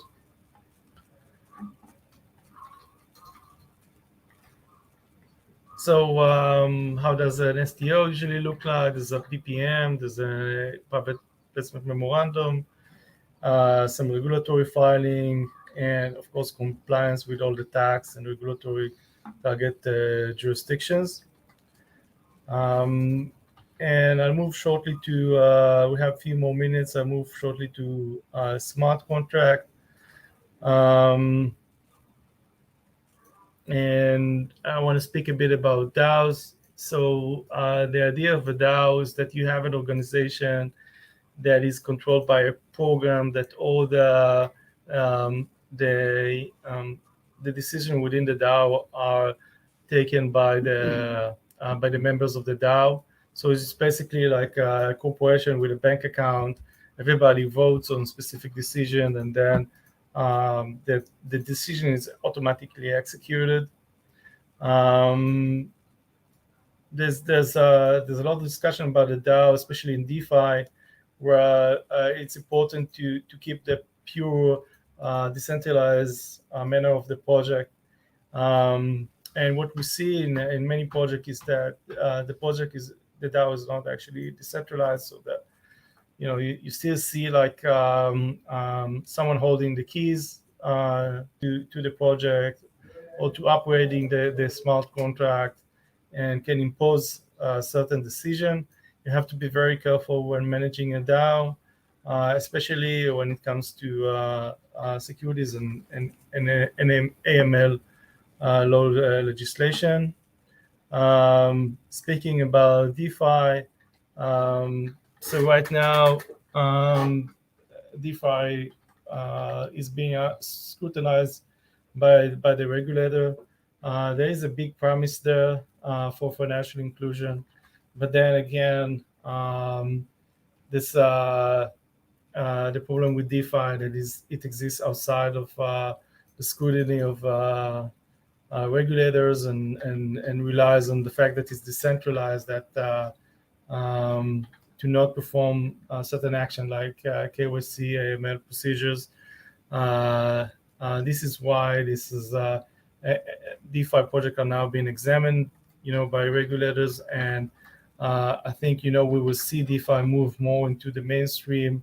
We will see more like whitelisting of protocols and whitelisting of boarding and offboarding of transactions.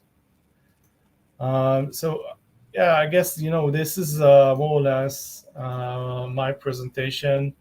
I'll be happy to share some more information if you have any questions about securities law, or symmetrias, or STOs and so on.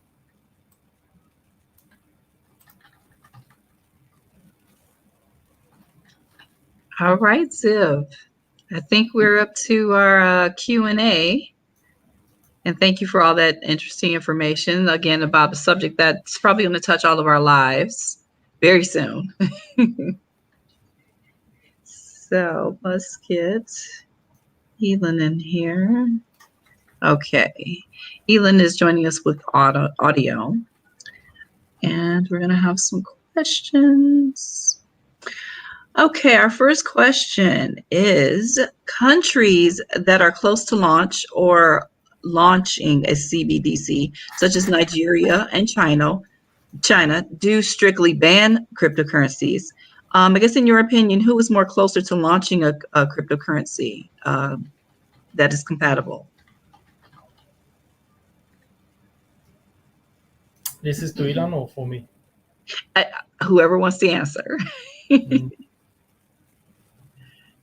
Ilan, are we with us? Says he's on audio.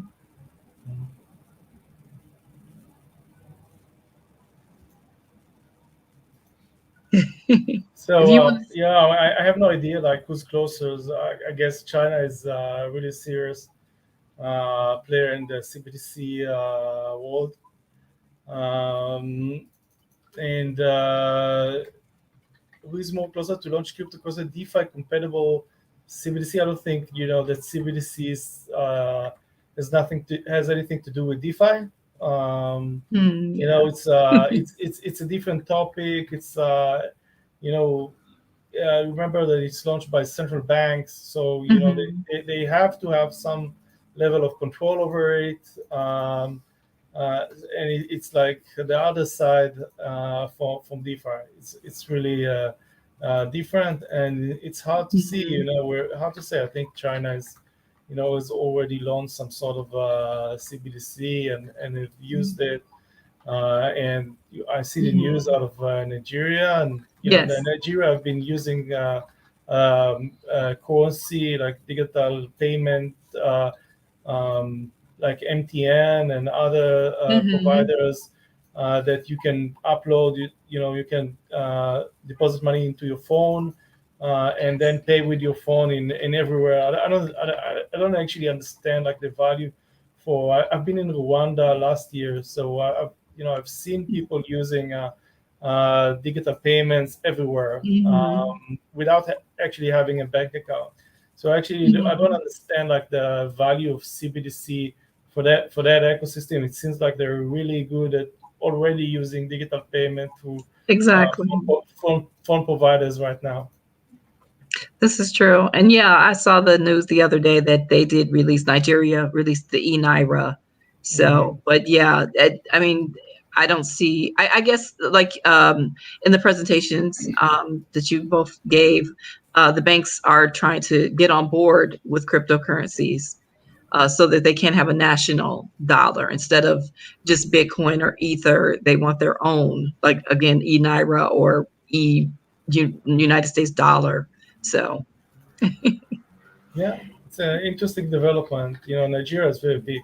You know, it's interesting to see where it goes. exactly. I am too. I have some friends in Nigeria, and they keep me informed on what's going on. Okay, we have another question here. Cash is labeled as the last anonymous financial asset for the people with the cashless society and CBDCs. How do you feel about the financial surveillance power of the governments?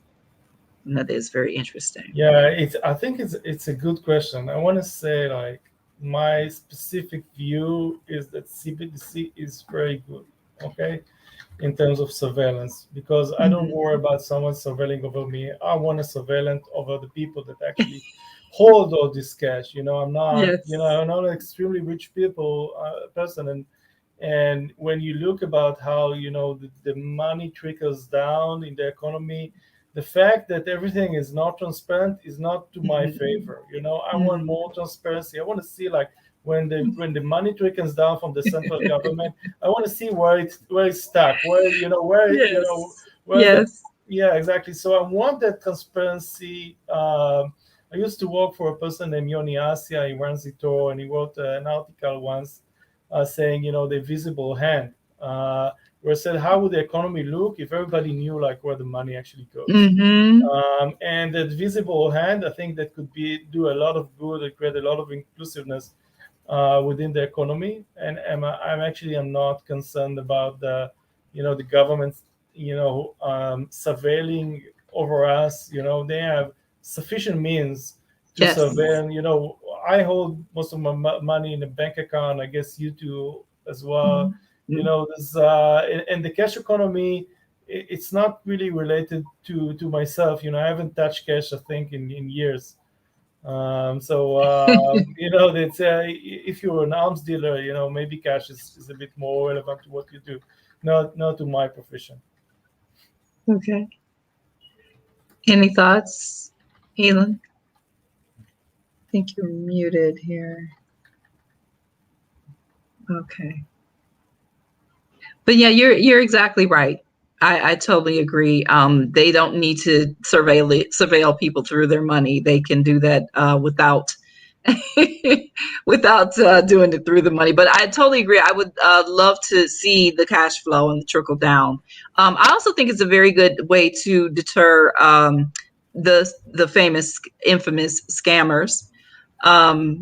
You know, or what is it, the black market and all that. That would be a great way to stop, well, maybe hinder.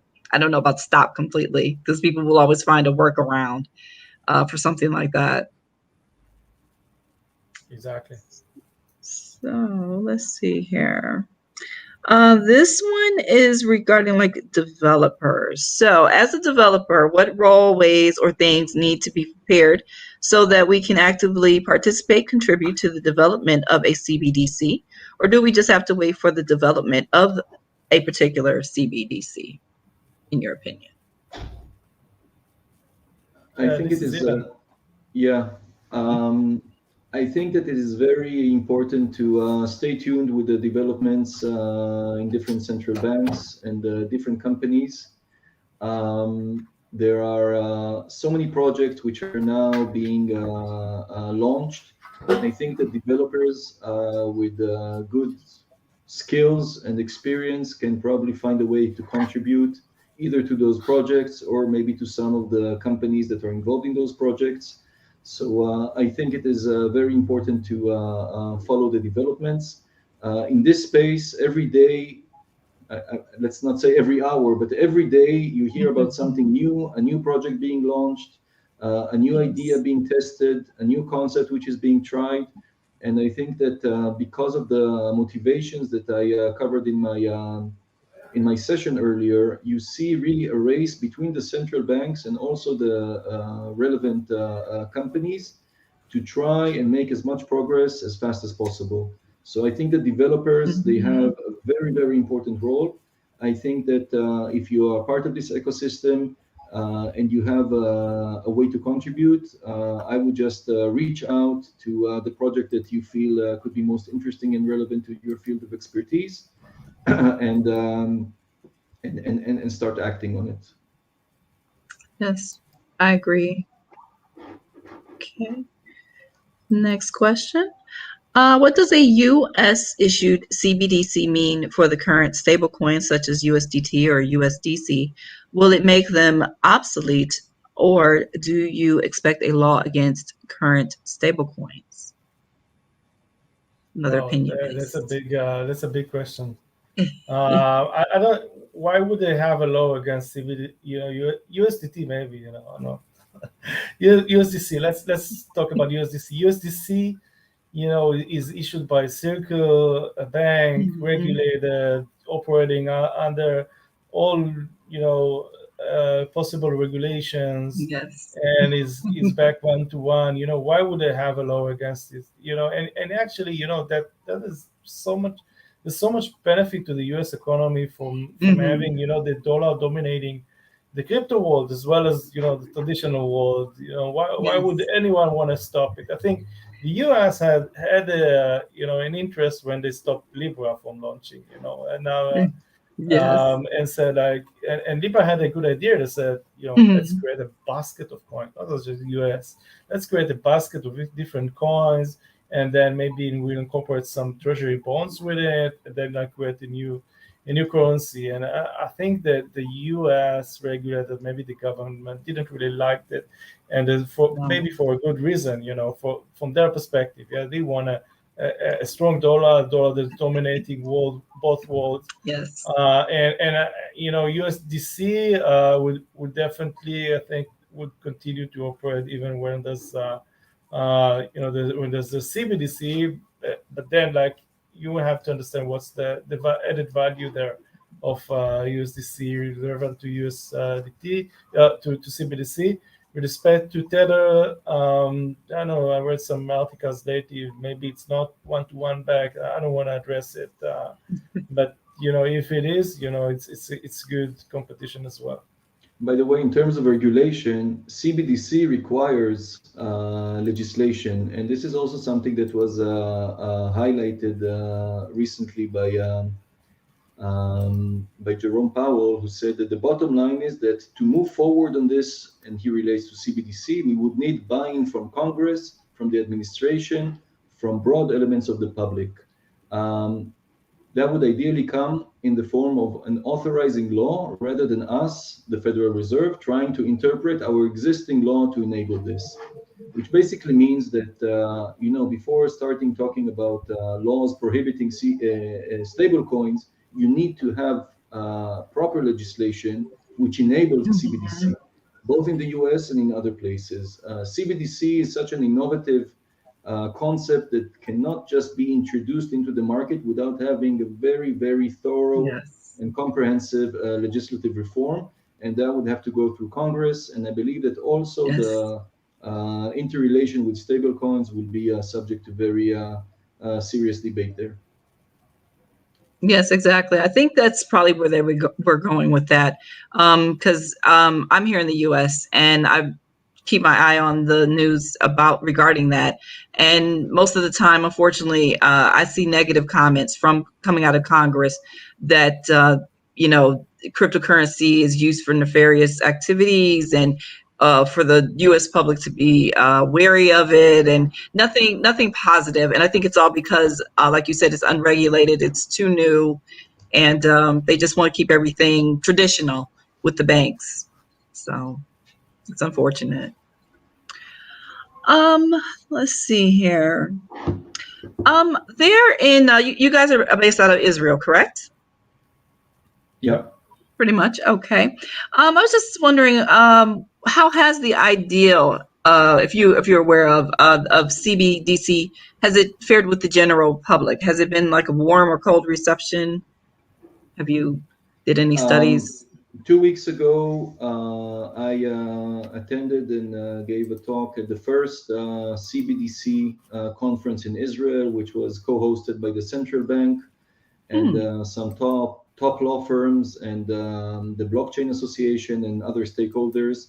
There was a very, very strong, I would say, participation and interest from the public, both directly people that are just interested in this field, and of course, representatives, people that are members in associations and so forth. So I think that based on my personal experience in this conference, which was launched, and I see now more and more groups in different social networks that are now focusing on CBDC, specifically in Israel, and you see the coverage that it receives in the press here. I think that Israel is a very good candidate to actually be one of the early adopters. As I mentioned, I think that the central bank has its own reservations, and they tend to be quite conservative in their approach. They rather sit on the fence and see what happens in other jurisdictions, but at the same time, they are preparing an action plan that will enable them to launch a CBDC once conditions are right. And I think that from the public, at least, I see significant demand, both from the general public and also from companies like Symmetria, that we identify in CBDC a very strong tool that will actually form a new market of digital securities. This is what we're focusing on in Symmetria and establishing the first digital securities marketplace out of Israel. And when you have CBDC, you can make these transactions so much faster, so much smoother, so much. It's really something that will boost the entire market. And I'm sure that just like Ziv and myself in Symmetria are now about to launch our own product, there are other fintechs in other areas that are waiting for CBDC actually to be part of their service. And I think it will take the economy to a great place. The opportunities here are vast. And, today in Israel, Dean, I don't know if you're aware, but our prime minister, he's also a techie. He was an entrepreneur. He did a few exits. He's very much minded to these issues. And the government is also in a very different mindset than what they used to be a few years ago, and also the regulators. The Israel Securities Authority is now promoting a new legislation on a designated stock exchange, something that will allow licensing of digital exchanges like Symmetria. There is also the Bank of Israel again is now launching its action plan on CBDC. Other regulators are looking how they can relate to DLT. So we are in a very unique period where also the regulators have changed their mindset. They want to push it forward. They understand that this is an opportunity for the economy, and they don't want to miss it. That's good. That's good. Yeah, I was wondering about the government. Like you said, I guess the current one is more open to this idea than previously, and that's a good thing. I wish ours was. I was wondering about the Israel Securities Authority. Did you guys have to approach them, or did they approach you? How did that come about for you to get permission? I think I read on your website. Yeah, we got a prayer ruling from the Israel Securities Authority. It was very presidential. It was actually an idea that I had to follow the footsteps of companies like AngelList in the States, where they obtain a regulatory permit before launching the project, just to clarify that that they will not fall under any issue with the regulators. We're operating a system which is very similar in some aspect to a stock exchange. And this is even before we have a stock exchange license. So we wanted the regulators to work with us and to permit us to operate and say, like, this is okay what you're doing. We understand it. We want it to happen. And we got a buy-in from the regulator. When we received this permit, the regulator went out with a statement saying that they support our activity, they see it as the future of trading, and I think that was really important to us. That's awesome. You're gonna do stocks and cryptocurrencies, or just cryptocurrencies? just stocks. We don't do crypto right now. Although crypto is hot right now, but what we don't do crypto. We stick to our original mission, which is providing liquidity to the private markets. Okay. Yeah. Okay, that'll work. I think that's all I have for you. I don't see any more questions. I thank you very much, both of you, for being here. It was very interesting talking with the both of you. Dina. Yes, you're welcome. And thank the audience. All right. Come to Israel. Come and visit us. I would love to. Yes, I actually practice Judaism. I'm dying to get there to see all the everything. Maybe we'll have a culture CBDC, so that that would be awesome. Yes. Great. What Thank part you, are you Dina. in? Okay, we'll be in touch. All right, thanks. See you. Bye. Bye.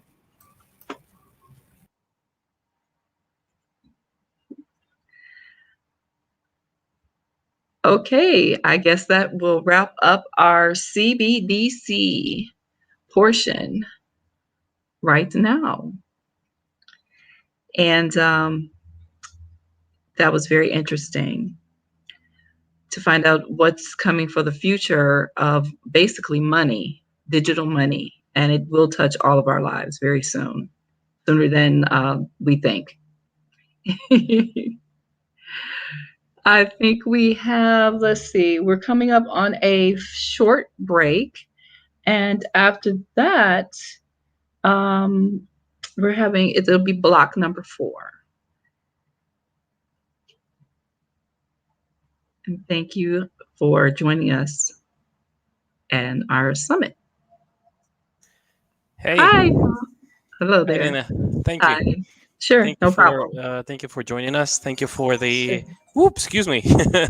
That's one of my colleagues decided to call me right in the middle of the stream. No problem. Okay, All thank right. you for helping us with this block of topics. Awesome talks. Sure.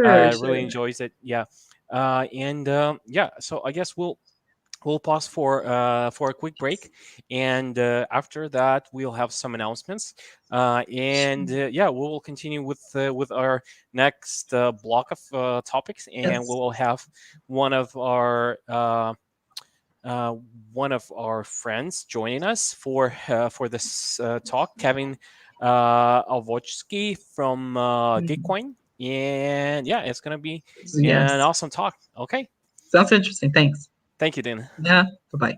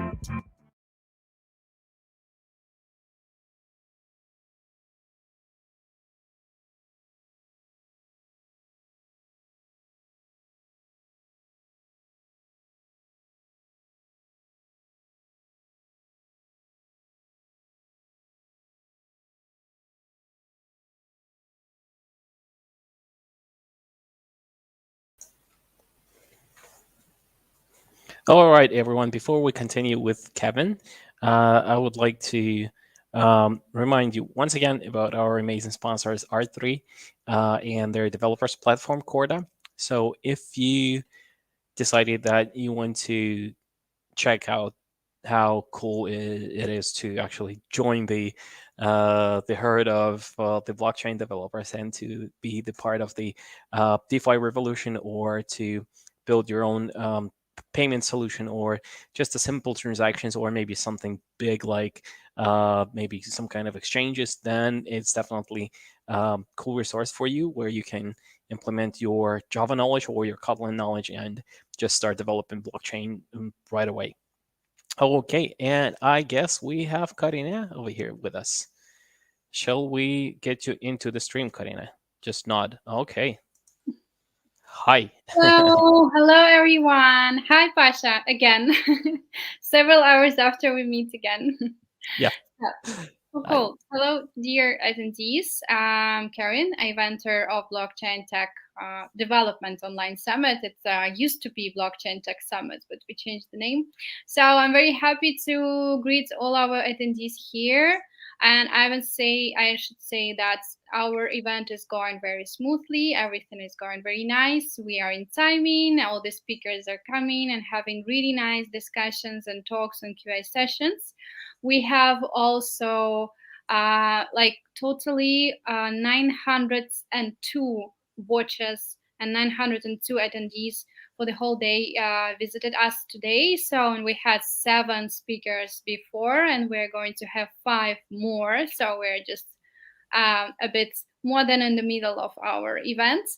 And so we have Kevin soon. Then we will have 2 topics about finance. And then, of course, we cannot we could not invite the speakers from Metaverse topics, so they will finish our day today, and it's going to be super, super interesting. I'm pretty sure we have lots of questions about Metaverse. And let me add also some information about the giveaways. Tron Black, the founder of Ravencoin, he already presented with us like a couple of hours ago. He gives 300 Ravencoins for giveaway for those who ask the questions. And we already have 50 people or 50 questions for making a giveaway. That's a lot. That's really cool. So be active and ask the questions. Awesome. That's all what I wanted to say. Awesome.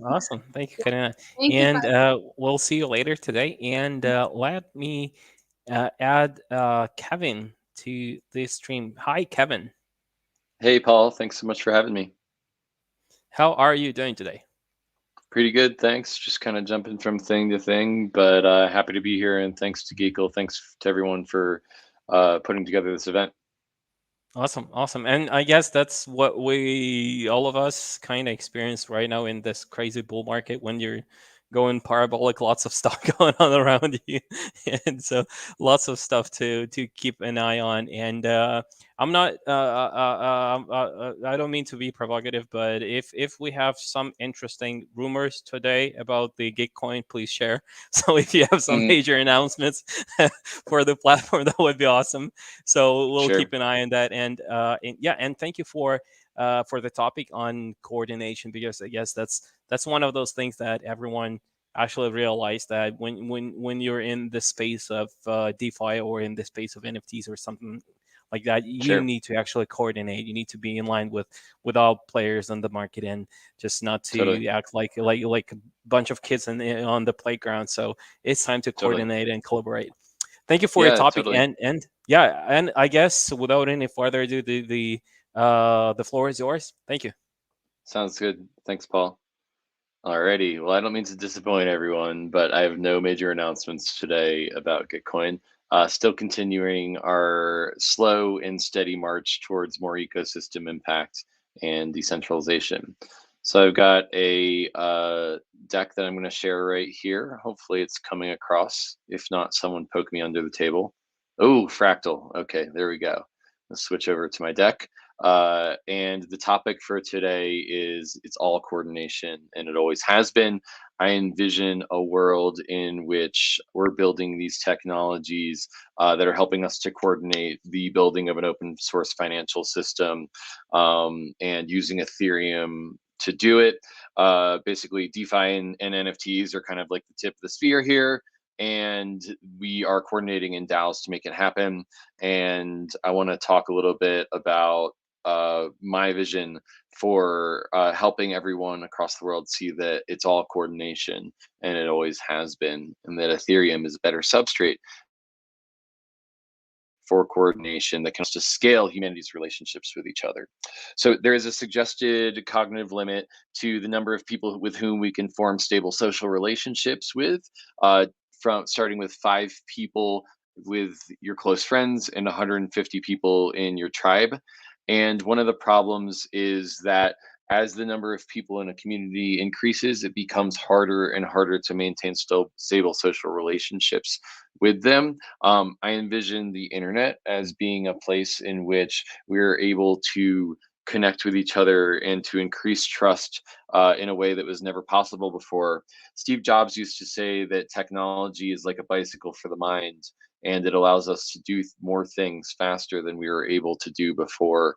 And I think that Ethereum and the coordination technology in Ethereum is going to allow us to coordinate and to increase this cognitive limit, because we realize that it's all coordination, and it always has been. So when I think about Ethereum and the blockchain network's place in the world, I think a little bit about how trust has scaled over time in human civilization. So basically, we've got this Dunbar's number, which has traditionally scaled out in our local environments where we're building relationships in schools and our local communities, and there's 150 people in our local community that we can maintain stable social relationships with. But with the internet, we're now communicating with people all across the world. Like, I think Geekle, y'all are in a completely different continent than I am. And so I see basically this reaggregation of online communities from using to be geographic based to now being based around your interests, your Reddit friends, your Ethereum friends, your designer friends, the people that you hang out with online is how trust is going to scale in the future. And so I think that we're going to, as we start coordinating in DAOs and we start building these global trust networks, this is really exciting to me because we've been able to communicate globally over the past several years, but now that we can govern assets globally together and we can build communities around those governance structures, then I think that we're going to build these global trust networks. And that's really exciting because it means that I can be partners with someone across the world, and we can coordinate all the way across the world. And since these network-based architectures are all coordination, and they always have been, that's pretty exciting to me.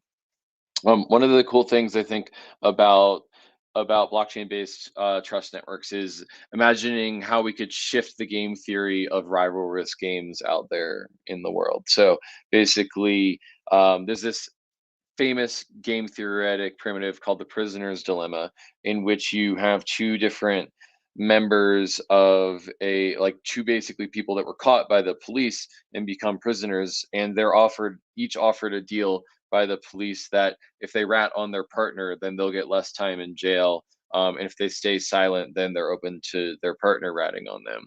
And so basically, one of the things that's interesting about this is that although the game theoretic optimal outcome, if they were coordinating, is for them both to stay silent, in practice, most of them will betray their partners and try to get a deal, and they'll end up in a worse scenario than they would before because they're not able to coordinate and to make sure that their story lined up. So when we recognize that there's an opportunity to reach these rational outcomes when we start to coordinate, then I think that that's one of the most powerful things that we can do as a community and as people who are building these blockchain-based networks. So if you think about what Ethereum and blockchain-based networks could do for the world, we recognize that there are these coordination failures everywhere around us. None of us would choose to have climate change if we could just coordinate and make sure that we're exiting carbon from the atmosphere. None of us would choose to have misinformation in our our societies, although that is what we have sort of developed. And we would choose to fund our digital infrastructure. Gitcoin's mission is to grow and sustain open source software, and with like digital infrastructure, our open source software creates $400 billion per year in economic value, and there is no business model for people who are working on open source software. As a result, maintainers get burnt out and they stop contributing to the systems that they've built. I think that's a big problem when our digital infrastructure is all built on top of open source software. So these are all coordination failures, and I imagine that and blockchain-based networks, transparent, programmable, immutable global networks for creating rational economic games, and we can create a Schelling point to solve these coordination failures. And I imagine that there's this opportunity for us to build a mecca, for us to build better coordination by all working together, and that together we can kind of create this like super robot. We can create this machine that helps us turn the corner on these coordination failures that nation states have not been able to solve in the past. And you see this happening with Gitcoin. We've got supporters from Kraken, from Uniswap, from Yearn Finance, and they're all supporters of Gitcoin grants, which is our primary product. They're all contributing to funding digital infrastructure on Gitcoin. And I imagine that, like, if you imagine all of the coordination failures, climate change, digital infrastructure not being funded, misinformation as like this demon god Moloch, the god of coordination failure. It's almost like we're building this mecca to have this epic battle to fight for the rational economic outcomes with our digital infrastructure. So these are the reasons why I'm passionate about coordination. I think it's all coordination, and it always has been. And I think that this is like Gitcoin's big place in the world. And I'm sort of like moving into this presentation assuming that everyone in the audience knows what Gitcoin is, but basically, like, we fund open source software, which is solving a coordination failure. And what if we could export the ability to create coordination and to solve coordination failures from crypto to open source software? And in a world in which software is eating the world, then we're able to actually create better coordination for public goods problems in the world. And I think that that's the big idea here, is that we can make a better outcome for humanity with Ethereum and with Gitcoin. And it's really all about sort of living in this intersection of the blockchain-based ecosystem and DAOs, and making sure that this future is financed. So I think that I think that there's just basically a huge opportunity in the Ethereum ecosystem and in the blockchain-based ecosystem to move past just building decentralized casinos and to build things that are actually systemically better institutions for the world. And that's kind of what we're working on at Gitcoin. That's what I'd like to think the blockchain ecosystem is working on. I'd like to think that these decentralized casinos are just the bootloader for something bigger and better. And that's kind of our role at Gitcoin. So Gitcoin thus far has created about $60 million, it looks like our stats page shows, of funding for open source software. So you can always go to gitcoin.co/results and you can see what we've been up to funding open source software. About $4,000 per hour is going through the Gitcoin network. So it is our big hope and dream that we're able to fund our digital infrastructure and to support the blockchain-based ecosystem. And then from there, we can export that to the rest of the world, create more coordination for the world. So that is my talk. Thank you to Geekle for organizing this event. and looking forward to coming back for the next one that you do. And check us out at gitcoin.co. I will see you later.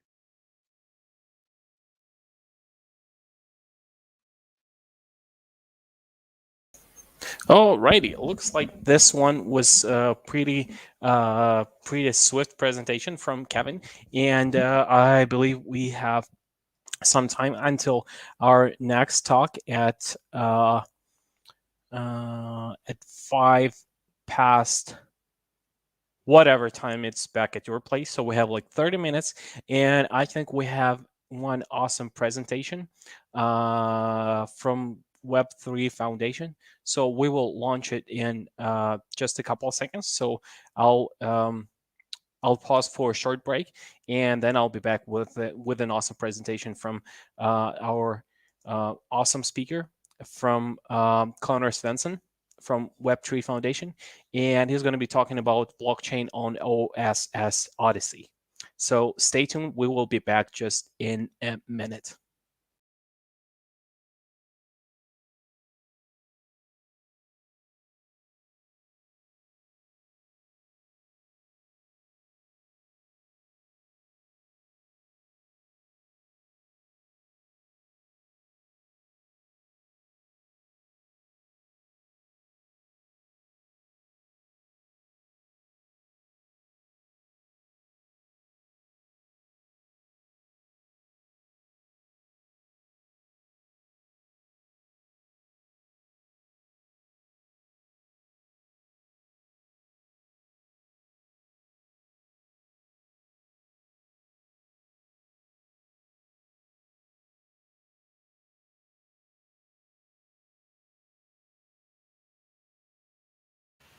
Hi, it's Connor Svensson here, founder and CEO of Web3 Labs.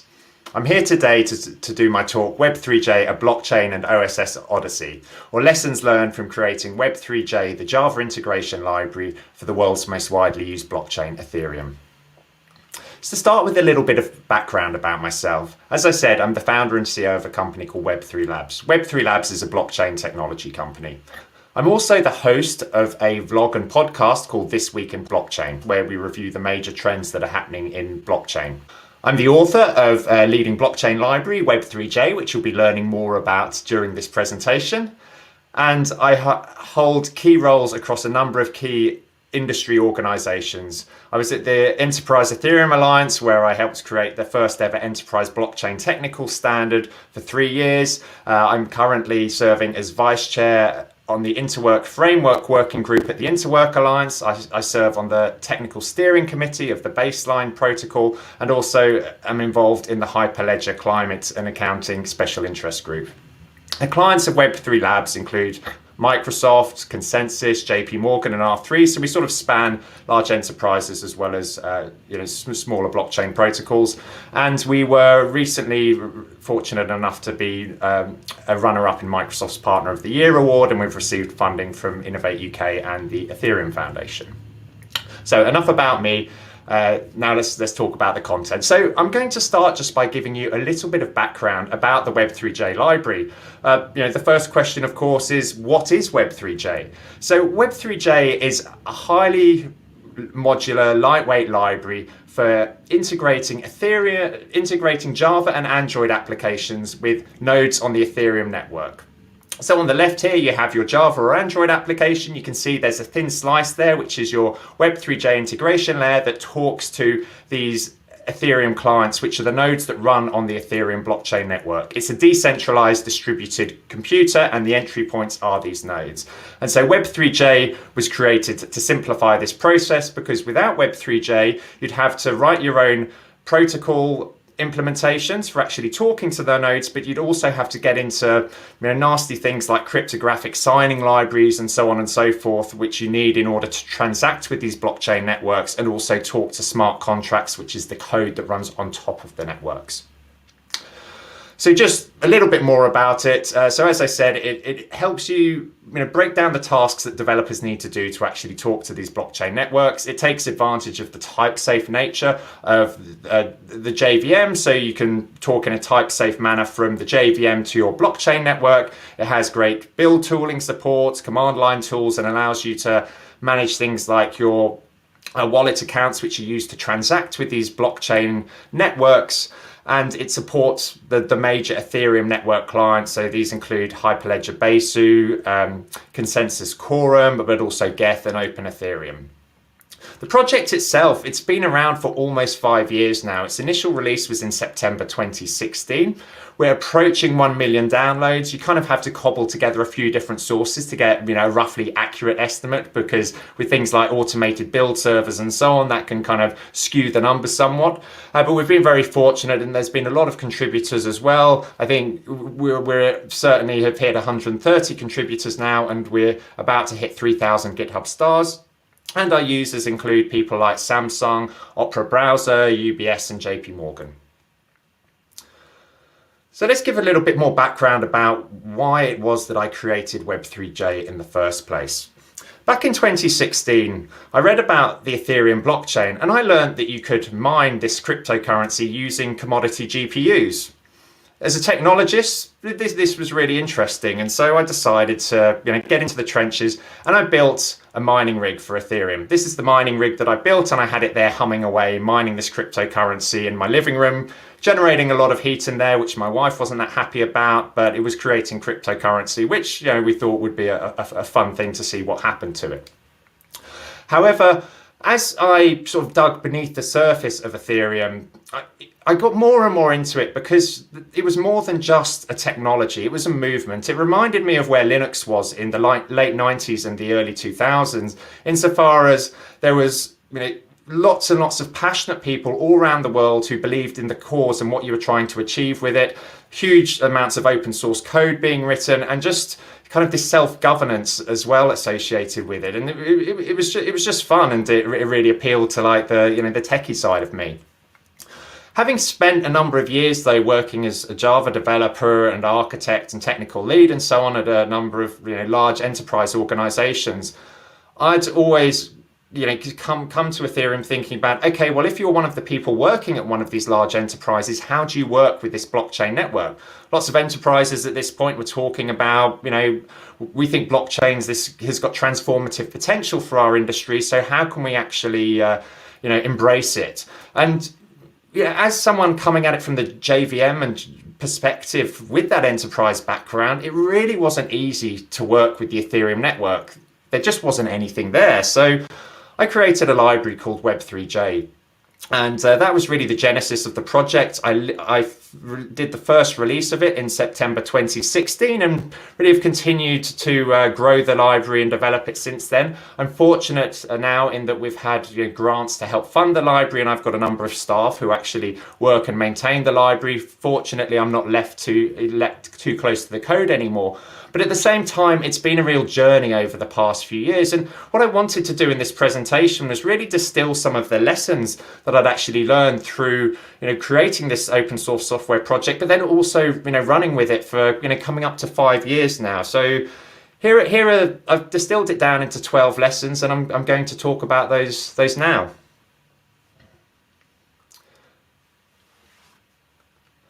So lesson number 1 is it's a journey. I've taken here something from Gartner called their hype cycle, which really refers to the sort of trends associated with new technology adoption. But I think that the way in which, as an open source library creator and maintainer, you can kind of apply the same thinking to the highs and lows associated with the experience of creating and then maintaining an open source project. But first of all, it does take a long time, and you've got to invest a significant amount of time and energy to get it off the ground, but also to keep it going as well. So, at the start you have, here it's called the innovation trigger, but you have the idea, you start getting really, really excited, and then it kind of rapidly goes up, and you start to work on the library. Maybe you've seen that there isn't anything else out there like it, so you've got this great opportunity there, and so you're just really pumped up about the whole thing.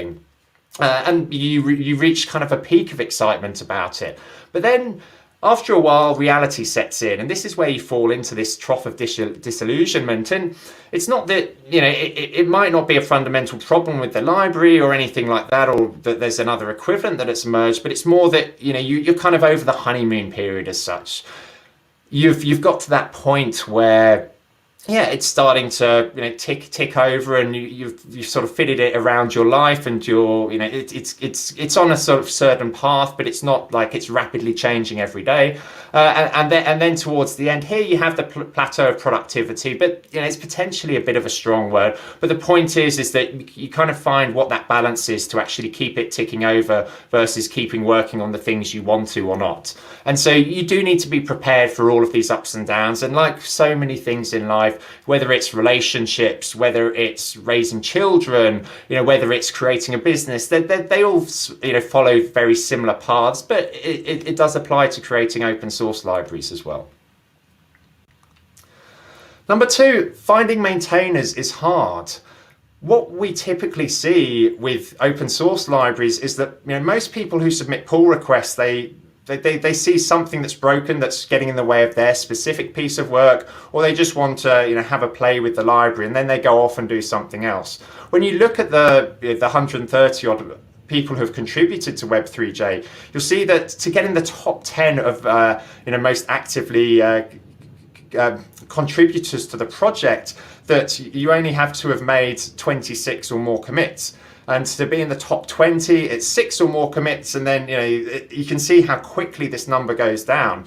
And even when you do find people who contribute to the project, typically it's more aligned with a specific project that they're doing. It's not like they're really invested in it for the long run. At the end of the day, it's not their baby, it's your baby. What they want to do is they want to solve a specific problem, or maybe they've hit a bug, or maybe they've got a specific project they're doing with it. Who knows? But what you'll find with most people is that they're interested in the project, they're happy to make contributions, but it's that consistency of contributions over a long period of time, which is where it's very hard to come by people. And so do keep this in mind, because you create an open source project, you might find you get some really great contributions from the community, but after a month or two, or however long their current project lasts, you can often find quite quickly it drops off, and this is certainly what we've seen there.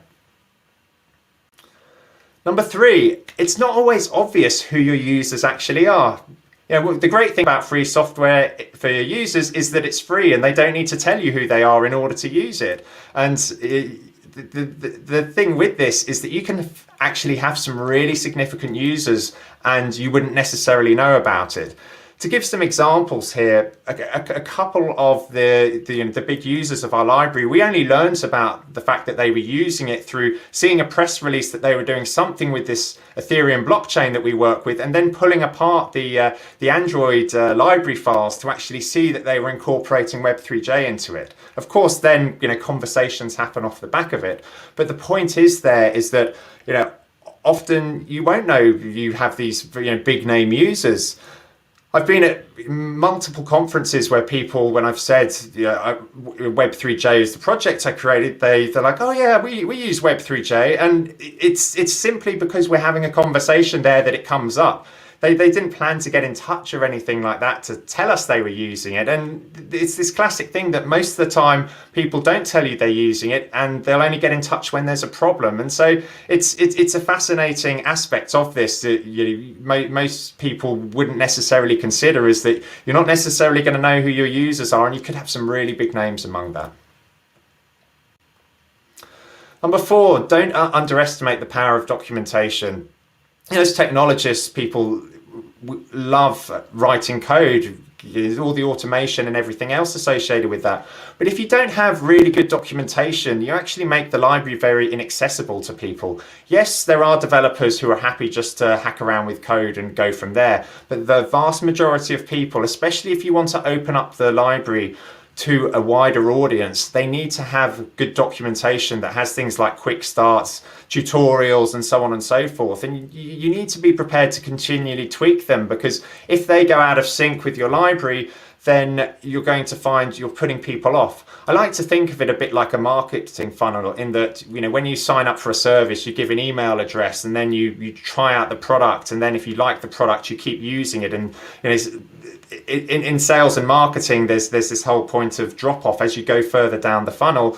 It's becomes more and more commitment to the thing that's being sold for that person to get over the line. It's a very similar thing with open source libraries, in that you know, you have this project out there, people have a touch point with it, they try it out, or they look at the docs, they follow the quick start. If it doesn't work, then there's going to be a lot of people who just never come back, and they're like, yeah, that didn't work for me, so I'm not going to bother with it. And so having your documentation being current, matching up nicely with your current releases is vital for this very reason, because otherwise you're ignoring, you know, hundreds, potentially thousands of users of your library because you're just not catering for them. So please do keep that in mind. In a similar vein, number 5, we have prioritize quality over features. And this again comes back to the usability side of things. You have excellent documentation, but again, if it doesn't work properly, i.e. the quality isn't great, then people aren't going to persevere with the library. And so again, it's so important to actually make sure that it's a quality experience for the people. It's different where you have proprietary software, or you're, you know, within the confines of an organization where someone's basically committed to using your product or service. And you know, at that point, they're told, okay, you need to work with this. If it doesn't work for them, here's the support number, so it's fine. But with open source code, you don't have that luxury. You have people who are very, you know, potentially very transient, or just trying something out quickly to see if it works before writing their own version of it or trying a different library. And so having high quality there is really, really important. I would encourage you to make sure that you have the quality and all of the things associated with that, which can make, you know, better quality easier, such as, you know, your you know, code quality enforcers at build time, and so on and so forth. But I cannot underestimate the importance of that. Number 6, get feedback. If you do know who your users are, or you have a way to reach out to them, actually create surveys and questionnaires to get some feedback on the library, learn about what they actually want. Sometimes people will raise these things via project issues, or maybe you've got a community forum where you can interact with them, but sometimes you can't. And, you know, maybe it's just a question of putting a link on your project homepage saying, we're doing a survey, please fill it out if you have time, because you'll just get some great feedback from your users. You can ask them if they want to leave their email address, and then you have a way to actually establish some dialogue with them. And so again, it's another very important thing not to overlook. The next one, especially when you're thinking about accessibility for enterprises, number 7, make sure it's accessible. Within some of the other language ecosystems, they don't all struggle necessarily so much with the deployment of libraries, but certainly in the Java world, you really have, Java and Android world, you really have 2 dominant kind of public repositories, Maven's Nexus repository and Bintray by JFrog. And then a lot of companies themselves will run their own internal artifacts,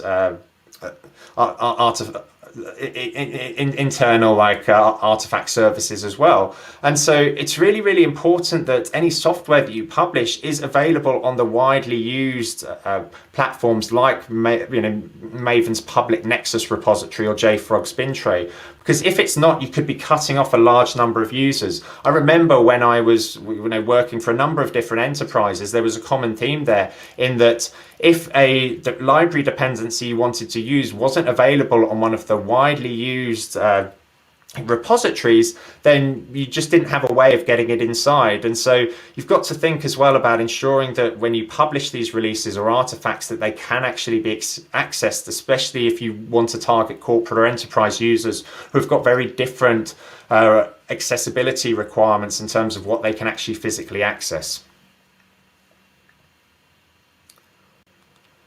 Number 8 is embrace marketing.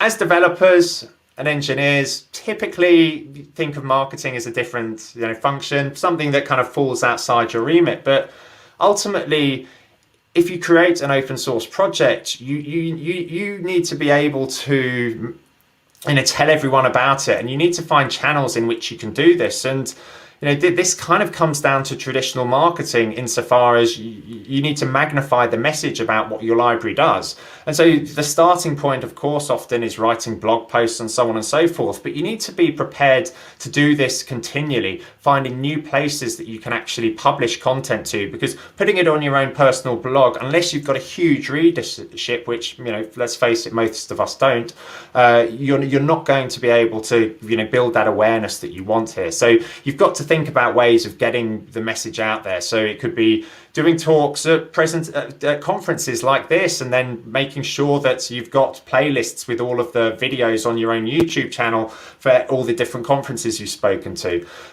Certainly like with this, I did a talk on Web3J back in 2017. Over the course of these last few years, it's continued to generate more and more views, and so we're up to over 50,000 now. But the point is that it's because I put that out there back then, and then it just kind of continued to simmer alongside the library, building awareness.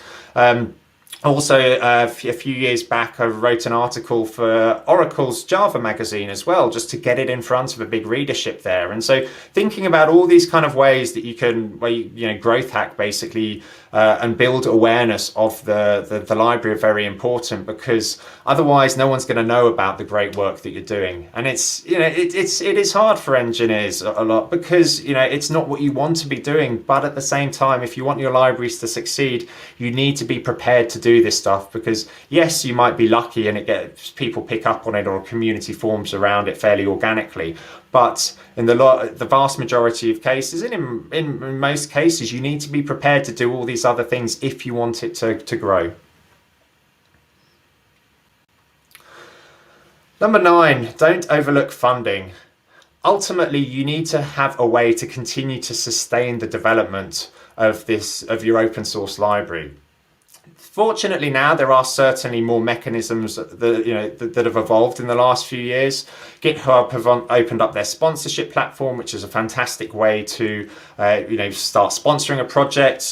We've created our own funding page on Web3J, so if you do want to take a look and donate to the project, that will be well received. But you also have other more innovative platforms too, like Gitcoin as well, which serves up lots of bounties, which can be kind of small pieces of work to actually do with small requests really from project owners, where they get funding from Gitcoin in order to actually do this. So it can bring new people to actually contribute to your open source project. It won't necessarily sustain the project on its own, but it'll certainly help sustain some of the development of features and so on and so forth. The other thing, though, to think about as well, and this is kind of how the funding of software has kind of changed, insofar as back in 2011, Mark Andreessen, he wrote his famous "Software is Eating the World" piece, where it was just this notion that software is taking over everything. And then Lightspeed, a VC firm, wrote about open source software eating the world. But then kind of since then, cloud's come along. Cloud is basically eating open source software, and that's kind of where the revenues are going, because you can create an open source library, but ultimately if a cloud provider decides to create a cloud service on it, you're not getting paid for that as such. They're just able to take it and basically offer it as a service to their existing customers. Fortunately, then there's this notion of multi-cloud eating cloud and so on and so forth. But it's very important to think about this side of things, because just because you've got the open source software out there, it doesn't mean you're going to get money for it. Yes, there are options like VC funding, or potentially consulting as well. People learn about the library, they come to you and say, look, we want to use your library for this. Can you provide some consulting type expertise? But those, again, they're not kind of like these hockey stick type revenue models. And that kind of leads me on to number 10, which is it's unlikely to make you rich. So I don't know if there's any people here who are familiar with Only Fools and Horses, but this is an old British sitcom where you've got these two guys who basically are always trying to come up with new harebrained schemes to get rich. And they always say, Rodney, this time in a year, we'll be millionaires. And I think that you can often have, you know, this sort of mindset with whether it's startups or software or whatever else, that people think, oh, they'll do this stuff, it'll get traction, and then all of a sudden, you know, they'll get loads of money because of it. You hear about some of the, you know, huge success stories as well. Certainly VMware, when they acquired SpringSource a while back, that was, you know, a huge exit for the SpringSource team, and, you know, as Java developers, lots of people know about that. And likewise as well, MuleSoft as well, with Salesforce acquiring them. And then you've got other things like OSS Capital. They have, like, this is the whole thing about you know, the open source software unicorns. But the point is that, you know, most of these kind of open source companies, they're taking open source products and they're commercializing them. Yes, in some cases they are building the open source software, but in a lot of the cases, you have the open source, but then they're taking it as, you know, commercializing it. Two great examples here, GitLab and GitHub. I'm sure they have made, you know, decent contributions to Git over time, but they weren't the creators of Git. They just found ways to create UIs for it and kind of make it more accessible for teams ultimately. And so, you know, this whole notion of open source software and you know, creating all these, you know, incredibly valuable software companies, it's not about just having some great open source. It's about being able to create great commercial products on top of these open source libraries. So yes, it's unlikely to make you rich. But finally, number 11, it does open doors though. And this is one of the really powerful things about having an open source library, in that it just opens up conversation with all sorts of people. I can talk from my own experience here, in that, you know, with the work with Web3J, for the first 2-3 years of the library, it was very much so a, you know, conversation starter with people. It's like, oh, we, you know, developed this library Web3J, and they're like, oh yeah, I've heard of that, that's cool, and, you know, things go from there. Or sometimes people get in touch saying, you know, we really like Web3J, could you do some work with us because we want to achieve X? Or they just, you know, it just helps build your own profile there. So it's, you know, again, I think that this is where it is a wonderful thing to do, because it really can open a lot of doors. And because of the open nature of open source software, it can open doors all around the world, and it isn't constrained by geography, because, you know, it's available everywhere with the internet. So I think that's kind of another key point. Finally though, number 12, stepping away is not easy.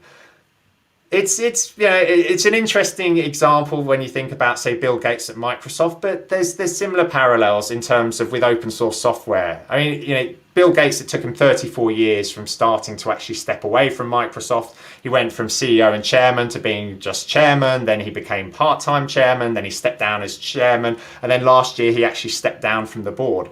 And it's a similar thing though with you know, with your open source library or software, in that you cannot easily walk away from it unless you're very fortunate and you have other people you're working with it on, or you've managed to build up like a good roster of maintainers that you can step away, or you find like an open source body to put it into. But again, you need other you know, people to take on ownership. But the point is that it's your baby, you care about it more than anyone else, and it takes a long time to find, you know, other people to care for it as well. So it's not that you necessarily need to have an exit plan for, you know, your open source library at the beginning. It's more that you need to have awareness that it's not something that once you've created, you can just step away from it and then it'll take care of itself. Chances are, if you step away from it, it'll fall by the wayside, and then it's just, you know, another piece of software to add to the open source software graveyard. So it's just an important consideration there.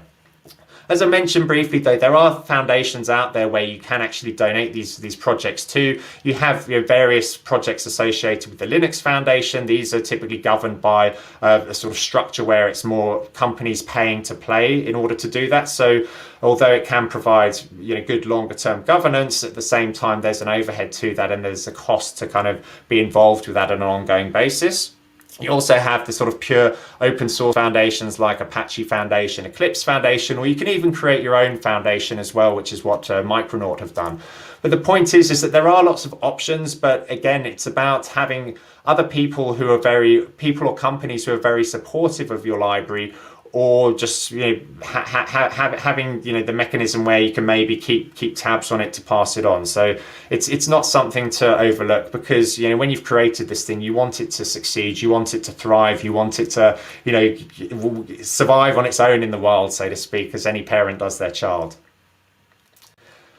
So just to recap on these 12 rules, there's been a few points here, but we're just going to go through them all again quickly. So number one, it's a journey. There's the ups and downs, but ultimately you find a nice balance there.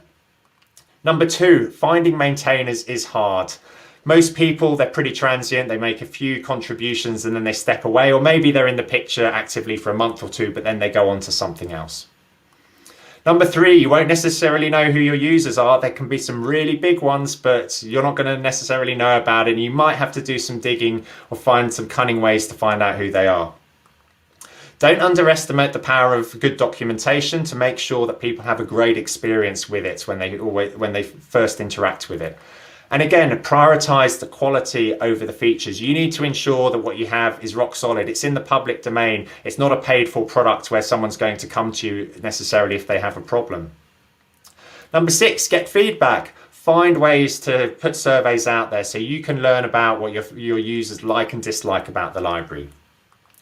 Number seven, make sure it's accessible. Remember, the large enterprises often have rules in place about what software repositories they can actually pull artifacts down from. So in the world of Java and Android, make sure at least you support Maven Central and JFrog's bin tray. Number eight, you're going to need to embrace marketing. Be prepared to write blog posts, submit articles, meet people who are prepared to have you publish on their site, create conference talks, write a book, so on and so forth. Don't overlook funding as well. See if you can find ways for it to sustain itself, because otherwise it's just going to be a hobby that continues to take up your time and there will be no stepping away from that. Number 10, it's unlikely to make you rich. You're probably not going to be retiring anytime soon because of it, but it does open a lot of doors though. And again, I really want you to take that to heart, is that if you build quality software, then people will become aware of it and it's a great conversation starter. And finally, remember, it's not easy to step away from it. With Web3J, I'm here over 4.5 years after I created it. Still haven't stepped away from it as such, and it's still very much so a part of me in that respect. So before we finish up, though, I think it's also good to prompt the question. You've got an idea. Should you actually create some open source software or open source library to support it? And so I think there's a brief checklist that can be useful here. First of all, that a similar project doesn't exist already. But when we say a similar project, if there's a great project out there that does what you're trying to do, then it probably doesn't make sense to reinvent the wheel. That being said, if it's a project that's similar but it sucks, isn't actively maintained, then try and figure out why it's not actively maintained. Maybe there's a way in there. Also, you need to have time there. There's no point in doing it if you've only got, you want to do it over a week or two and then walk away from it. It's something that's going to take up time on an ongoing basis. You build up a community of users, you need to be able to support those users. And with that, you need to be prepared to commit for a decent time horizon to keep this going. Even 1 year doesn't seem like enough time as such. You're talking multi-year, but I would say at least at a starting point to say to yourself, am I prepared to work on this for at least the next year or so to see where it takes me? Make sure you're ready to commit high quality work. Ultimately, this is in the public domain. When you go for jobs or people are, looking at your profile, they're going to look at your GitHub profiles. If you've created an open source project, they're going to look at your code. They're going to see what sort of project it is. And so if you don't do your best work there, then people are going to think that, that's you. And as a result, it could work against you having a shoddy open source software out there versus none at all. So do be prepared to put in the quality side. And as a result as well, make sure you have that quality content and docs and everything else to support it as well. And then finally, maybe you just want to open new doors or learn in a specific area of your industry. These are excellent reasons. But, what I would say is you need to ensure that all of the above apply here rather than just one or two of them. And if they don't all apply, then you can always find a project to get involved in. With GitHub, because it hosts so much open source software now, you can look at your trending repositories, you can explore by project type and so on and so forth. You can go on to things like Gitcoin's bounties platform, and you can see the different projects that they open. So you have lots of options there to sort of dip your toes in the water. And the good thing about dipping your toes in the water is that if you decide it's not for you and you step away, no hard feelings as such. You've kind of you've given something, but then at the same time, you've not kind of just left something out there in the graveyard as such. And of course, I would say if you want to get involved, have a look at some blockchain technology, do come and have a look at Web3J as well, because we are always happy and willing to find new people to contribute to the project. Then finally, just before we go into the Q&A, in terms of if you want to contact me, my Twitter handle is @ConnorS10. I'm also very active on LinkedIn, where my profile there is Connor10. And then also, if you want to listen or watch This Week in Blockchain vlog and podcast, you can head to weekinblockchain.com or find it on your usual podcast service. And to learn more about Web3J, go to web3j.io.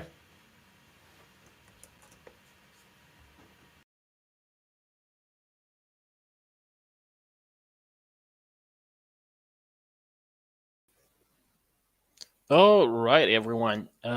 Looks like an awesome talk.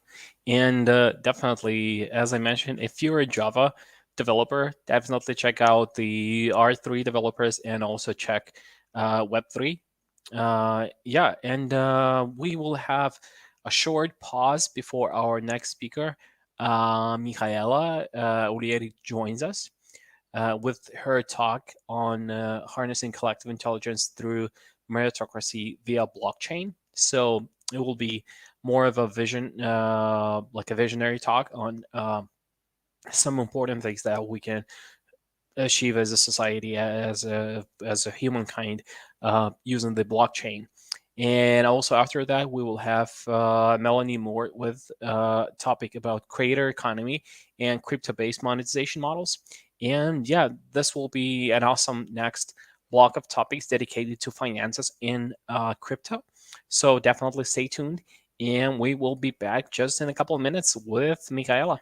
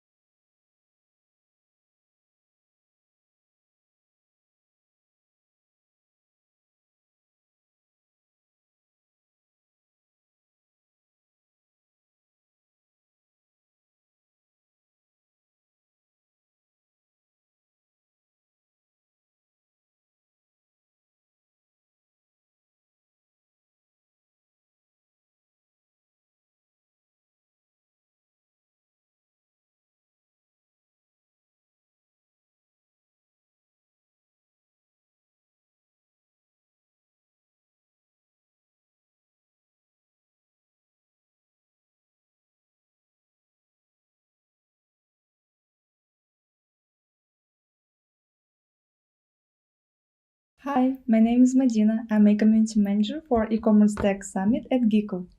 The global e-commerce market grows every year. New technologies appear. Want to stay tuned and not miss important updates on the development of e-commerce? Then we invite you to e-commerce tech global summit. Magenta, Salesforce, Shopware, and big commerce developers will share their real-life use cases with you. And only during this event you can use this special offer to get the tickets. See you there!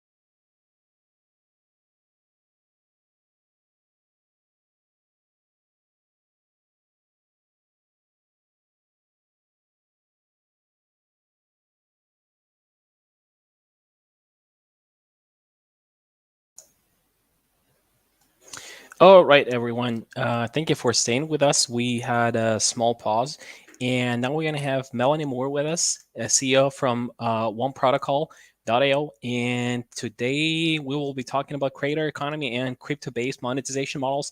This is something really interesting because lots of creative people there thinking about ways how they can transform their maybe creative arts into digital assets, or how to actually monetize their creativity. And yeah, so sounds like an awesome topic to me. And let me pull up Melanie to our stream. Hi, Melanie. Hello, hello. How are you doing today? Doing fine. Sorry, maybe I need to turn more light on. It's already, getting dark here in Dubai. I'm calling in from Dubai. Thanks for having me. Sure.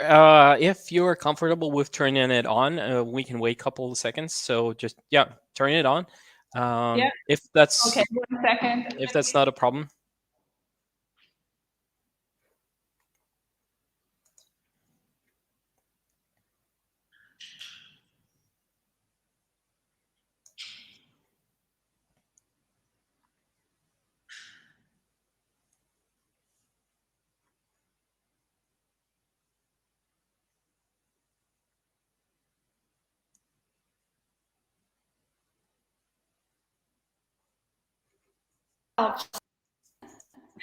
Alrighty. Thank you. Wow, Okay. much better. Much So better. how's it going back in Dubai? Lots of interesting stuff going on right now over there, Oh my like God. Phantom the last, Conference and everything. Yeah, super exciting stuff. I mean, the whole last, I would say 3 weeks, or it already started in September, a series of events. I have the feeling also kind of everyone in blockchain and crypto is somehow moving to Dubai. It's really a very interesting time here with, blockchain centers getting built and ecosystem building here going on. A lot of investors in town or in the region. And so now it's obviously, how can we get the talent here? And very exciting times. Yeah, and it's getting, the weather is getting more pleasant, I believe, in Dubai, because back in summer it was like 50 something centigrade. That was like terrible. I mean, but it's the Middle East, and it's a beautiful desert also around the city, and so that's natural. It's always more hot here, but it's now really pleasant. So I can just tell everyone, come over. Awesome. And yeah, thank you for the topic, because I believe that in the world of like uncertainty, the new normal, the new economic realities, this creator economy with crypto-based monetization and how creators can monetize their content now, that's something really awesome, something really interesting and exciting. And I guess without any further ado, I would just give the floor to you, and you can start with your presentation. And if you need help with pulling up your presentation, just let me know. I'll be on the backstage. Okay. Maybe I start quickly first by introducing myself. I'm Melanie Moore. I'm a serial entrepreneur coming out of 20 years of media and marketing, and the last 10 years mainly in tech. So I have founded various companies, exited, and started learning about blockchain, crypto in, I would say, barely late, in end of 16, and dived deeper in 17. And from 18 on, I thought, with the experience I have coming out of the media and marketing industry, I have seen all the flaws in this industry over such a long period of time, where I have seen creators not being rewarded fairly. The platforms are kind of always haunting the advertising money, and kind of also spoiling a little bit the experience on their platforms with all these ads popping up everywhere. And at the end, the advertisers that are looking to reach out to new customers in a good way, to convert them and make them their brand advocates and fans, and that there was not really a sustainable system in place to cater to all of these needs in a fair, democratic, transparent way. And that's where myself and also a fabulous team that I already had built over time, we decided to conquer this space and to really build infrastructure technology to solve all these various problems. And therefore, a protocol layer was kind of the right solution for that. So we have not built a first layer. It's more something on top of that. And maybe I switch over now to my presentation. Let me share. I hope I get this right now. I was well introduced to that, but let me see. How do I again get now back to, let me see. Oh yeah, no, it doesn't seem right. 1 second. I think I just have to start the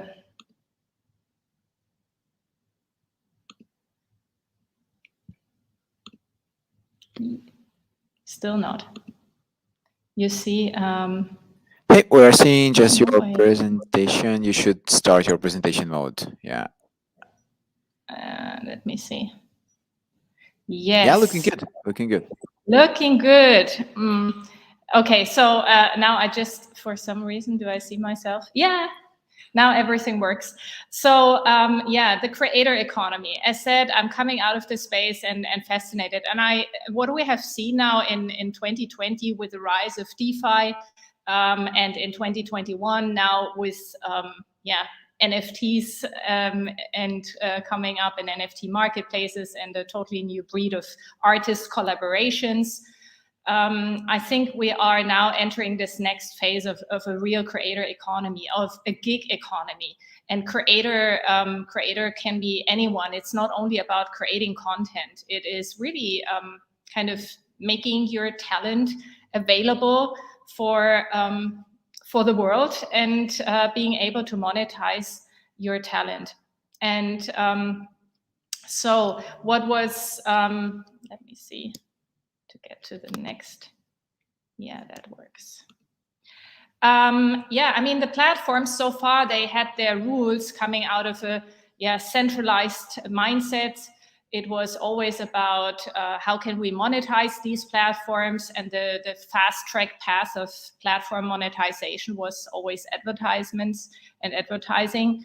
And now it's, it is starting to change. The models of these platforms is starting to change. We have now, besides now the donations and subscription models, we have to earn models, and now all these NFT platforms were coming up with new solutions for creators to monetize, and also social tokens, which are innovating the space. We see more and more platforms coming out that are helping communities really to monetize with each other.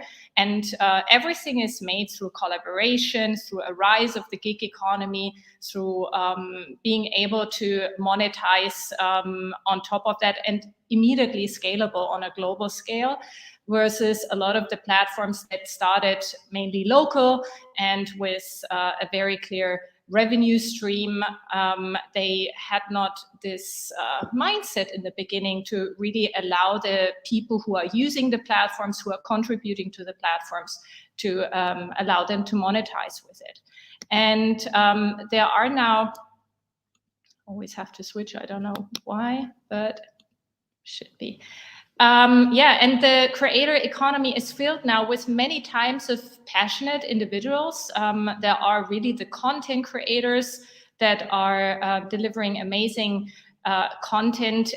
You can make money out of your influence when you already create certain following and some reach. And then you might be an expert and you can monetize your expertise with just subscription models, or with some shows or some YouTube videos where you share your expertise and people tune in. And then there's a lot, in this enthusiasm economy, people who love to play, to collaborate in games. And that's now pretty exciting that there are so many venues to be a creator, to monetize that. And therefore, all these platforms currently have to adopt and to cater to these new opportunities. And obviously also this, let's say, global health crisis has just changed how we work, because a lot of work is now anyway, we transformed into working remote.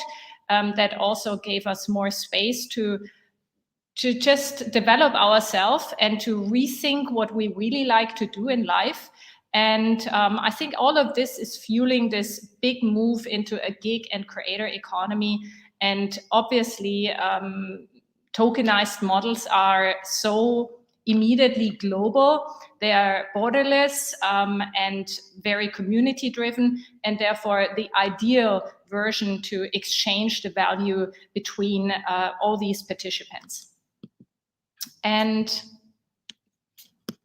so, yeah, and the platforms definitely, they have had a big issue. It is already visible, even with the platforms still making a lot of money through ads and advertising. It is something that is not really finding an audience anymore. I would say on YouTube, everyone loves to, press the skip button of the ad.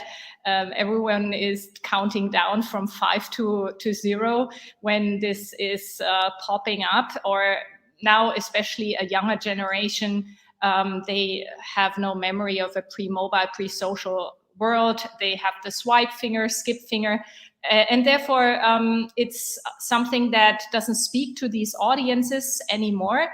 And therefore, there is high pressure also in any kind of platform to find a new venue to monetize.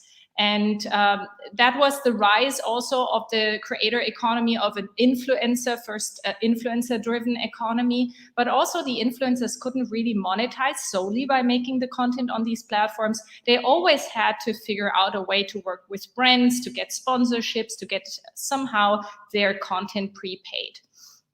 So there's a huge opportunity to solve these issues, which allow creators to still somehow be authentic with the content that they are creating, to not make it too salesy, to just to stay true to yourself and create really the content or the gigs that you that show your talent. And therefore, oops. Next slide. We have thought about what is the solution for that. And I just want to say, this is just one solution out of many. There are so many great protocols and also other solutions coming up now that are trying to solve also this problem for creators in different and in various ways. But we have focused now on one very special venue for platforms and creators and advertisers to solve the issues that I have already talked about. We believe that the biggest opportunity for a gig and creator community is really in word of mouth.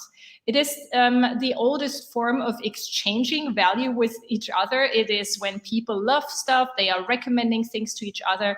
And at the same time, this is having the highest trust and the best conversion in everything. When a friend is recommending to me a product or a restaurant or a next hotel where I should travel to, a region, this is something where I listen, this is something where I trust, and this is having the highest conversion in purchasing something. So that was so far kind of happening beneath all the social networks already in a natural way, but content creators were not able to monetize this word of mouth power, this brand advocacy.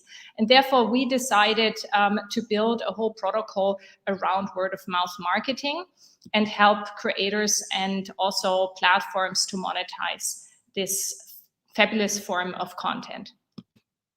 And the solution of the WOM protocol is really building an economy. It has various participants and therefore also various products that are catering in this infrastructure technology. First and foremost, we are here for creators. We want to help creators to monetize content. they can still create the content that they anyway are doing on various platforms, but there is a very special form of content that should be incentivized and rewarded instantaneously. It is the content that is most valuable to brands and advertisers, which is a recommendation of a product. And so this kind of word of mouth content, we allow creators to instantly monetize. But obviously we need to, our system or the whole economy needs to filter out what content is good and what is not good, what is authentic and what is not, and what has a certain quality. And therefore, we have created a new job in the gig economy, which is the authenticator. And the authenticator is able to watch content, to rate content, and to bring trust into content. So it's a peer-to-peer review system of content where everyone can rate content and where consensus mechanisms filter out what is wisdom of the crowd, what does the majority think about a piece of content. And these consensus mechanisms are able to really bring the best content at the end also to the audience, and also help the creators who are creating this trustworthy word of mouth content to monetize. And therefore, it's not so important anymore if I'm an influencer. I can be anyone, and therefore, we believe that everyone is an influencer, maybe on small scale. And the question was always, how can this be scalable? How can content that I'm sharing with a friend for a restaurant could be also very valuable for more people? And how can this be scaled? And how can I maybe be rewarded for this kind of product recommendation or restaurant recommendation that I'm making? Therefore, we have a full integration in platforms. Wherever content is created, allowing to create a product recommendation, this platform can also take the product recommendation instead of an ad and really bring it to the audiences, bring it to more people, and monetize with this content instead of an ad. And obviously, the brands and advertisers can tune in and can see the content in a decentralized big campaign manager and say, oh, wow, this content got a very high trust score, very high rating from authenticators. It doesn't have so much reach yet, because maybe it's just a 15-year-old teenager who is not an influencer and who has not yet this great reach, but he made a very authentic piece of content around a sneaker he loves, and why not taking this piece of content and showing it to more people? And therefore, the brands can also pay into the system, into this economy, use the content and distribute it through various platforms to the right people. So next. So this is basically just how it works. Think of platforms that can integrate, and it's the way we have built it, it can be really integrated into any platform.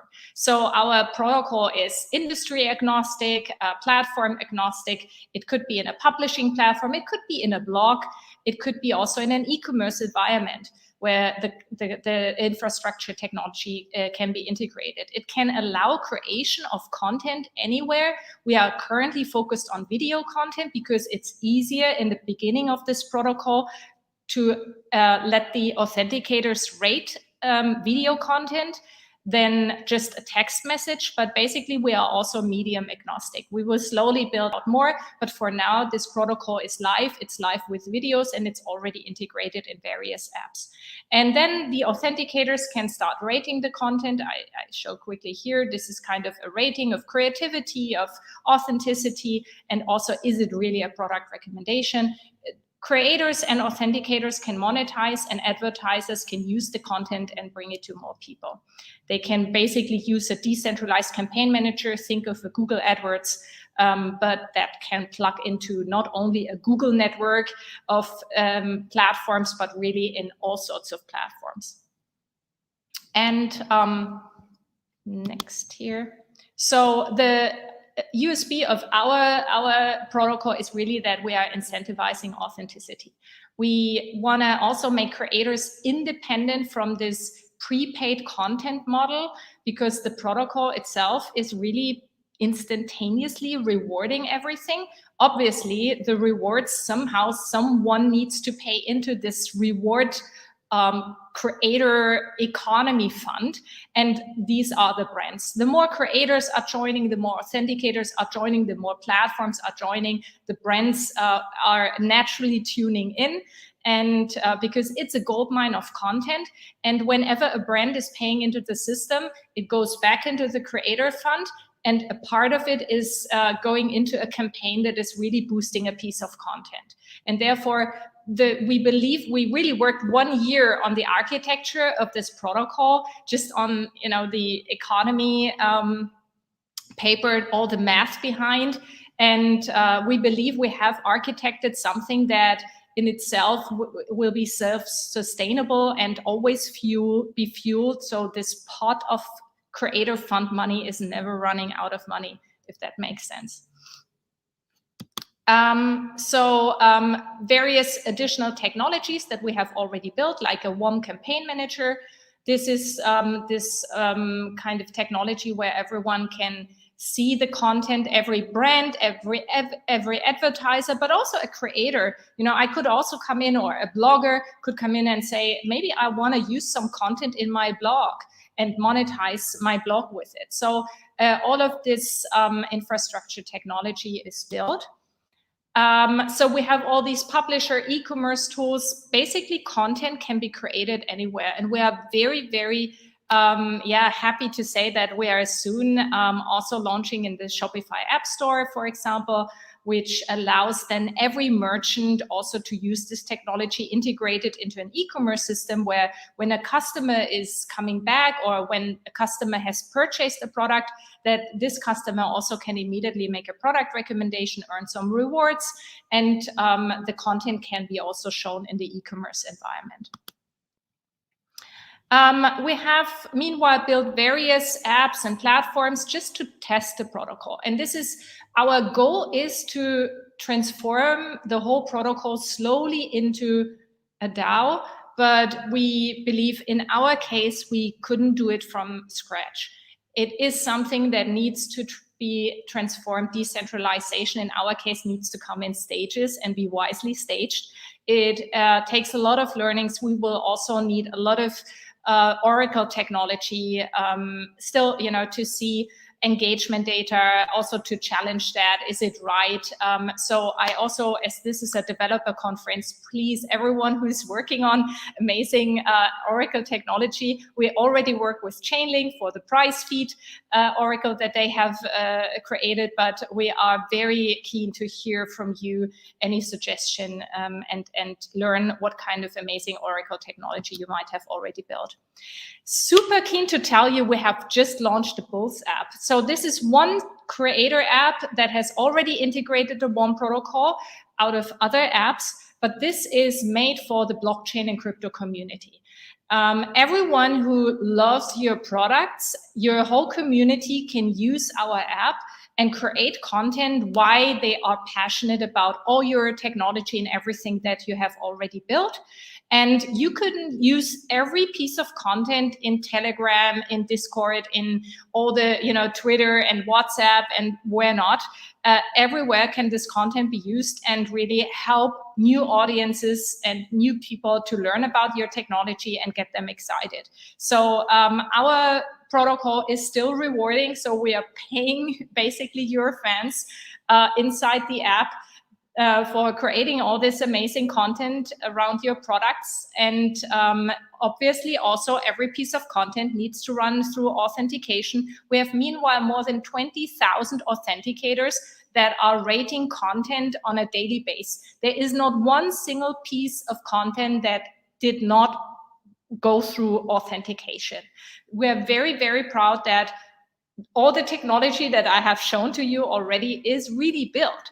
We are not talking about a paper stage, a concept. So you can download our apps, various apps available. You can actually access, create an account in the WOM campaign manager, and you can also grab the web recorder, web viewer from our website and integrate it into your publishing platform, into any website actually, and allow your fans to create the content from your website.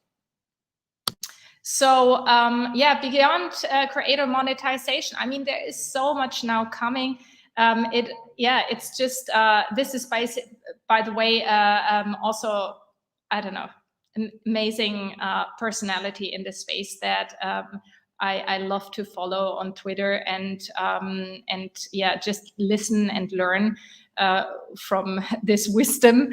So I just can recommend everyone to follow him.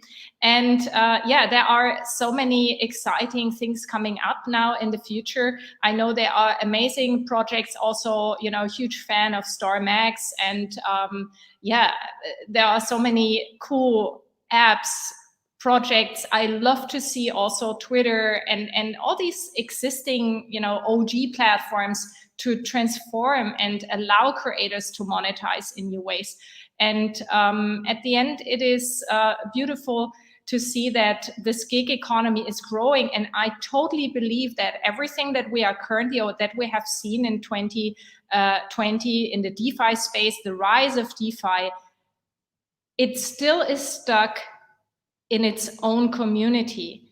And I believe that especially with the gig economy, with the games, the play to earn, with promote to earn stuff that we are building, with this whole new concept of incentivizing and monetizing creativity with crypto, that this will also fuel the DeFi space. And combined together, that's hard to beat.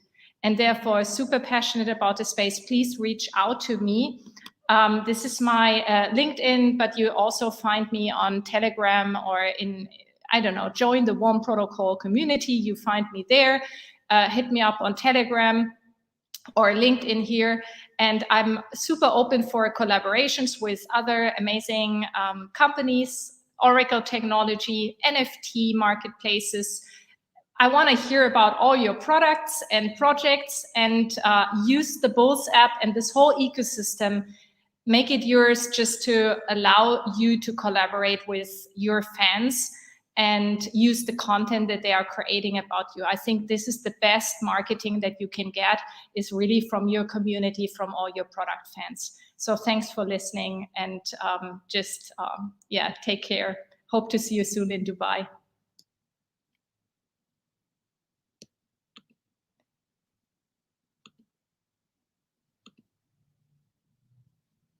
Hello. Can you hear me? I can't hear you. Wait a second. Something. So I was lost in our tabs.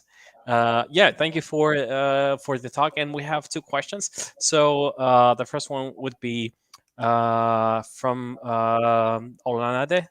What is the difference between referral marketing and word of mouth marketing? How would you describe that? So as a professional in this in digital. Yeah, I mean, word of mouth marketing is not only a referral. It can also just cater to creating more awareness. Yeah, referral marketing has a very, very clear goal, which is make someone really buy. Click this link, which should lead to sales or to this kind of conversion. Mm-hmm. Word of mouth can also be like an advertisement, right?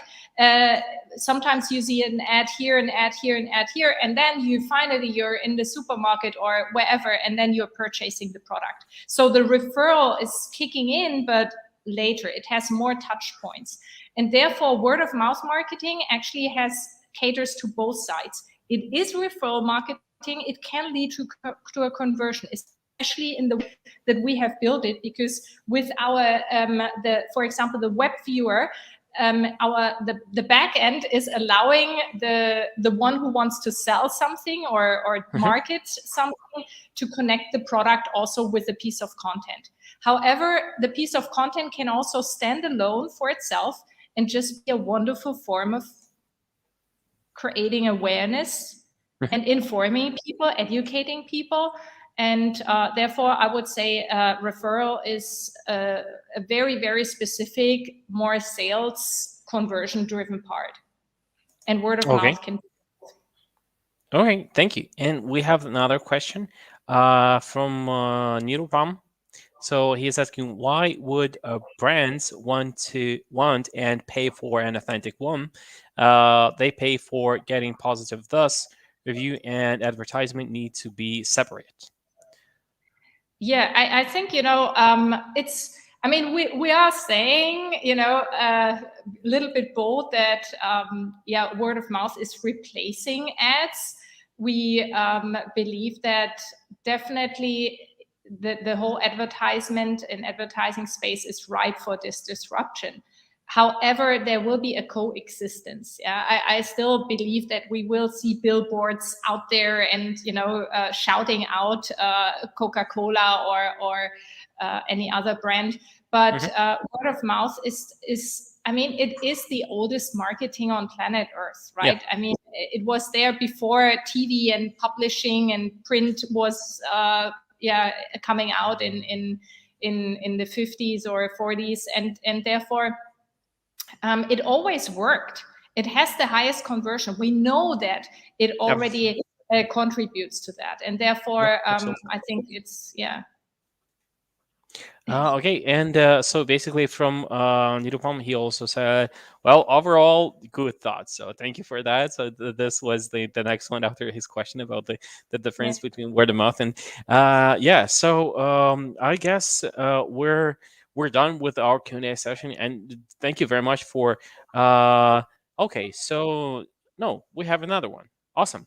So for Olanda, is there any way the Bulls app is also able to reach out to customers, just like Instagram influencers reach out to their followers? Yeah, and this is exactly where the blockchain, community or the blockchain projects can come in and use the WOM campaign manager. Because actually all the content created in the Bulls app or all the technology from the Bulls app that is integrated, it can be integrated in a Solana, in a Chainlink website. It could be really integrated in any project platform or publishing platform like CoinMarketCap or Xangle. Everywhere this technology can be easily with APIs be integrated. And therefore all the, fans can create the content, and the brands, the projects can check out the content in the WOM campaign manager and say, wow, this is amazing content. I would actually like to pull it on my website, or I would like to stream it more in the Bulls app, and please show it to more people. So the Bulls app then also changes the playlist and shows this content that was paid for higher in a playlist feed. And and therefore we do not have to show any ads in our apps. We can just show the content that is anyway created there, which is more authentic and is speaking to more people. Awesome. Let me check if we have one more question. Yes, I think we have one. Just a second. Let me pull it up. It looks like music sharing crypto. It would be great to know more. Okay, this. Yeah, it was now, we looked into TikTok, obviously crypto TikTok and crypto Twitter and YouTube. I mean, we have also seen a lot of these accounts were banned, right? This was now even really big YouTubers, crypto blockchain dedicated YouTubers got their accounts banned. And therefore we created rules on every piece of content in Bulls. There is this video is no financial advice. So all the creators can also naturally feel safe, that they don't always have to reach out and say, oh, my content is not financial advice. The app already has it on every piece of video. This is the fundamental thing about Bulls. And I would say what is also great is every video really can be shared on all other social networks, and you see the preview of the video.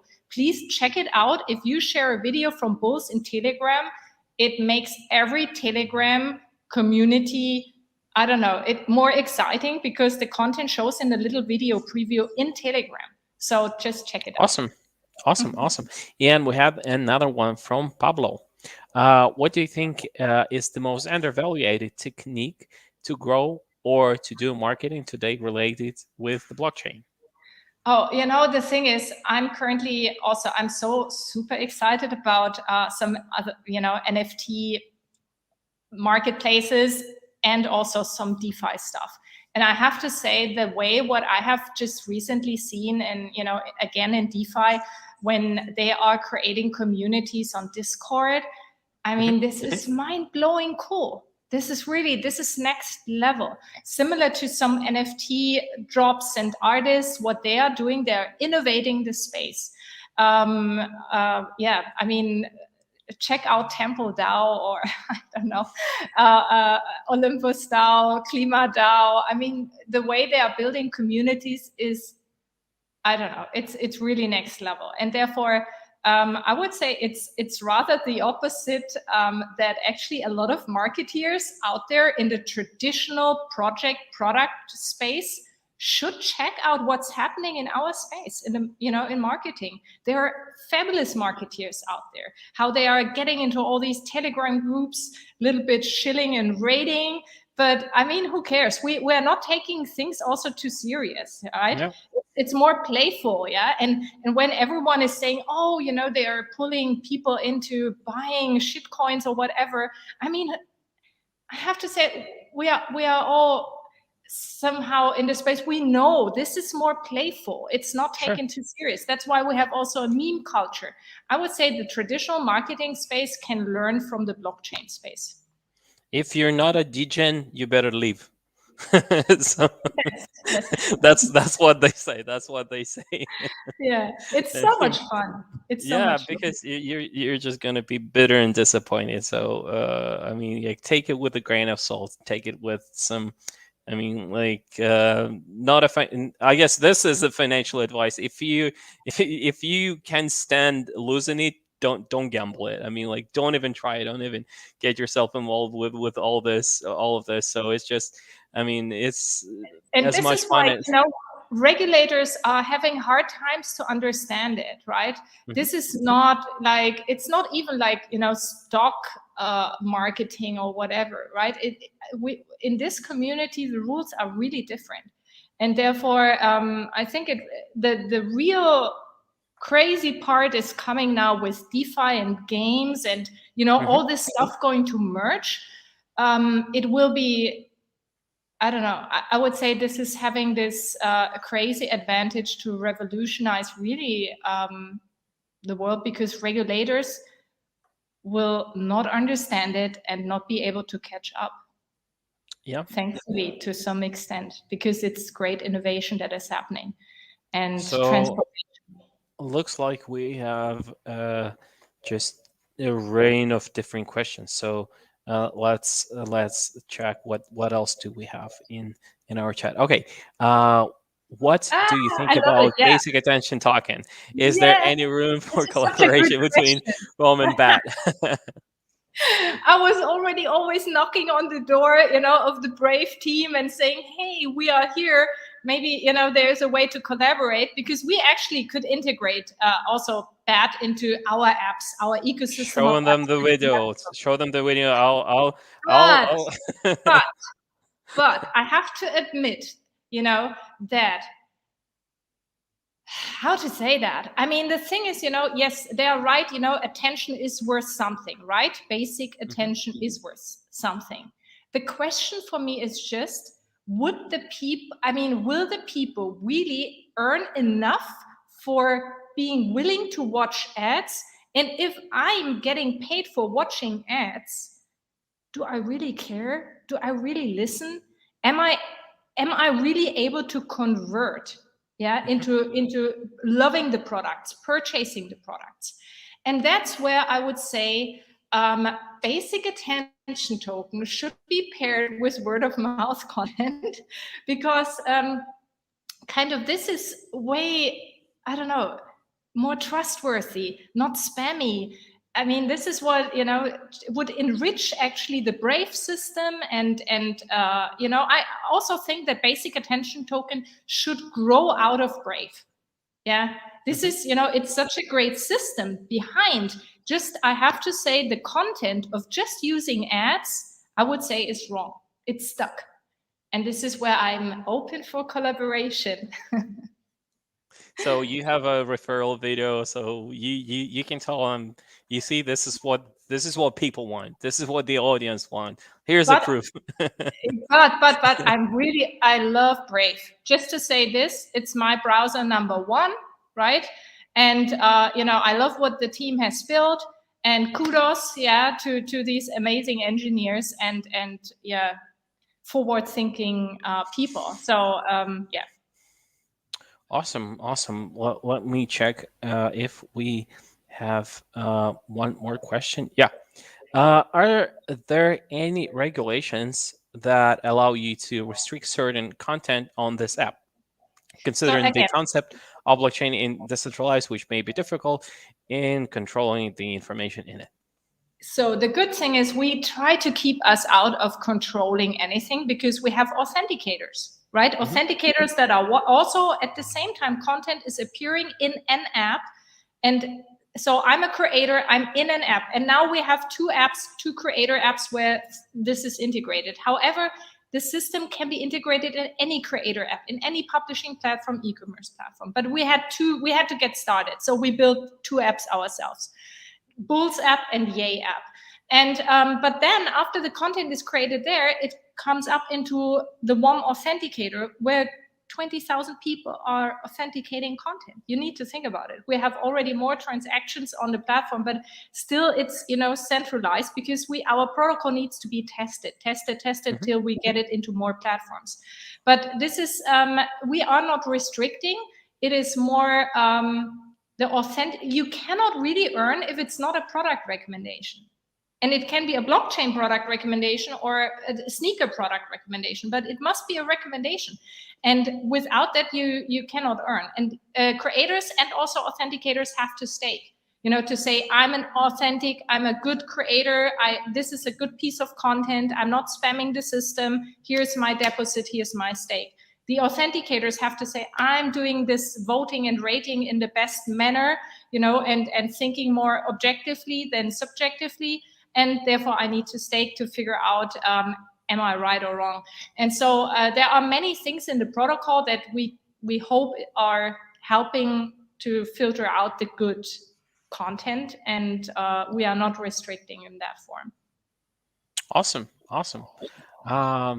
Just a second. Looks like we ran out of questions, and but thank you very much for sharing this, and thank you everyone for questions, yes. And thank you for participating. Awesome and additional. Please reach out to me. Test it and reach out to me and tell me when there are flaws or bugs or whatever we want to improve. So, can you please give us once again the links where it can be downloaded in case someone missed it, maybe in our private chat here, and we will share it with everyone. Because maybe someone missed, someone was grabbing a coffee, or maybe I don't know, someone was grabbing a sandwich, just stretching their backs. Okay, so we will on the One Protocol website, somehow you figure out your way, to get to all these products. So oneprotocol.io. I would say that's the most important. And go into our community and hit me up in Telegram. Awesome. So we will send them to our chat. And the Bootstrap BULL can be downloaded also on both app stores, Google Play and iOS, Apple.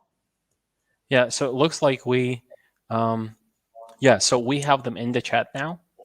And so absolutely, everyone who's interested, go check them out. Go join, and if creative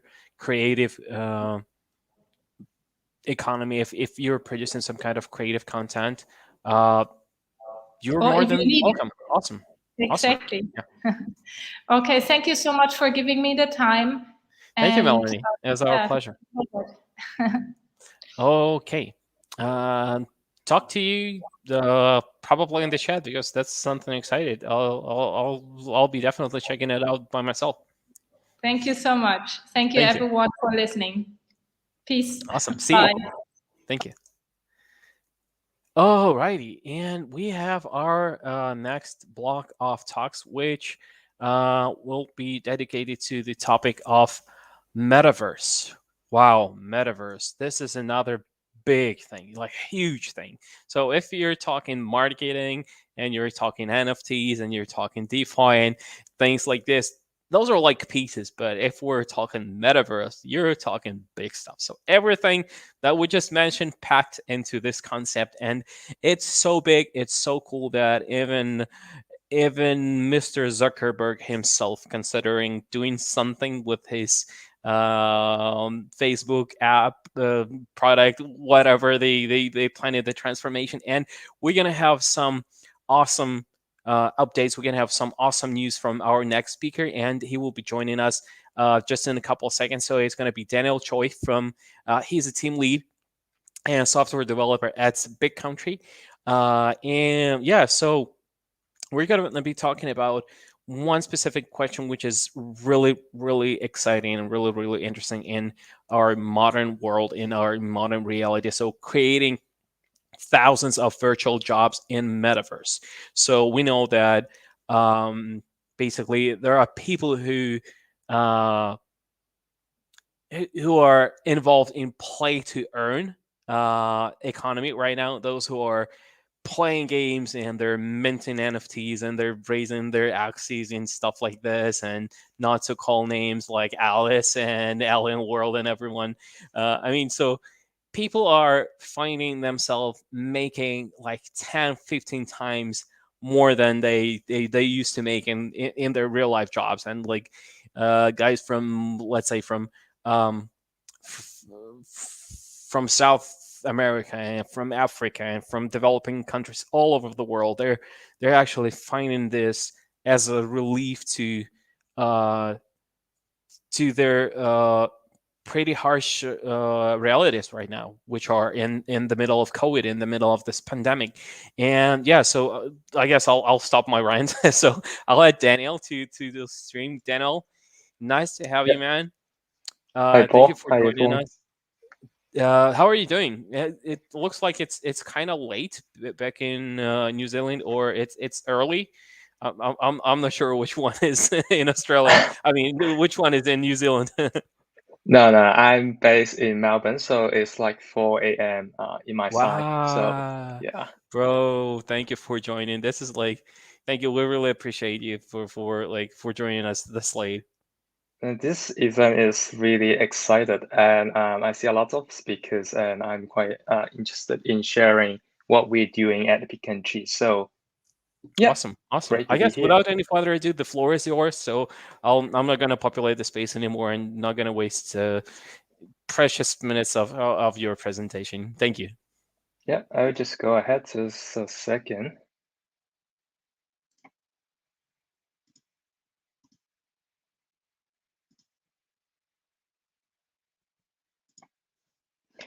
Okay. So okay, cool. I see my screen. Okay. Hey everyone. Once again, welcome to the sections. My name is Daniel Choi. I am one of the co-founder of the Big Country, and our team is based in New Zealand, and also myself is based in Australia, Melbourne. So my main focus is on the gaming development and also the UI design of the projects. So as you already know, today's topic is more about the metaverse, especially within the job market or the job opportunity that it can bring to us. But before we diving into that, I would like to introduce a little bit more about the Big Country. So Big Country is a network for user-created metaverse and games. So we raised 4 million USD in the first round and backed by a lot of strong backer behind us. So some of them they are from the east, or some of them they are from the west. And as you can see, some branding like Animoca brands, who are the unicorn of the blockchain gaming hypothesis, and and more. So those are our strong backers. Okay, so when we talk about the metaverse, so we need to think about what is the metaverse. So metaverse is an idea that has been existing for a really long time. So for me, metaverse can help us to have a close social experience regardless of the physical distance. So we can see each other in a VR or in an area that we can simulate each other. So it should have its own economy, currency, governing social experience, or the metaverse should be something like the MMO, so the massively multiplayer online game where we can interact with many users in the real time, interacting with other or do something that we can actually do in the real world, such as maybe joining some different events, watching movie, hanging out with our friends. And also for me, Metaverse is a network, and it's a space where you can have your brand new digital identity, and you'll be able to travel to different metaverse, like we are traveling to other country freely. So you shouldn't be just limited in one specific game or space. And lastly, the metaverse would be the perpetual role, like unlike other games, where you might be get bored with other games and you can change your games eventually. So the metaverse should allow you to build something different, like some different kind of games, and to give you a bigger degree of freedom for us to build something that isn't possible in the real world. So that will last forever. And also you may say with some game, so they are really good, they have really good design, really nice graphic, or they have the in-game currency or economic. But however, those item or the item that you bought is inside that game is limited to that specific game itself, which you cannot sell your game to someone else who is playing other games or trade freely with other games. Okay. So why now, and why what making the metaverse possible? I summarize into 4 categories because of course there will be more, but those are the 4 things that I think we should focus. So we can have a look about the metaverse in terms of the currency, economy, and also device, and also the technologies. So first of all, in the metaverse, we will have to have the currency that representing a real value, allowing us to trade freely. And then we are going to have the economy. So thanks to the blockchain, we can basically turn anything into the NFT. So NFT is a non-fungible token. Those things are special tokens that represent unique, connectable, and they are unique in the sense of that they cannot split or they cannot exchange exactly for other non-fungible token of the same type. Okay, so NFT also can help the virtual world to build or to create some unique value of the item, and you can store the NFT safely inside your wallet or inside the metaverse that you're choosing. So with the rise of the NFT, so a lot of like creators trying to create their NFT collections, and they're trying to selling on the marketplace like the OpenSeas. As you can see, there are lots of like big news. They're trying to trade, and they're involved with a lot of like money. And then we can have a look at the devices to access the metaverse. So I believe you guys already know about the movie called Ready Player One, which gives us a little bit idea on how we can access the metaverse with the VR headset.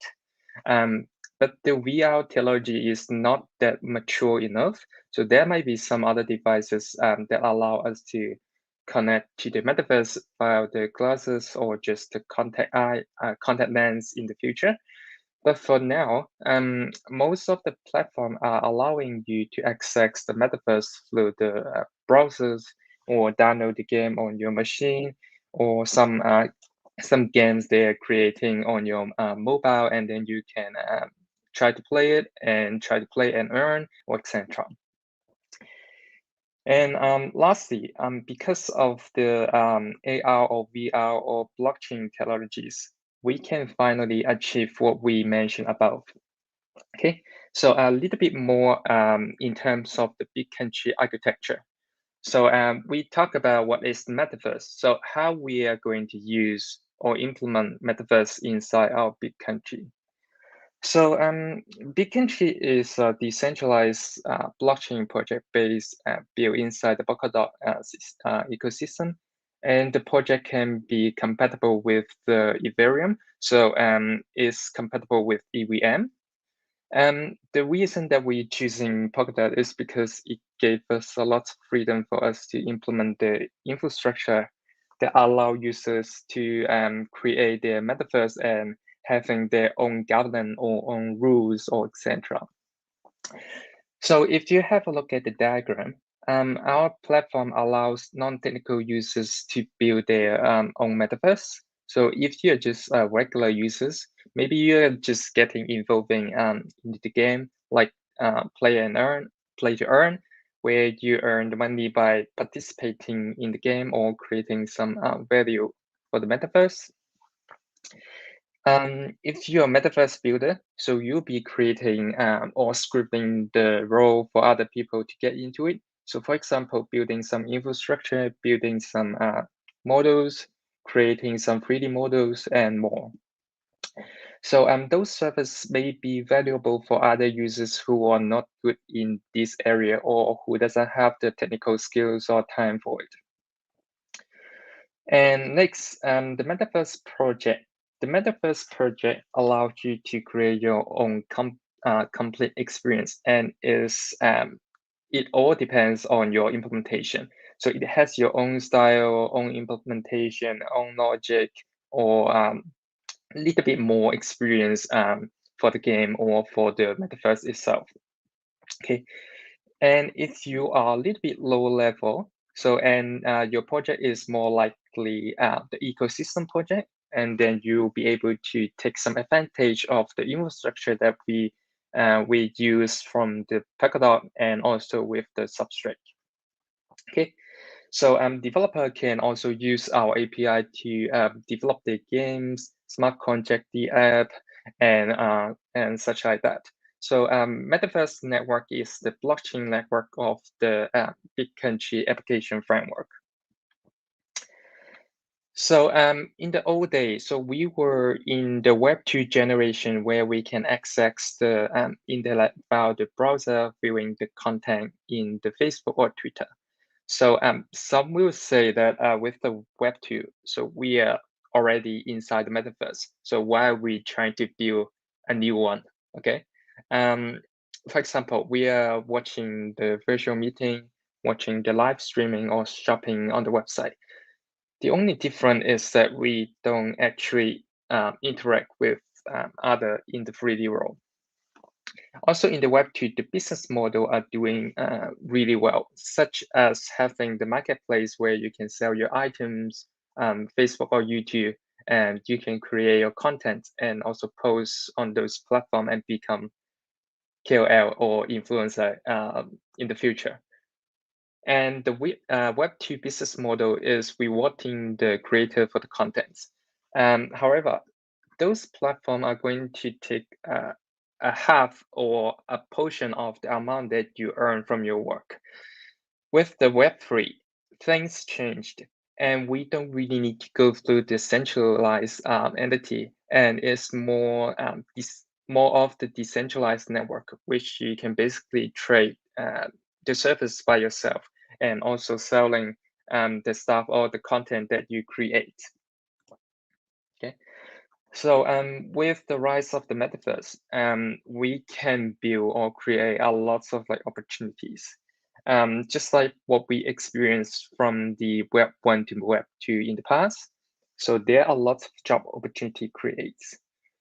For instance, so we never think of we can then earn money by selling a photo or having a lot of like subscriptions or based on the video of based on the view of the videos.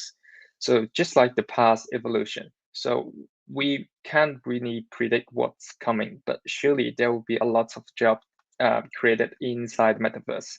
And some jobs may be more technical and some job may be just for you to work inside the Metaverse.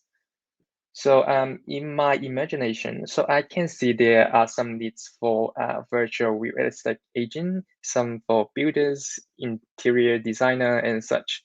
Most of the job here or in this category, it does not require you to have the solid technical knowledge. So for example, how to building or structure a 3D object from scratch. However, it might require you to have some experience inside the metaverse or at least knowing how it works. Okay, and also there are some games that they have the building mode that allow anyone who doesn't have the technical knowledge to build inside their space.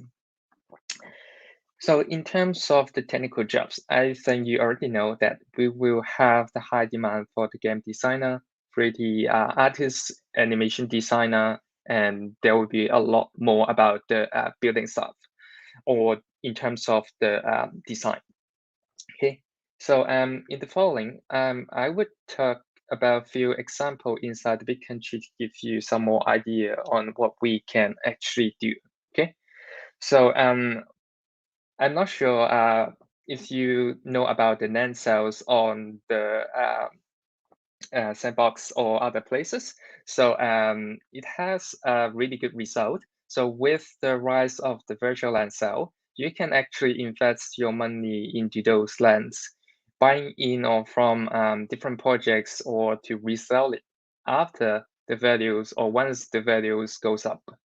With big country, you can actually do a little bit more with the land, such as trying to subdividing the land, leasing the subdivision to someone else, and also maybe you can sell the land in a parcel or etc.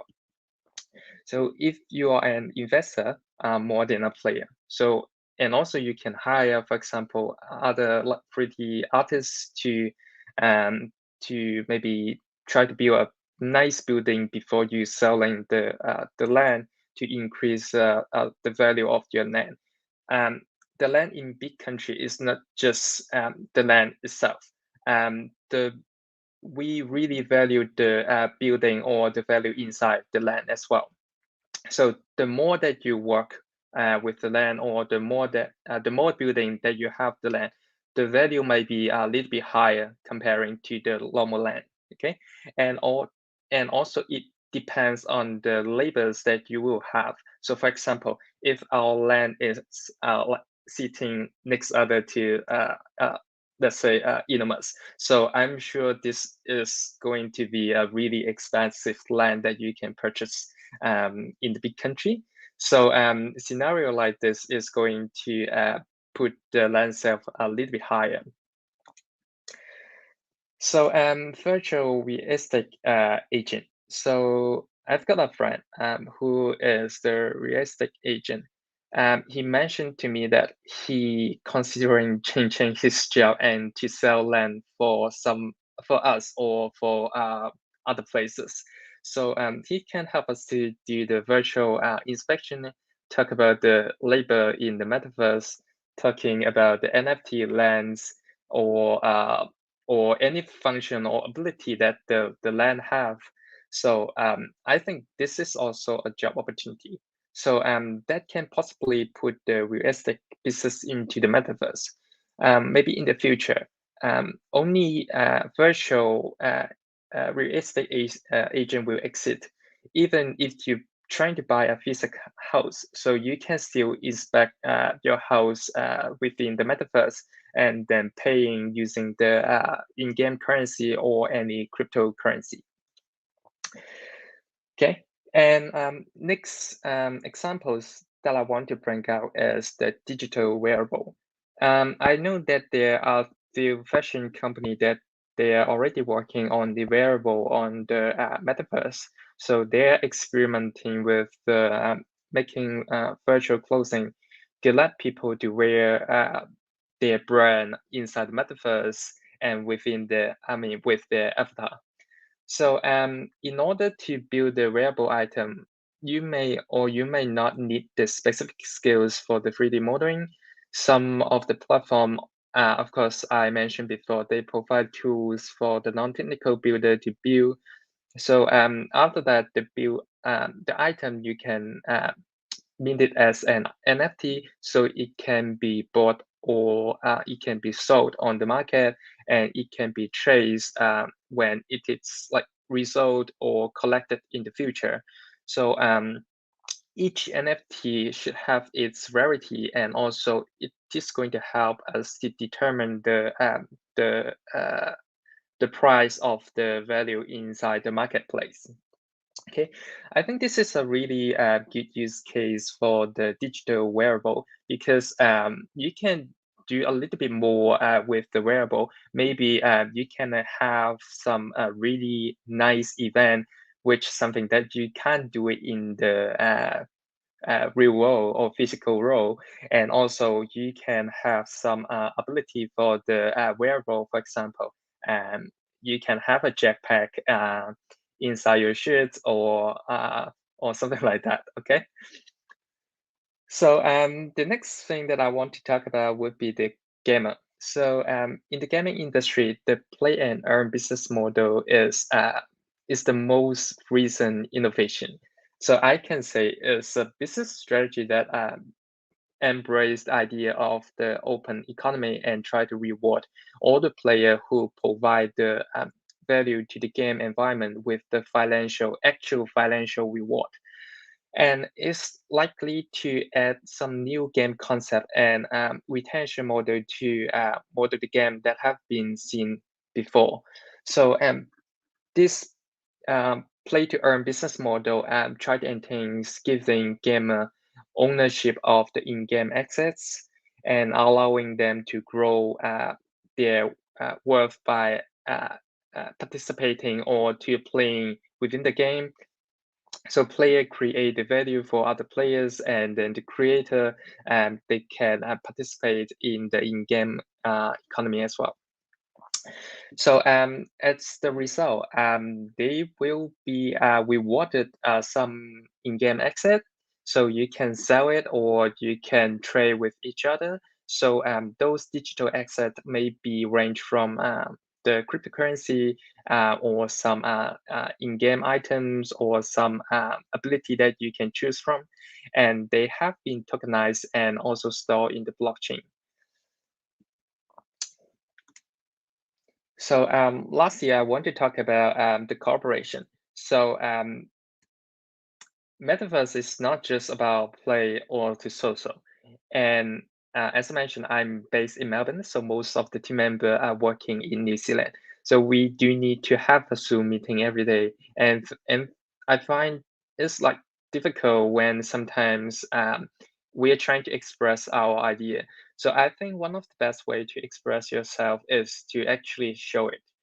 So with the metaverse, I can show what's in my mind regardless of the distance or even if we sitting each other next to each other. So we still have some distance, or we need some tools to help us to draw something, right? So as you can see on the video, so this is our team having a development meeting inside the virtual workspace. So this gives us a lot of freedom to express ourselves and using different tools to interact with others, just like we are actually in the office together. So yeah, those are just some use cases and job opportunities in the Metaverse network. So I believe there will be more to come, and opportunity are beyond what we can think of. So Metaverse might take another 5 to 10 years to build. And this is a really good and early stage for us to get involved inside. At Big Country Network, so everyone can create their own metaverse and have the land within others' metaverse and having an avatar that representing yourself. So this is going to be, I think it's going to be the next mainstream of the internet, just like the Web 2. And I think it's just a matter of time. So we can all get inside into the metaverse using some tools or some advanced VR device in the future. And yeah, so that's all for my presentation. And once again, I'd like to thank you, the host, giving me this opportunity to talk about the metaverse at Bikenchi. So yeah, passing back to you.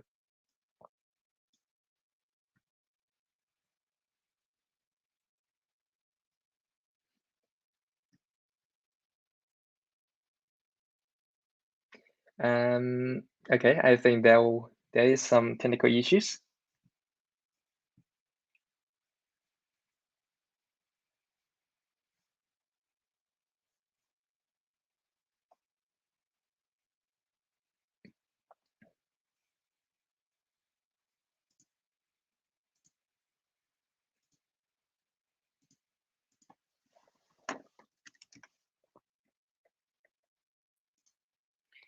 I will come myself because Pasha and Nikita don't reply to me. So Pasha has come back. Nice. Daniel, thank you very much for your talk. That was really, really cool and really interesting. And so that was amazing, actually. Pasha, can you join us? I was here all the time. I just decided to let you go on the stage without working. Yeah. Okay. That's nice. So we cannot take more of Daniel time. Is it true, right? Or how do you feel, Daniel? I think I can stay at the end of the talk from other yeah. Yeah, let us check.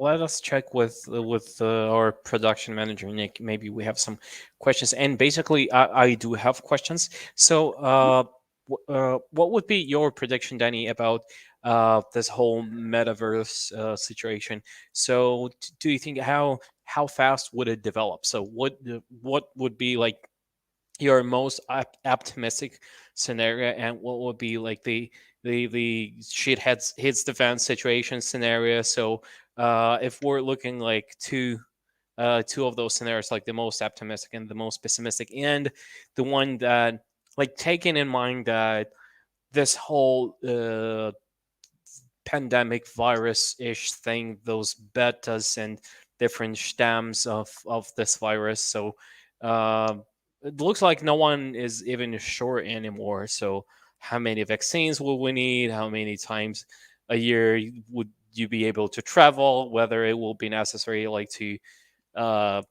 keep the I'm not even talking about on-site jobs, but like jobs in real economy. So just a couple words just to speculate on that. So yes, with the pandemic, so it's kind of like wake up the metaverse concept. So we are trying to get back to the metaverse because we cannot really interact with other people. So in Philippines, so there is about like 40% of unemployment rate at the moment. I mean, during the pandemic. So and then access infinity that comes around, and it helps a lot of people to get back on track, or at least paying their daily expense by playing the game, right?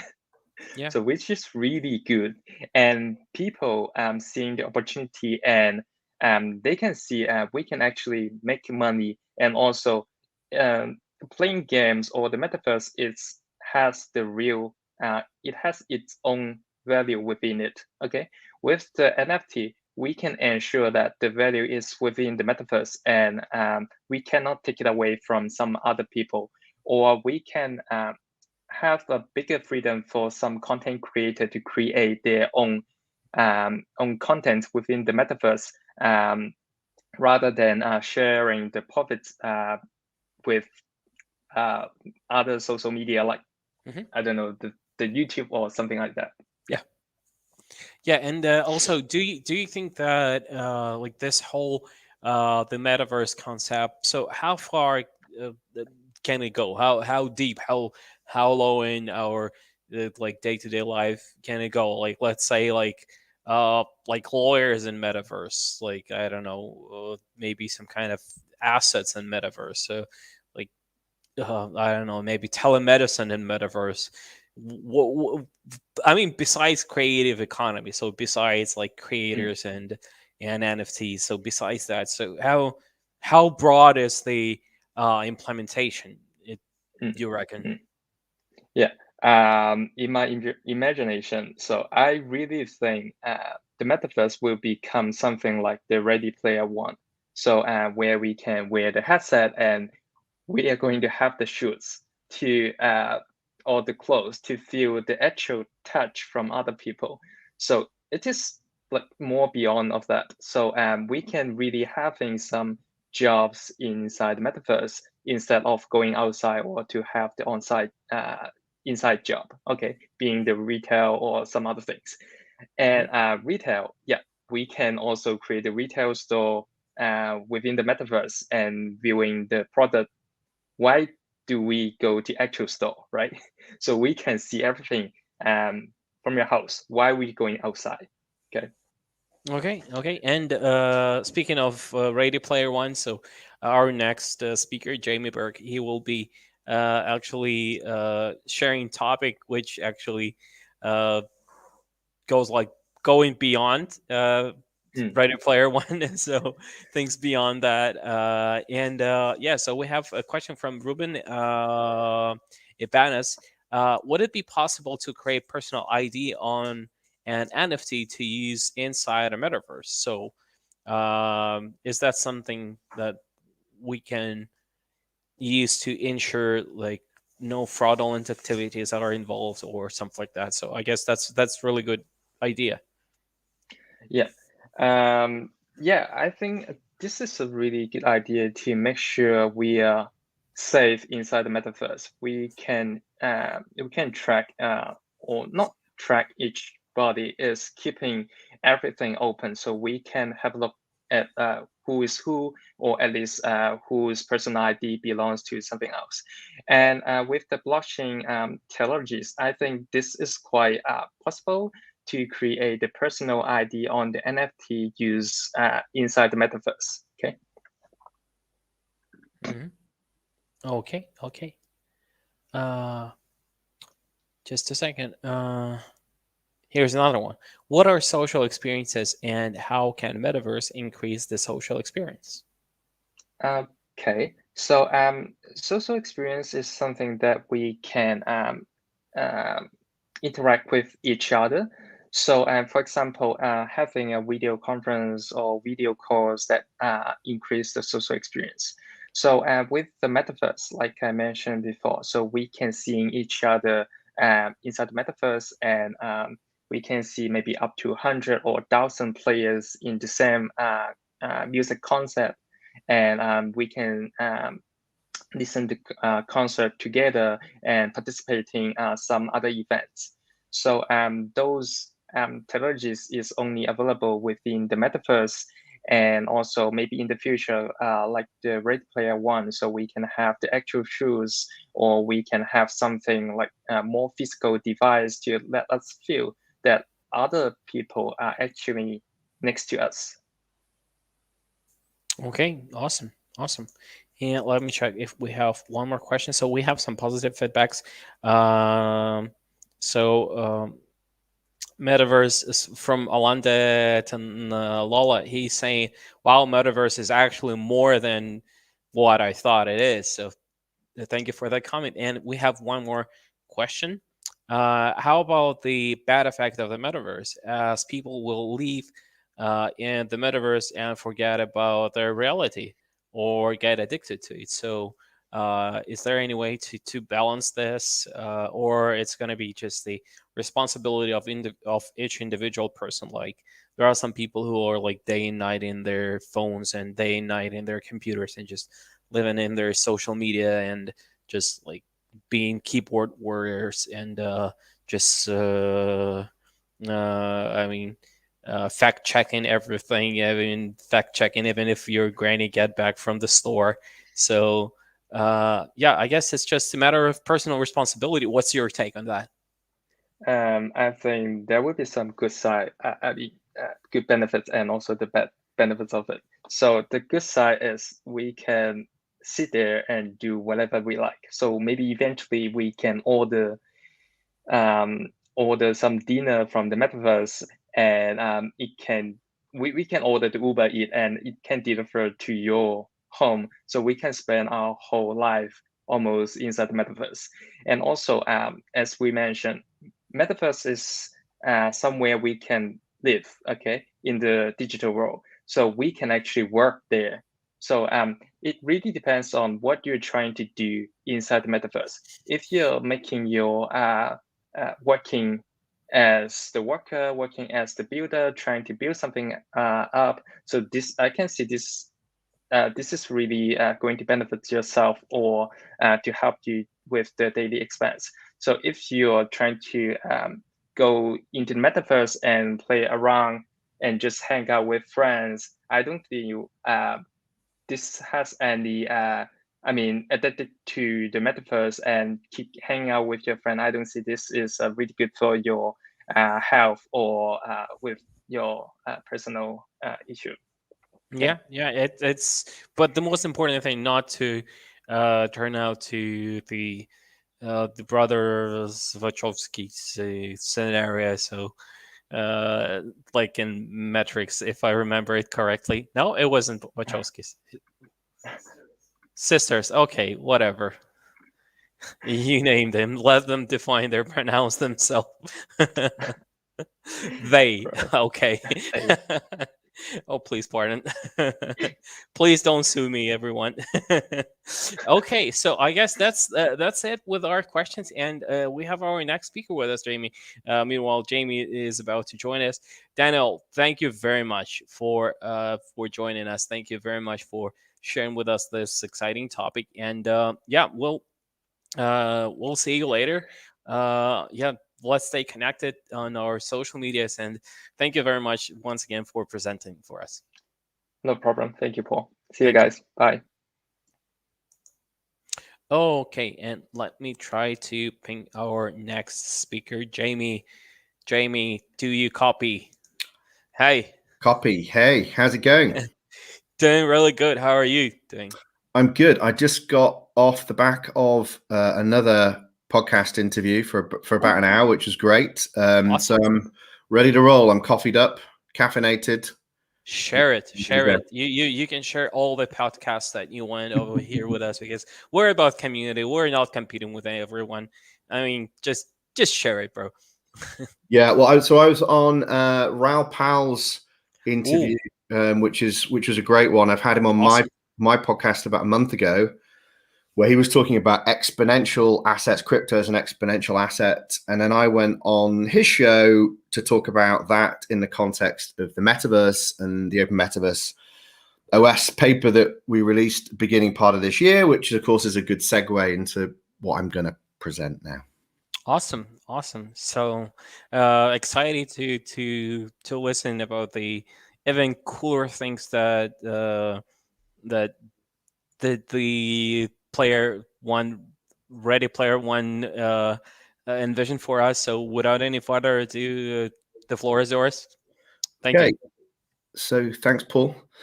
So I am gonna share a slide deck. So just give me a second. I'm gonna pull that up.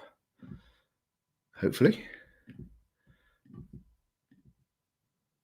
And I'll just go into present mode. Oh no, you've seen the beginning of it. 1 second, I'm gonna have to quickly go back to pretend you didn't see that. Let's pretend we just met.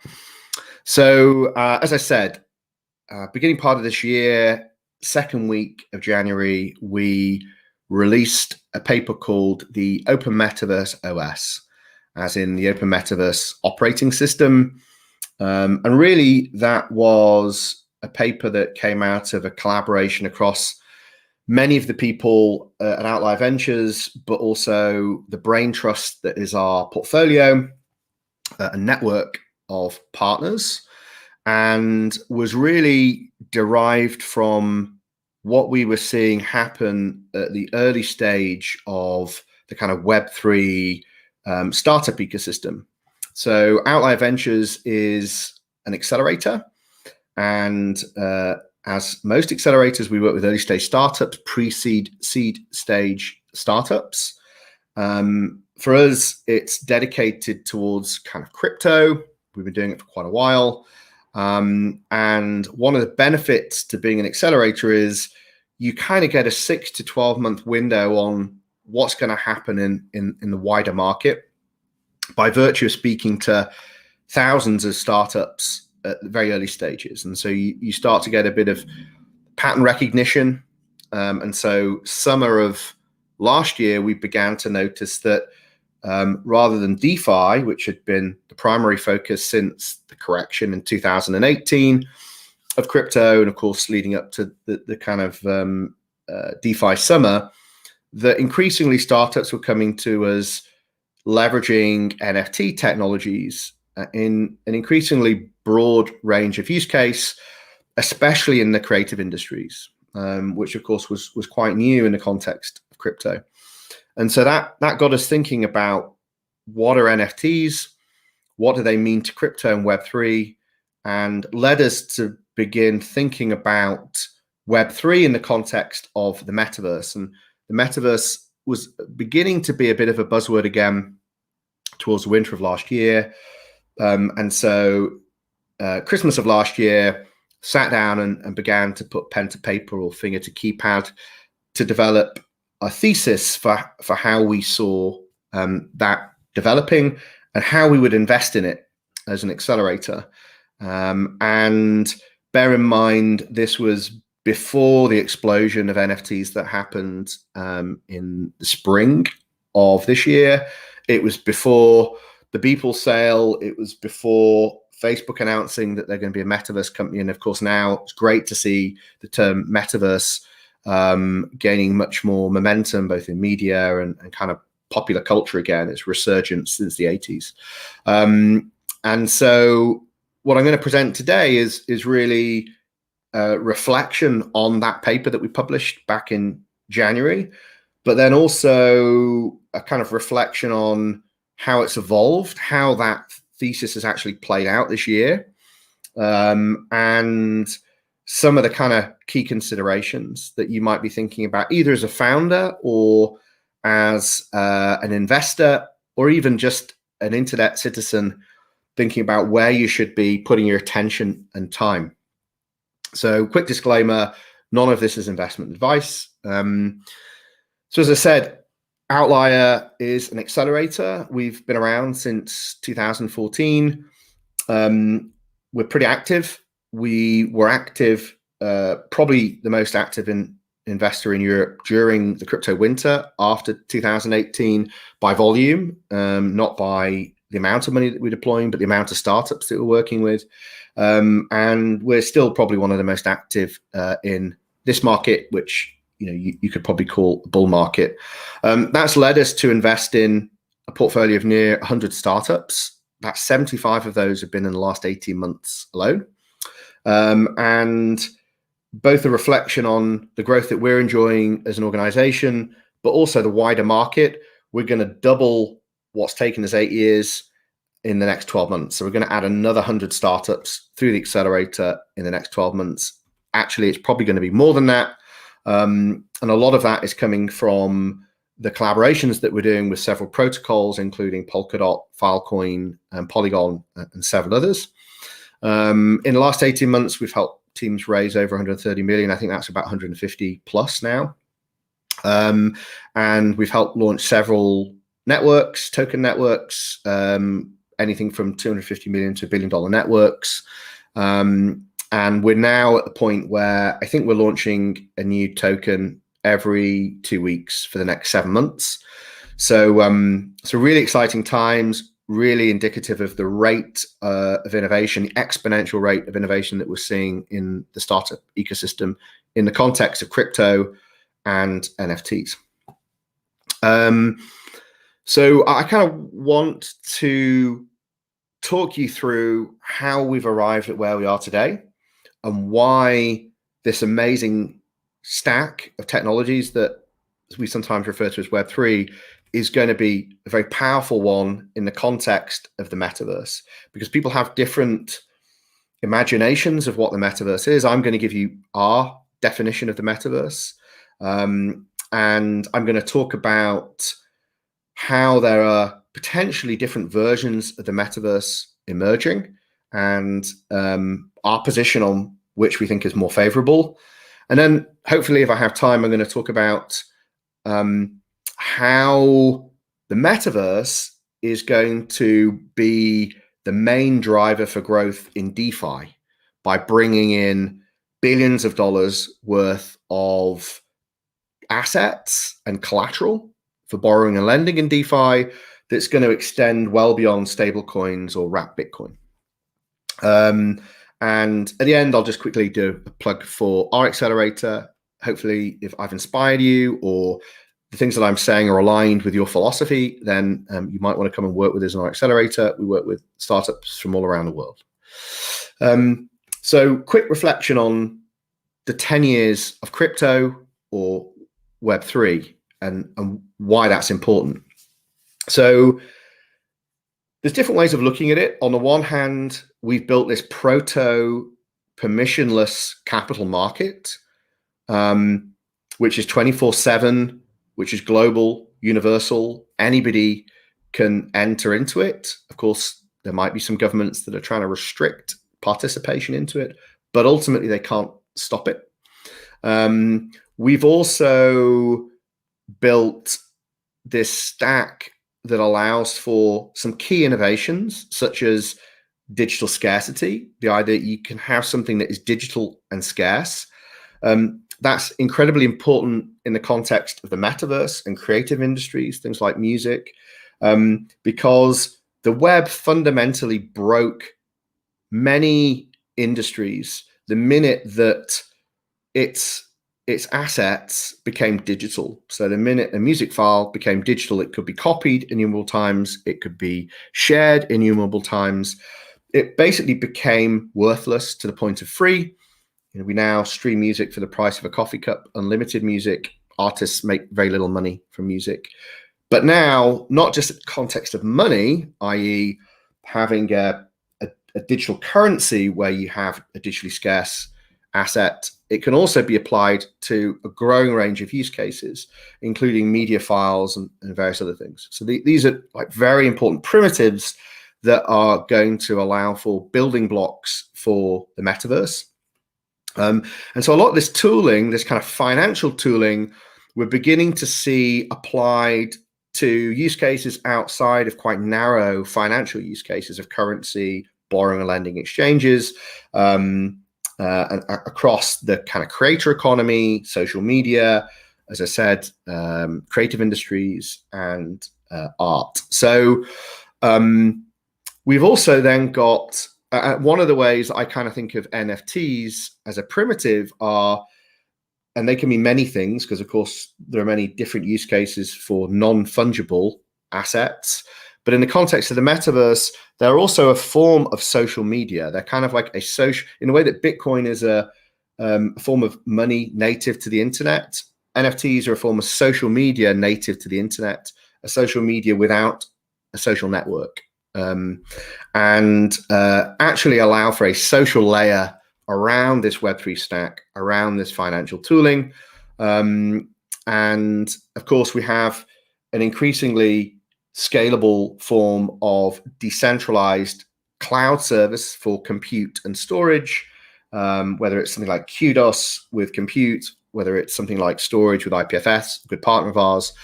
We can have increasingly decentralized or distributed infrastructure. We can have things that fundamentally unbundle platforms and allow for this transferability of value. And again, if you look at how that's playing out in the context of NFTs, you might mint an NFT on one platform, but you can freely move it off that platform. You can sell it on OpenSea. And we would argue later on in this presentation that you can begin to borrow and lend against it in DeFi.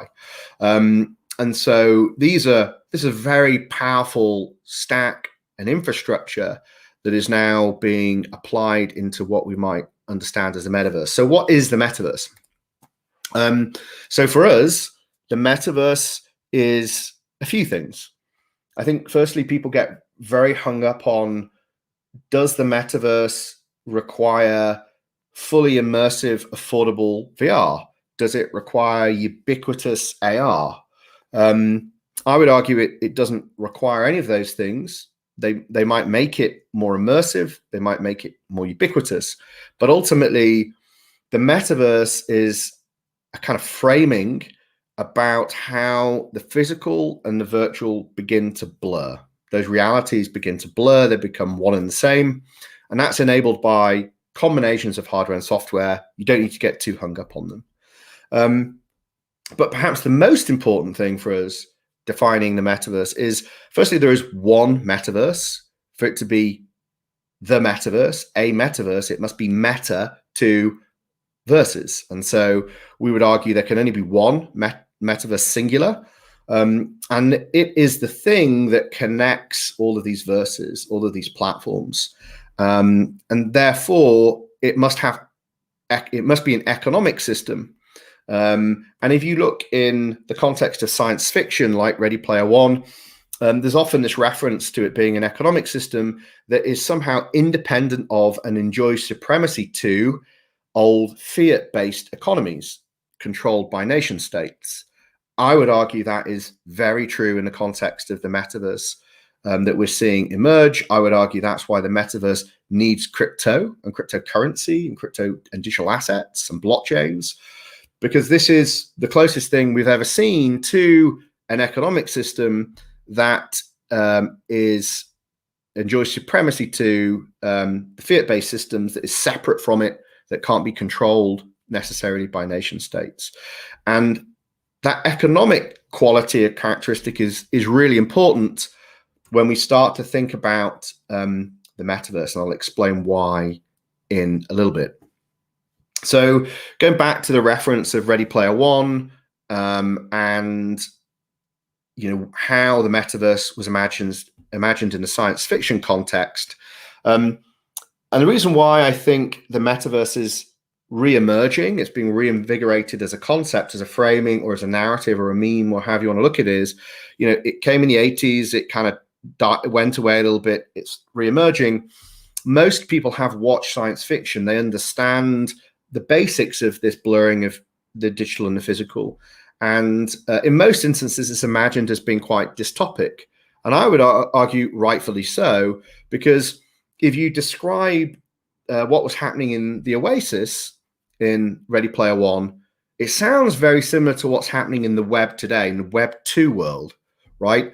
There was a single corporation that wanted to own and control the Oasis servers and databases, where they could delete people, they could deplatform people, they could censor people, they could access any and all information, including metadata. They could change the rules of that world, the T's and C's, terms and conditions, and they could print themselves infinite money and currency. They could change the economic system however they wanted to. And that sounds very similar to Facebook, sounds very similar to Amazon. I'm talking in a Western context. I'm sure you can use many in an Asian context, whether it's China or Southeast Asia or Japan or Korea or wherever. And ultimately, these are corporations that are trying to, or effectively monopolizing a particular platform, use case, verse, or world. And so this dystopic imagination of the metaverse sounds very similar to the web, not just the web, but gaming. There is a duopoly of two gaming platforms on the planet at the moment. And games like Fortnite with billions of users effectively are closed economic systems. You can't move value out of them. You can't transfer value out of them. And you are subject to the mercy of that gaming platform, where they can censor you. Now, what's interesting is Tim Sweeney, the creative founder of Epic Games and one of those duopolies of gaming engine Unreal, understands the importance of the metaverse and understands why it needs to be open. And what's interesting about that is he is probably one of the people that has the most to gain from the way that the web is at the moment, the way that gaming platforms are at the moment, the way that what you might call the metaverses at the moment, if you imagine that Epic Games is, and Fortnite, for example, is part of the metaverse. He understands, presumably because he's a smart guy, but also has some of his thinking rooted in things like Ready Player One, that platforms and the companies behind them often outlive the founder. So you might have a benevolent founder, like you did in Ready Player One, but the platform will exist beyond him. And if the platform is geared purely to shareholder supremacy, then ultimately that will be at the expense of the user. And so a platform having that amount of power is probably not going to be a good thing if it's based upon the paradigm of shareholder supremacy. And so he said of the metaverse is going to be far more pervasive, powerful than anything else. If one company controls that or gains control of it, it'll be more powerful than any government on earth. And again, coming back to this idea that somehow the metaverse will be above nation states, will be above fiat systems once it hits scale. Now, interestingly, he came out with an announcement that they will be integrating NFTs, but in a more permission context. I'm going to come back to that a little bit later because I think it's quite important, versus, say, Steam, which has just declared that they won't be doing NFTs, and I think that's a death knell to them. So simply put, there are at least two versions of the metaverse that we see, we observe that are emerging. Crudely, you could say one that is open and one that is closed.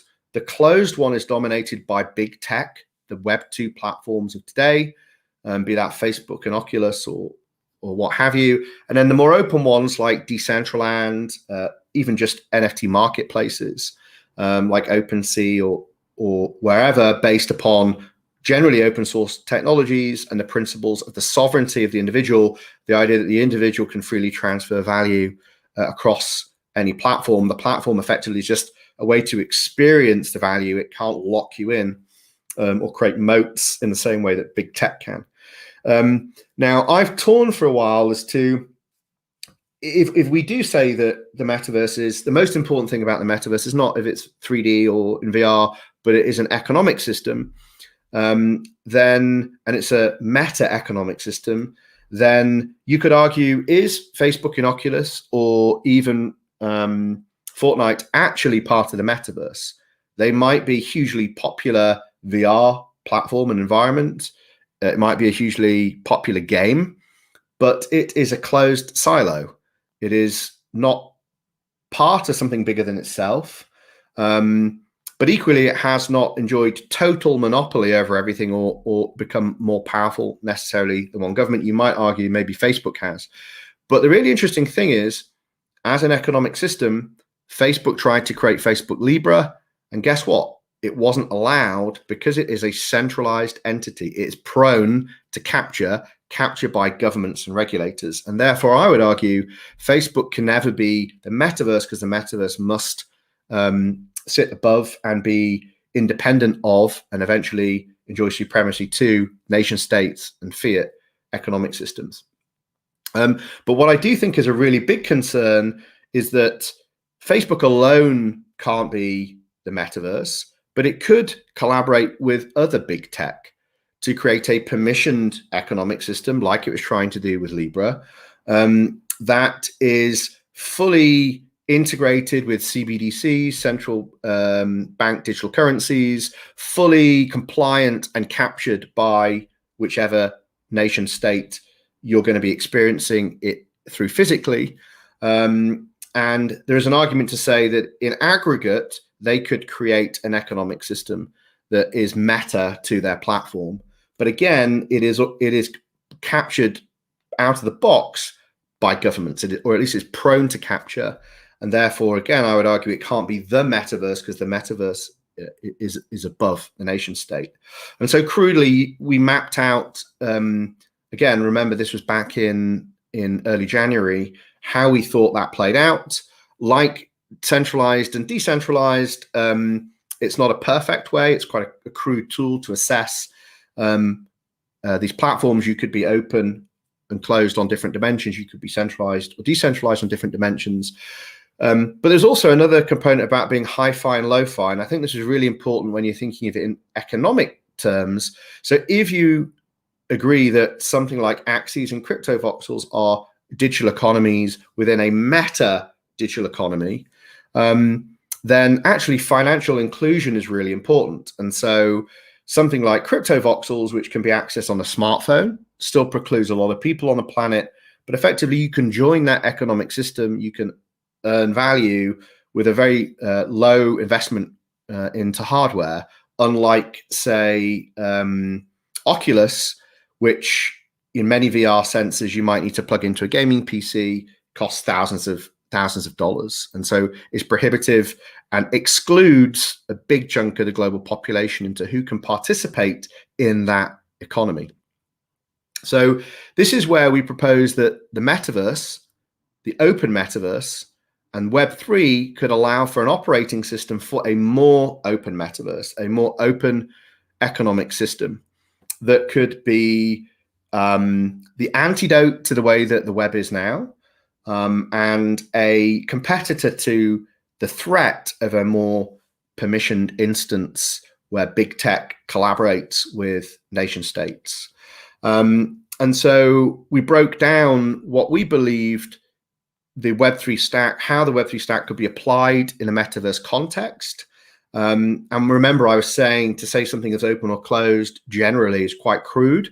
You could be very closed using proprietary hardware or highly centralized hardware infrastructure or software for computer storage to run the network, but you could be incredibly open in terms of allowing the free flow of NFTs and virtual goods. But there's also determination on how centralized and closed is the currency, the economic system, the marketplaces, identity, the ability to transfer identity between your platform and another platform, associated metadata, associated digital goods and wealth. And so whether it's the mechanics or physics of the world, whether it's the programmability, whether it's identity, reputation, metadata, and goods, ultimately, and of course the bridges between the physical and the digital, because it has to, it can't just be a purely virtual world for it to be the metaverse. The metaverse must blur the physical and the digital. We believe that the Web3 stack allows for, across all levels of the metaverse, greater levels of openness, transferability. And so you could look at each one of these verses, electing to use different parts of the Web3 stack at different parts of their stack to allow for degrees of interoperability. So we don't imagine that every verse will be fully open, maybe ever, but certainly not out of the gate. We imagine that verses will choose for interoperability, whether it's around NFTs and that marketplace, whether it's DeFi, whether it's identity, whether it's bots. But ultimately, it's that interconnectivity that is the metaverse. It's the glue that allows for these verses to become one, to become something meta to themselves. And so, you know, we're already beginning to see things like, of course, NFTs as sovereign virtual goods, minting platforms and marketplaces. We're beginning to see DAOs used as forms of collective ownership, fluid collective ownership of, be it cryptocurrency, or in-world currencies, in-game items, collectibles, the fractionalization of NFTs for kind of communal ownership and increased liquidity. We're starting to see data marketplaces emerge that allow for data unions, the aggregation of data to allow for machine learning to happen on top, either third party and the sale of that data through a form of universal data income or basic income, or purely for, you know, the financial return or improved user experience of the metaverse. We're starting to see things around identity and interoperable identity coming through in projects that we've backed, like Crucible Network, for example. But most importantly, there's increased application of NFTs in DeFi, where an NFT is now an asset controlled by the user that they can increasingly use as collateral to borrow and lend against. And for us, that's really, really important, because if you think about how the world looks today, Web 2 or the kind of more closed part of the metaverse, however you want to refer to it. These are closed economic systems. If I'm an active player in Fortnite or any other game, I could invest a lot of time and or money in that game. When I want to leave that game, all value is lost. I can't sell that value. I can't exit that economy. It's a sunk cost. Billions of dollars of value is trapped in games, gaming platforms. The same is for social media. They have deliberately created these closed economies, if you can even call them an economy at all.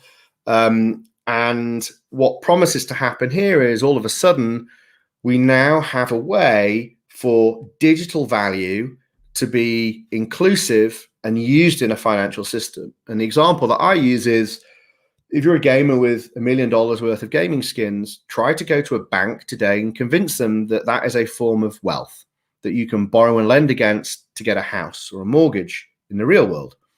You've not got a chance. You couldn't even do that if you had just cryptocurrency and Bitcoin or ETH. You are financially excluded from the current system. Most forms of digital value and digital wealth are not recognized as wealth in the real or physical world, in fiat-based economic systems. Here, as long as there is somebody else in crypto that believes the thing that you've got, be it a gaming skin, a gaming item, a digital piece of art, a digital LP, a music file as an NFT, as long as somebody else or enough people believe that that has value, very likely you'll be able to borrow and lend against it. You are now financially included.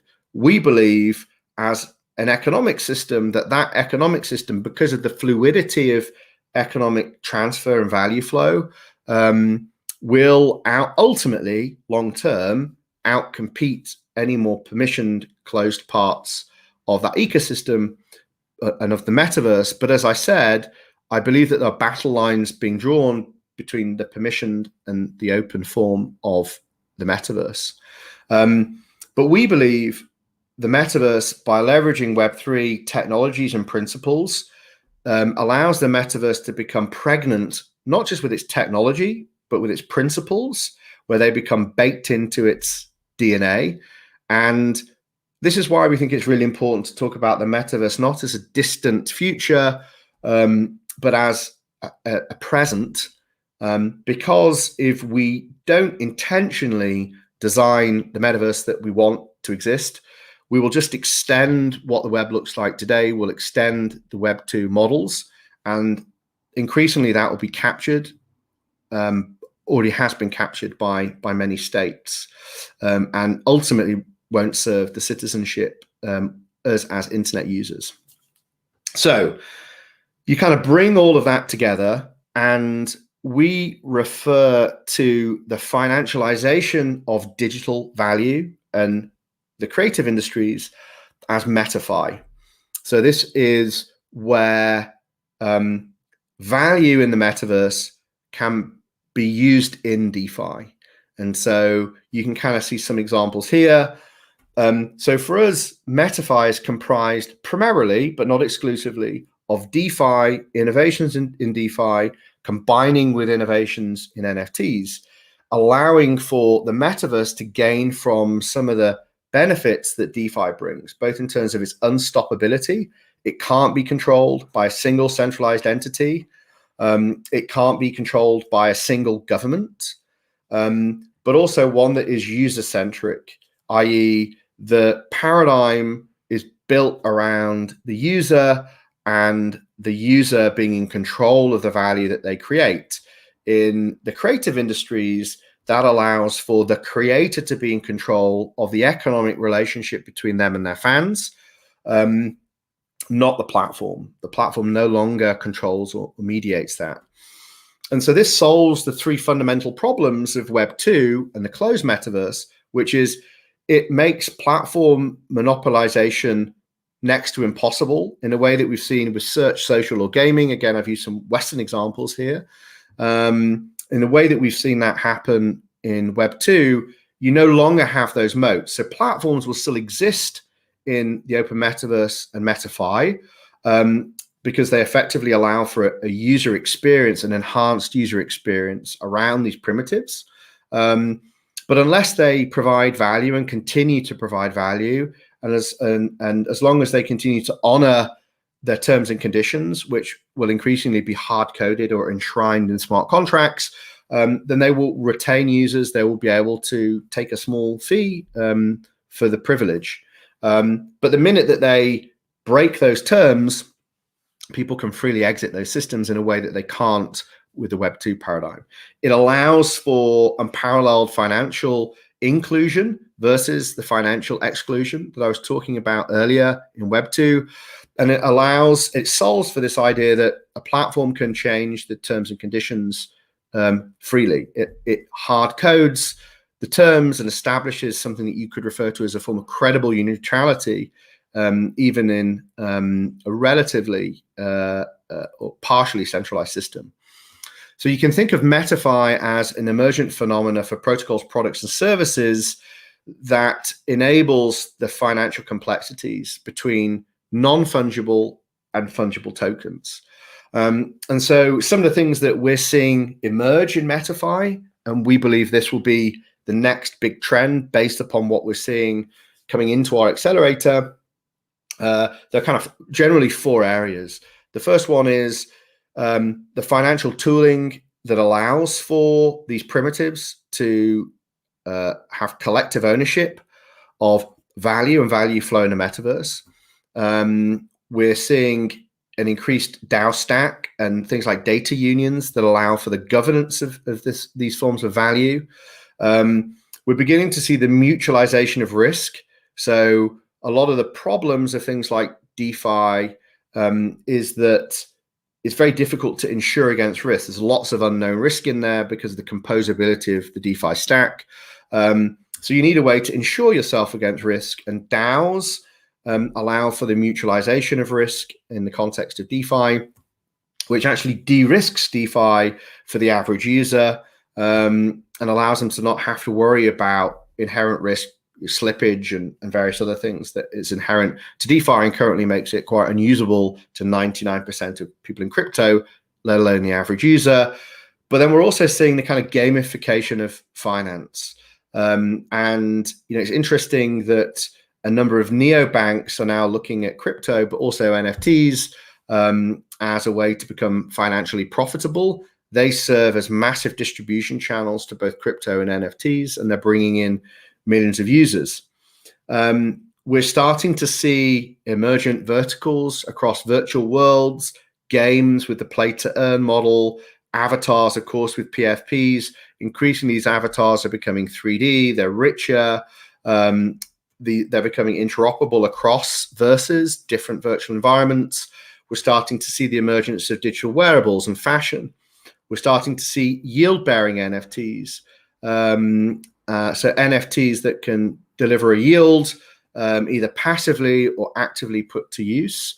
And we're seeing increased amounts of marketplaces, and one that's not here, which is the social experience of NFTs. NFTs for a long time have been things that are passively sat in your wallet. Maybe you'll have an OpenSea page where people can preview them, but they're not very social experiences beyond maybe using it as a profile picture in Twitter. So we're starting to see people create VR worlds to experience them, AR worlds to experience them, both in terms of like a form of social media, but also a retail context to create richer, more immersive retail experiences. And so broadly, you can kind of bundle all of these things together, and we're seeing these kind of foundations of layer 1 and layer 2 scaling being enabling this kind of core finance layer, and that finance layer is becoming the economic layer for these various verses. And it's this interplay between verses and finance that we call DeFi. Probably don't have time to go into this now because I want to make sure that we have some time for Q&A, but we're starting to see some really interesting problems being solved for that allow this to happen at scale, whether it's derivatives, fractionalization of NFTs, new forms of price discovery around NFTs, which are inherently illiquid, or even indices or baskets around allowing people to take participation in what can be quite a complex asset class. Finally, if any of this is relevant to you as a startup, you're working in what you might define the open metaverse or MetaFi, get in touch. We'd love to work with you. We'd love to accelerate you. We'd love to help you raise money like we've successfully helped many other projects before. We have an agnostic accelerator where we don't really care what blockchain you're working on as long as you're a viable product team. But we also run ecosystem specific ones, as I mentioned, with Polkadot, Filecoin, and Polygon, and we're going to be adding several more. So if you're building on that technology, get in touch. Finally, how you do that is you go to outlier.ventures.io/base-camp. So I don't know how I did for time, but let's go back into StreamYard.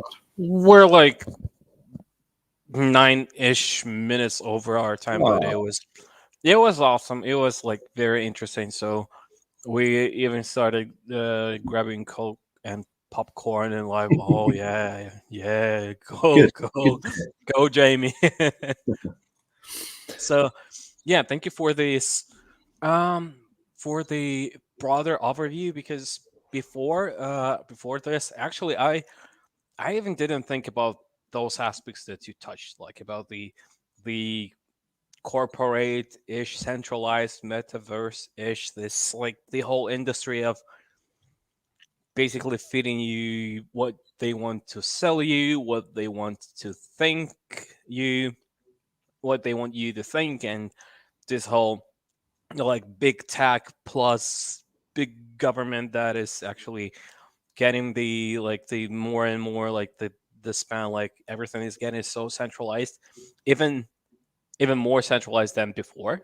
So I mean, like the taxation on unrealized profits and like stuff like this. So basically, like the whole system of like the whole tax system, that how it used to be in the States, when actually it relied on your goodwill when you actually filled in the tax form and stuff like this. But no, now they want to control you. Miss Pelosi wants to control you and basically get all the transactions, everything that. So I mean, like getting into laundry and everything. So yeah, this whole topic of the open metaverse is actually very interesting and very fascinating. And I would say probably in the way it's kind of one of those probably last resorts to that we actually have in the future, I believe. So it's the matter of keeping the privacy and keeping the like some kind of personal space, I would say. Yeah, what I would say to kind of like close that off is, if you follow me on Twitter, I'm constantly saying exit fiat, enter the metaverse. You have a choice which economic system you participate in. And it's not just, exchanging $1 for a Bitcoin. And that's one way you can do it, entirely or as a hedge. But it's actually also your attention. Are you going to put your attention into Web 2 and allow them to monetize that? Or are you going to put it into Web 3? Are you going to put your time? The amazing thing about the open metaverse and NFTs are, people always say, oh, well, Axes cost too much to play now, or who can afford a Bored Ape? But the reality is they weren't expensive in the start. CryptoPunks were given away for free. Actually, you are overly rewarded by attention. Attention is the greatest thing that you've got in the open metaverse. There's always a new thing that you can participate in. And if you are time rich, I would argue that serves you much better than being cash rich. It helps if you're both, but like having time, I don't have much time. I'm a father, I'm 40. I'm running Outlier, it's a big company. There will be people who are degenning in a Discord server that can make a lot of money, very low effort from a very low capital base, just because they have that time and attention. So be conscious about which economic system you're investing in, you're supporting, and you're growing. And I think to your point around this kind of collaboration between big state and big tech is because, look, the reason why they're trying to clamp down on crypto, the reason why China banned Bitcoin mining is it was a great way to turn a physical investment through mining into a capital flight to get it the hell out of China, right? There's very other few ways that you could do it. And the same now is true with the US. They're trying to limit what happens in DeFi. They're not protecting retail investors from crypto. They don't want people to exit their fiat system into something that's permissionless that they can't control. And the fact is, big tech are captured. They're aligned with that goal. And if you look at what's happening with Oculus, I mean, I love Oculus. I've got one. But what most people don't realize is when you put that Oculus headset on, it's doing two things. Firstly, it's mapping your house, your floor, the objects in it. It can track your retinal response to visual stimuli, your biometric data and response to visual stimuli. Like Zuck's literally just gone inside your body and inside every room in the house that you use that thing on. And they have the same business model with all that data that they do with traditional Facebook. So like through things like Oculus, we are allowing them to extend that surveillance capitalism even deeper into our lives, our personal worlds. And that's, for me, really scary. And I think the problem is it's such a great piece of hardware, people just for the cool experience will allow that to happen. And I think we need to fundamentally think about the principles of the metaverse that we want to exist. Yeah, and the whole situation with how they actually it starts with such a little thing like CAPTCHA, when like, oh, let us check whether you're a robot or not. Yeah, and they're just training their ML models with that. So I mean, that's one of the things that I recently discovered, that basically they're just using you to teach their ML model, they're like the neurovision. I mean, I mean, yeah, of course. Yeah, thank you for checking if I'm the real person for like 12 times a day. I mean, like on my computer, same Wi-Fi, same IP address. And I mean, like not using a VPN at that time. So just ridiculous. Yeah. So I'm not sure if we have time for questions, and I actually went through some of the questions, and I think like you covered them like really in depth regarding the big tech and how they're trying to lay their hands on this, and we just have we have some feedbacks. We have some really cool things that people writing in the chat, and we will not populate your time anymore. Jamie, thank you very much for joining us. Thank you for actually contributing your time, your valuable time to share with the community, and we really appreciate you for doing this. And like the feedback in the chat is just terrific. It's amazing. Yeah, and thank you once again, and thank you for joining us. And I hope we'll stay connected for the future summits, for the future events that we will have for 2022. It was our pleasure to have you. Thanks for having me. And sorry we didn't get to do comments and Q&A. If you have any questions, just hit me up on Twitter. I'm Jamie247, the numbers. I'm pretty responsive on there, so you can catch me there. Thank you very much. Thanks, everybody. Bye.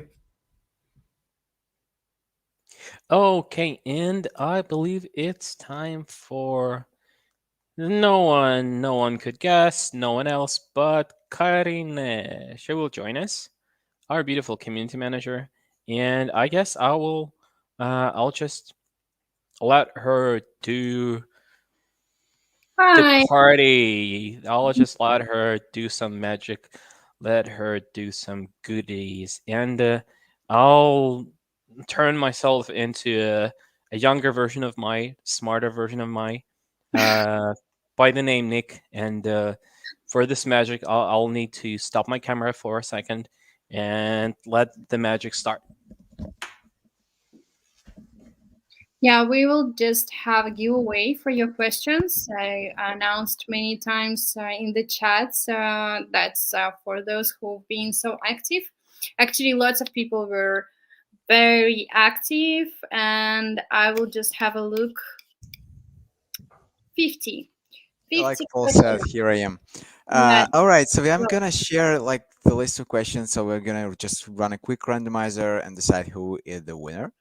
So give me just a moment to do just. And Dear attendees, if you have any comments, please let us know. Any kudos, any comments, everything. If you like, we will be just happy to get it, because we worked really hard to make this event true and overcame lots of hardships to make it real.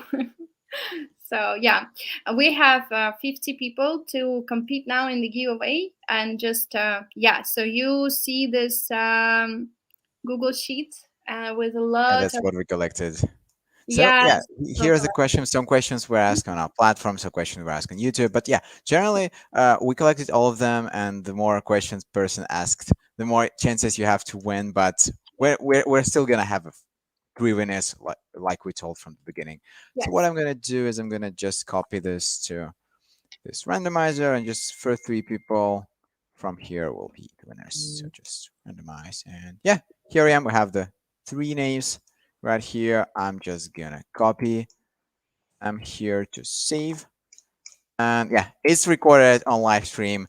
I'll check. I guess I'll check later if they are from platform or for YouTube. If you are from our platform, it will be pretty easy for us to identify you. But if you're on YouTube, just please reach out to us, because we may not have your email address.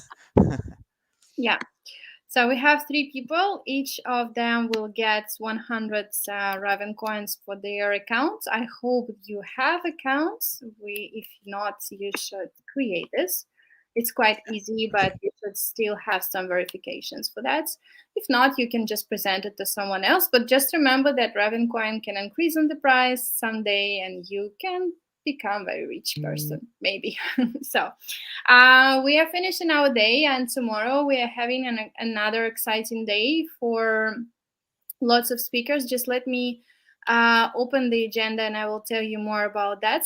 So as I introduced at the beginning of our events, today we had Industry Updates Day. So like general overview about all the blockchain technological world, about Web3 Foundation, how can it help to you, about the NFT. We had an amazing blog, and we had a really cool panel. We also had really cool, interesting talks about Metaverse, about financial systems, about CBDC, and the CEOs of two coins also just came to us and presented their topics. So tomorrow we start from the DeFi topic. And the decentralized finance and stable coins for social impact. It's going to be Jane, again recorded, but all the other topics are going to be live, except last one. So then there will be Ilan on tech. That's going to be super perfect, interesting topic. I really just want to inspire all of you to watch it, because he has like 300,000 subscribers on Twitter. His YouTube channel has like millions of watchers, and you should just go and listen to him, how to build your first decentralized applications. Then there will be Enes Turk from Polkadot, senior ambassador of Polkadot, and our amazing programming committee member who will also moderate. So he will talk about actually gaming industry, which is very popular and important topic in the blockchain world, Web3 based world, and the gaming industry. The next topic is going to be also very, very interesting for those who already have experience in development and blockchain development, for those who are middle or senior ones, because the topic will be smart contracts on Cardano. And then we will have Russell Faustina, who will present algorithms for 1 hour, and blockchain for developers getting started, how to make projects with algorithms. Then there will be Simon from Liquidity, understanding the multi-chain world, which is very interesting topic also. Alexi Landaeta from Polkadot and Kusama. He is now preparing hard for tomorrow, and I hope he will manage to do this. We are very, worried about him, but it will be okay, I hope. Vijay Sain from Microsoft. He will talk about EVM. Finally, we have a topic about EVM. It's very important too, it. And I saw the topics, the questions about Monero level privacy here in the chat. Tomorrow, Daniel Debik will tell you about this. And we finalized with building mobile first DeFi apps from Silo. Very interesting. Also, it will be recorded. So all of the other topics will be live. And as you are watching us the whole day for 10 hours, or I don't know how much, we have 50% discount for those strongest people who want to listen for the second day tomorrow. So tag day, the promo code can be somehow put it somewhere. Yay! Yeah, that's the promo code. So yeah, use it. It just works for several hours. Please be active here and use your chance. You will like it also as the first day too. So that's it. Thank you a lot. Nick, Yeah, thanks everyone for watching. Thanks for, I definitely saw a person who was sitting through all of the 10 hours. Thank you directly to you. And of course, to everyone who joined, to all the speakers, to everyone who helped us with this, at least first day. So, and I'm just gonna say thank you to our sponsors. I'm just gonna put the link to their product in the chat once again, and I'm gonna say goodbye to everyone and see you. See you tomorrow. See you tomorrow. Yeah. Bye.